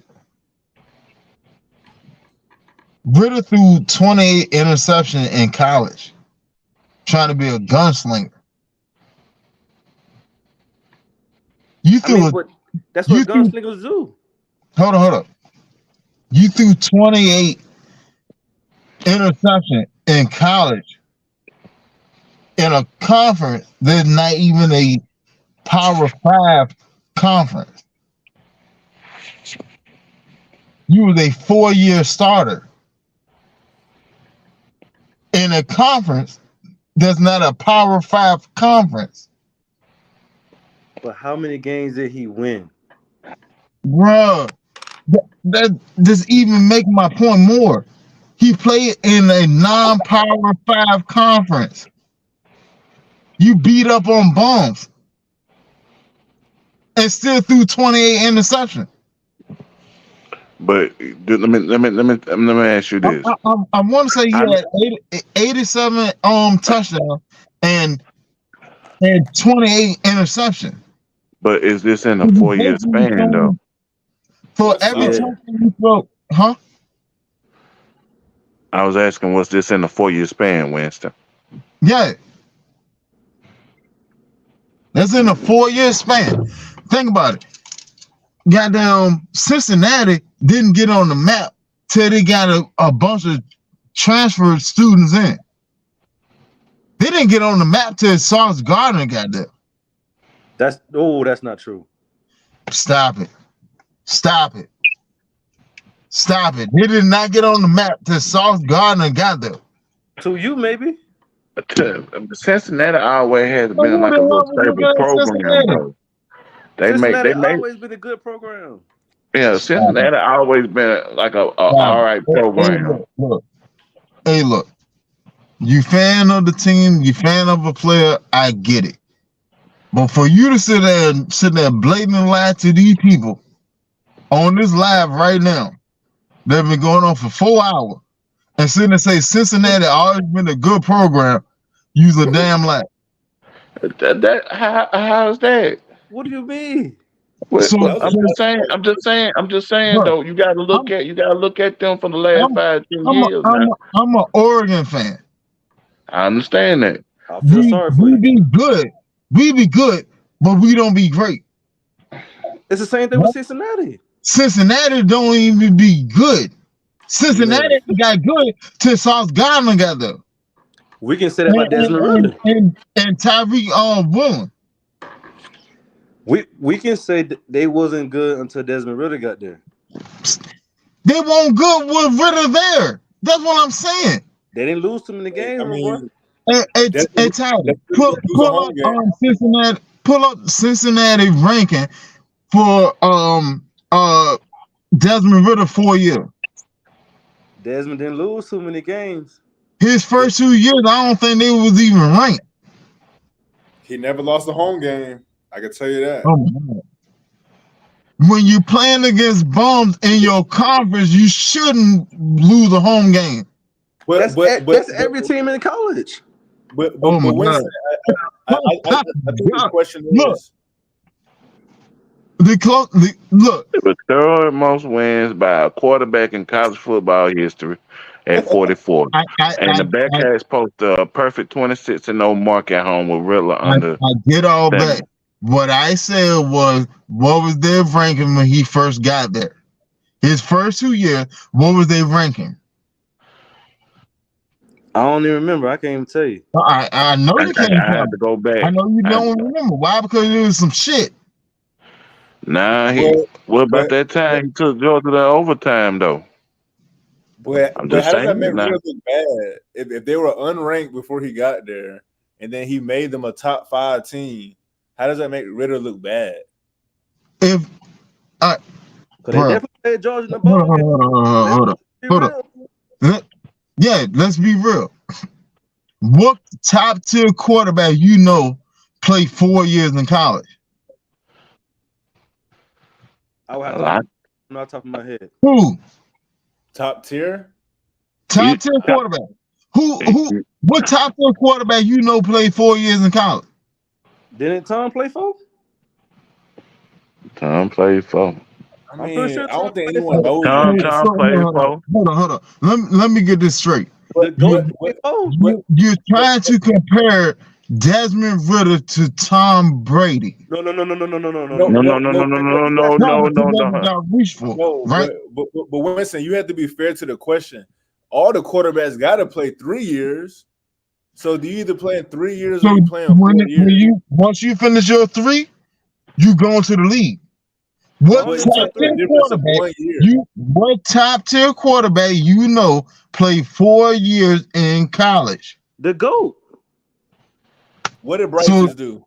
He did 3. Alright, come on. 3, He did 3. 2, 3. Sorry. CJ Stroud 3, 3, 3, 3, 3, 3. Don't nobody play their 4th year. Why? Because they don't need to. They already accumulated what they needed to go to the league. When you The play, best quarterback in the NFL history played 4 years. What are you saying? are you really sitting there putting Desmond Ritter on the same page as Tom Brady? You're trying to compare NFL career with college career. Oh my All God! we saying is Tom Brady played 4 years This in college. this cannot be possible It's happening right now. yeah. There's no way in hell you can sit there and say Desmond Ritter is on the same career I didn't say that. trajectory as Tom Brady. That's not what I It's said. just, that's not That's what what y'all that's reaching not for. what he's saying though, Winston. That's It's not that's what y'all reaching for. I said it's not name a reaching. top tier It's quarterback. Take Tom Brady away. Name another top tier quarterback that played 4 years in He college. said another one. Are you talking about recently or throughout history? Throughout history, I don't care. Let Tim me see. Tebow. Who? Tim Tebow is one of them. I said top tier quarterback. Top He went in tier. the Don't first do that. round. He Don't went in do the that. first round. I said top tier quarterback. I mean, I agree. I'm just saying. It looks like Johnny Manziel. Let me look again. Let me look deeper into it. I said No, top no, tier no, no, no, quarterback. no, no, no, no, don't throw him in there. Don't I said not throw top tier him in quarterback. there. It looked like Peyton Manning. Flacco, Cutler, Dalton, which is questionable. Peyton Manning, Tannehill, Eli Manning, Phillip Rivers, yeah, he did. Colin Kaepernick, Russell Wilson, And the and only RG3. top tier quarterback in there is Peyton Manning. Huh? The only Well, top tier quarterback in that list right there is Peyton Manning.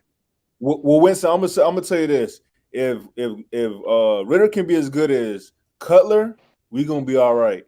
If he can be good as Rivers, Cutler was dumpster juice. Stop it. Cutler Stop was what? settling for less. Hey, my boy. Cutler was dumpster juice. If Ritter give us an RG3 rookie year, we going to the Super Bowl. Oh my God. Go to sleep. The RG3 a year? If Ritter give us an RG3 rookie year, we're going to the Super Bowl. Try to mute Justin, please. Please. And Do mute you remember Winston, too. RG3 rookie year? Mute them both. Please, Title, Like, mute them both, please. That's crazy, bro. But that's crazy, Justin. Y'all don't remember RG3 rookie year? Yes, we do, but no. Nah, he was going crazy.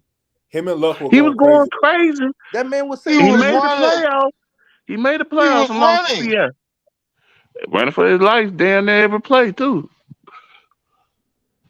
So did Lamar Jackson. He won MVP. Like, look, like, but tell me this. Since you talking about all these 3 rookie season, right? Serious, boy. Every time. Who else? Hold on. Who else did Washington draft in the same draft?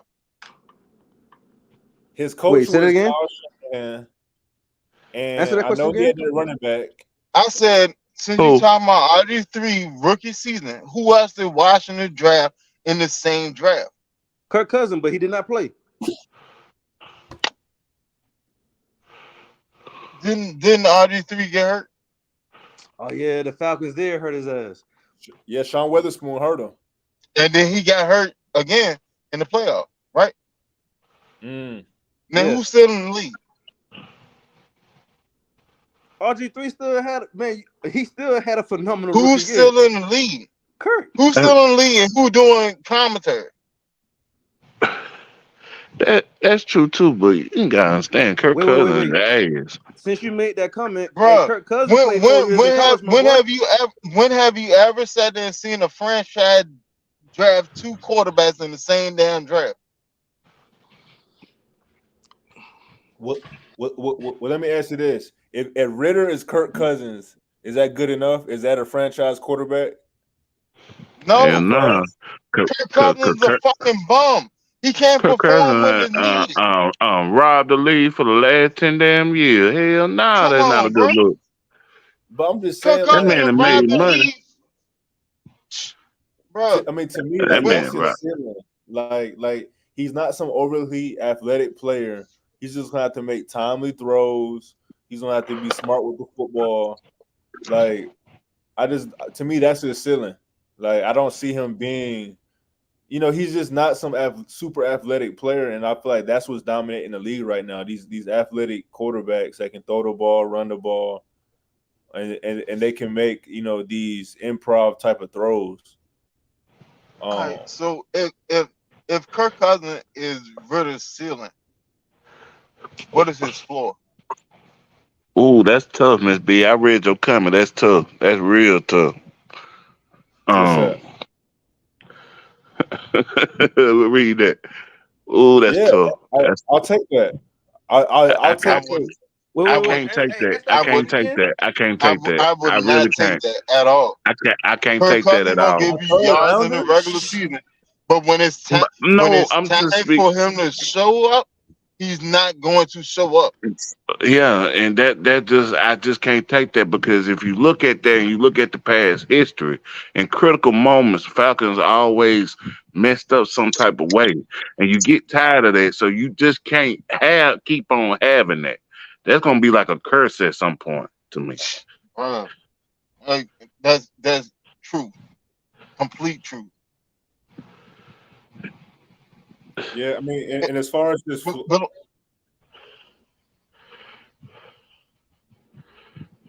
I can't find his yards nowhere.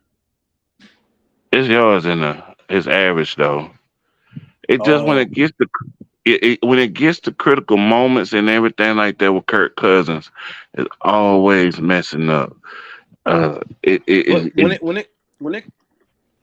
it playoff comes to stats. that though, that's coaching and what you have around you. huh? how How when Justin? when when the players out there on the field, If they ain't if had I nothing to do with coaching at that point. At if I that can That's get point, a cut it's cousin, about what you are going to do. if I can get a cut out of Desmond Ritter, You I'm good with that, bro. and, Because and, now and I got Bijan and you Tyler in the can't backfield. put that type of ceiling on Riddler though like that. You really cannot do that. That's detrimental to Riddler. If you look at it, you I gotta mean, but look Amos at that. B, All Amos to three B, of these me, guys like was like drafted in the B said same it area. I mean, perfectly. the you same area. you you can How? win regular season games with a Kirk Cousins or Dak Prescott, but you are That's not his going ceiling. to win postseason games with either one of the two. You're So not you going to the Okay, so NFC Championship. You're not going to the Super Bowl with a Kirk Cousins or a Dak Prescott. Why? Because neither one of them have ever been there. I mean, You can people and say the see look, that. same thing about Jalen Hurts, and he had. I mean, he was out there balling. Like, Jalen Hurts took and put in the work to be what he is. I mean, but again, You we can talking see about his you can ceiling. see okay, the what about progression Russell? in this game, and he's only going to get better. What That's about the Russell Wilson? that's the issue for the NFC. Jalen Hurts is going into what his second or his third or fourth year. yeah, He's going into his fourth year. Look at with the all strides he this. done took. You remember when Seattle Seahawks drafted Russell Wilson in the third? They Huh. they had just signed the Russell quarterback that Wilson. year too. Russell Wilson is from down here, from where I'm from. I played But against you Russell remember when Wilson they drafted him, in though, right? high school. I root for Russell Wilson. Russell Wilson is a game manager. Ritter can't be that. I don't see it. How did That's the how did they whole. win it? That's the whole point. How I did Wilson mean, win his first championship? The run game and the defense. Russell didn't You win don't the think the run game in championship. this new defense can do that? Marshawn Lynch and Legion of Boom. We Pete have Carroll and then Russell Wilson. We have Bijan that and order. Tyler. We're not. Legion of Boom, Marshawn Lynch, Pete Carroll, Russell Wilson. Now, this new defense we got. Bro, this new defense that we have is not a You not world liking beater. it? I love Man, it. I don't know, for man. it. I'm excited to see it. I love it for the Atlanta Falcons because it's a massive upgrade. But this is not a world beater defense. So If when we're put it like this, if we're in the top 17, that's a massive step for us. Don't sit there and look at all the additions and sit there and think that we can went from the end of the totem pole all the way up to a top 5 defense. No, this is not what we have. If we're in the top 17, do you remember the Legion of Boom? Yeah. Do we have The anything Legion of close? Boom only had one really good like high top prospect from college. No one knew about them until they made that run to the Super Bowl. So I'm not gonna knock it out for the Falcons. Look, Richard Sherman was a receiver in college, right? He was a receiver in college. No, he was a receiver in college. He wasn't the corner. Corner in college. He was a receiver at Stanford. All right. Cam Chancellor came from Virginia Tech. Been known for knocking people shit loose.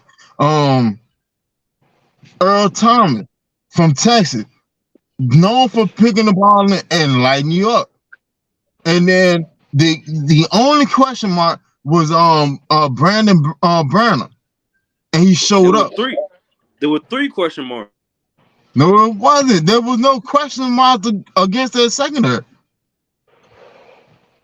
The only person that was established and everybody knew for sure that was gonna have a good year was Earl Thomas. Bro, everybody else was development projects. Are you serious right now?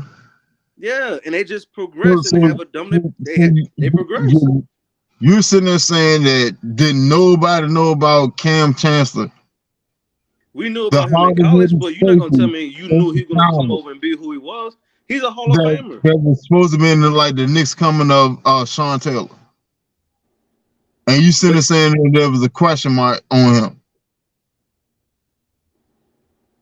Man. All right. Fellas, who that dude we drafted from Florida? Keanu Neal? I just want to give us a 5-minute warning. 5-minute warning. But what was your question, Justin?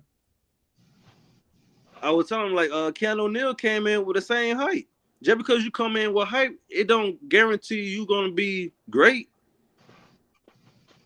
Hey Todd, I got you. The only person that came in that we knew for sure that was gonna be something was Earl Thomas. Everybody else, we didn't know that. Bro.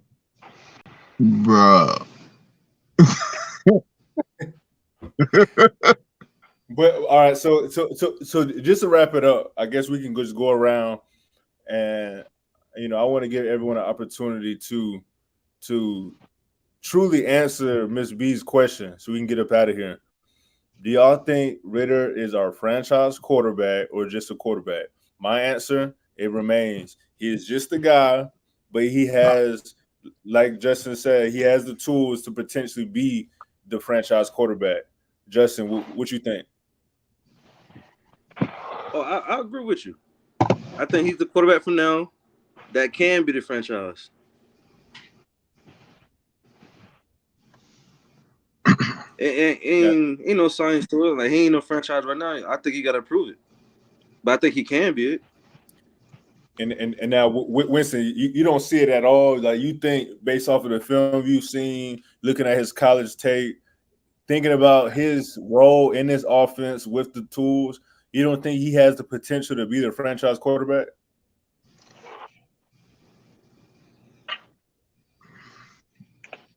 And I'm not talking about this season. I'm just talking about. Potential wise, yes, he has the potential to do it.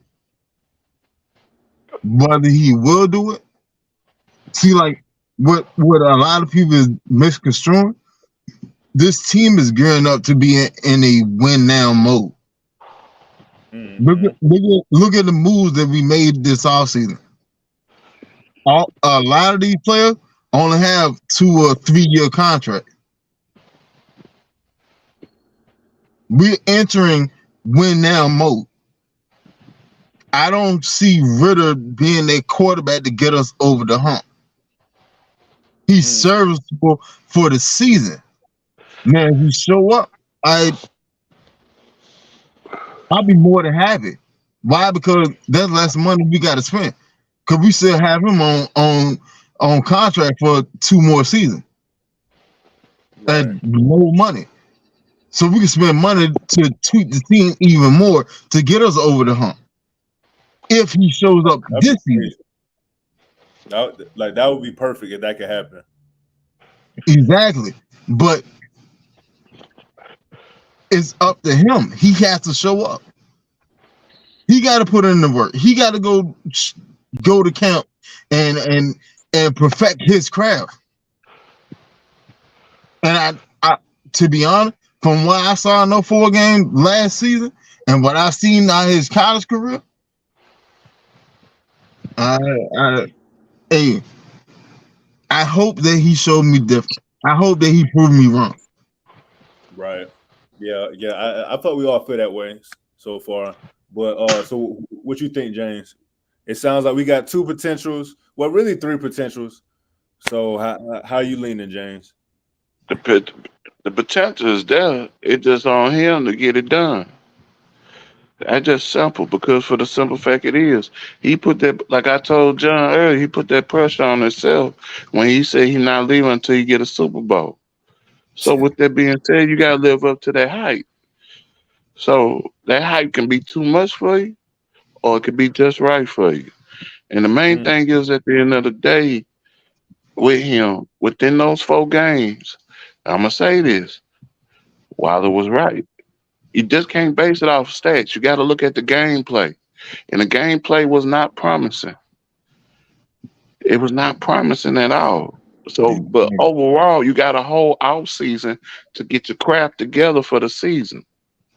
So my hope is for right now, he's just a QB for now, that he can grow into the franchise quarterback. But that takes multiple seasons for you to do so, because one good season doesn't make you a franchise quarterback. Right. And long story short, and I'm gonna end it on this, is that, like Miss B said, and I completely agree with her, it's a low chance of it, but it's a low chance that he can become that franchise because he's a 3rd rounder. But overall, he has to be the one to prove the doubters. The Falcons done set it up for him to have the pieces. It's on him to put the puzzle together. Exactly. Yeah, that's real. But no, I mean, I feel like, we're gonna have this conversation, for a long time. This new era is just getting started. So it's always dope to see y'all. Definitely, James, good to see you again. It's always a pleasure to rap with Winston, man. Because Winston gonna come at you, bro, nonstop. And it was definitely dope to meet you, Justin. You came in and you was taking some licks, man. You was taking them straight to the face, man. You were eating them. So, man, shout out to y'all. Keep going. That's all right. All right. You officially part of the gang now, so. But, man, definitely shout out to Tidy, too. He was holding it down. I didn't even know he was behind the scenes. So that's, man, shout out to Tidy, man. Shout out to the Atlanta Bird game, Miss B, Atlanta supporter. We had Terry going crazy in the chat. My mom hopped in the chat. But, man, definitely dope show, man. Definitely appreciate you having me, Winston. And where can we find y'all? Y'all have any social media platforms or whatever? Yeah, I mean, at least for me, you can find me everywhere at Marquise Cheney. I mean, you can Google me. I'm a real estate agent here in Jacksonville, Florida. Got a podcast, got a candle business. So, like I said, you search Marquise Chaney, you'll see me, and I'm sure Toddy's going to tag us on the chat. So we definitely we got to link up. We got to all add each other once he tag us.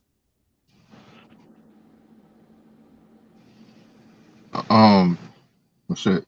Hey, Johnson, you? Yeah, I'm around, man. I'm in the Atlanta Bird game group. I just saw the notification. I want to try listen a little bit. I've been a Falcons fan since like when Vic was quarterbacking, so I've been through hell. Bad. Bro, trust me. My bad. I hit the queue early. Hey, James, where you at? Instagram, Big Dog CEO 94. Podcast coming later this year. The vlog is coming to YouTube real soon. I'm straight out of Mississippi, so you know I'm in Aints territory. And I'm one of the realest ones that rep that Falcons logo in the area. Love that. And you can catch me on Facebook, and you can catch me in Atlanta Bird game from time to time when I have the time and things like that of that nature. Twitter, I forgot my name on Twitter, and I'm on Threads too, that new one. So y'all can catch up with me. I'll just put it in the chat. There you go. You can catch me in Atlanta Bird game Facebook, Smitty Sports Machine on Facebook, Winston Thornton. I be in there all day, every day. But hey, fellas, I truly enjoy this conversation. 4 hours and almost 30 minutes. They got to be almost a record. I've truly enjoyed it. I truly appreciate y'all coming through. Y'all be safe out here. All right.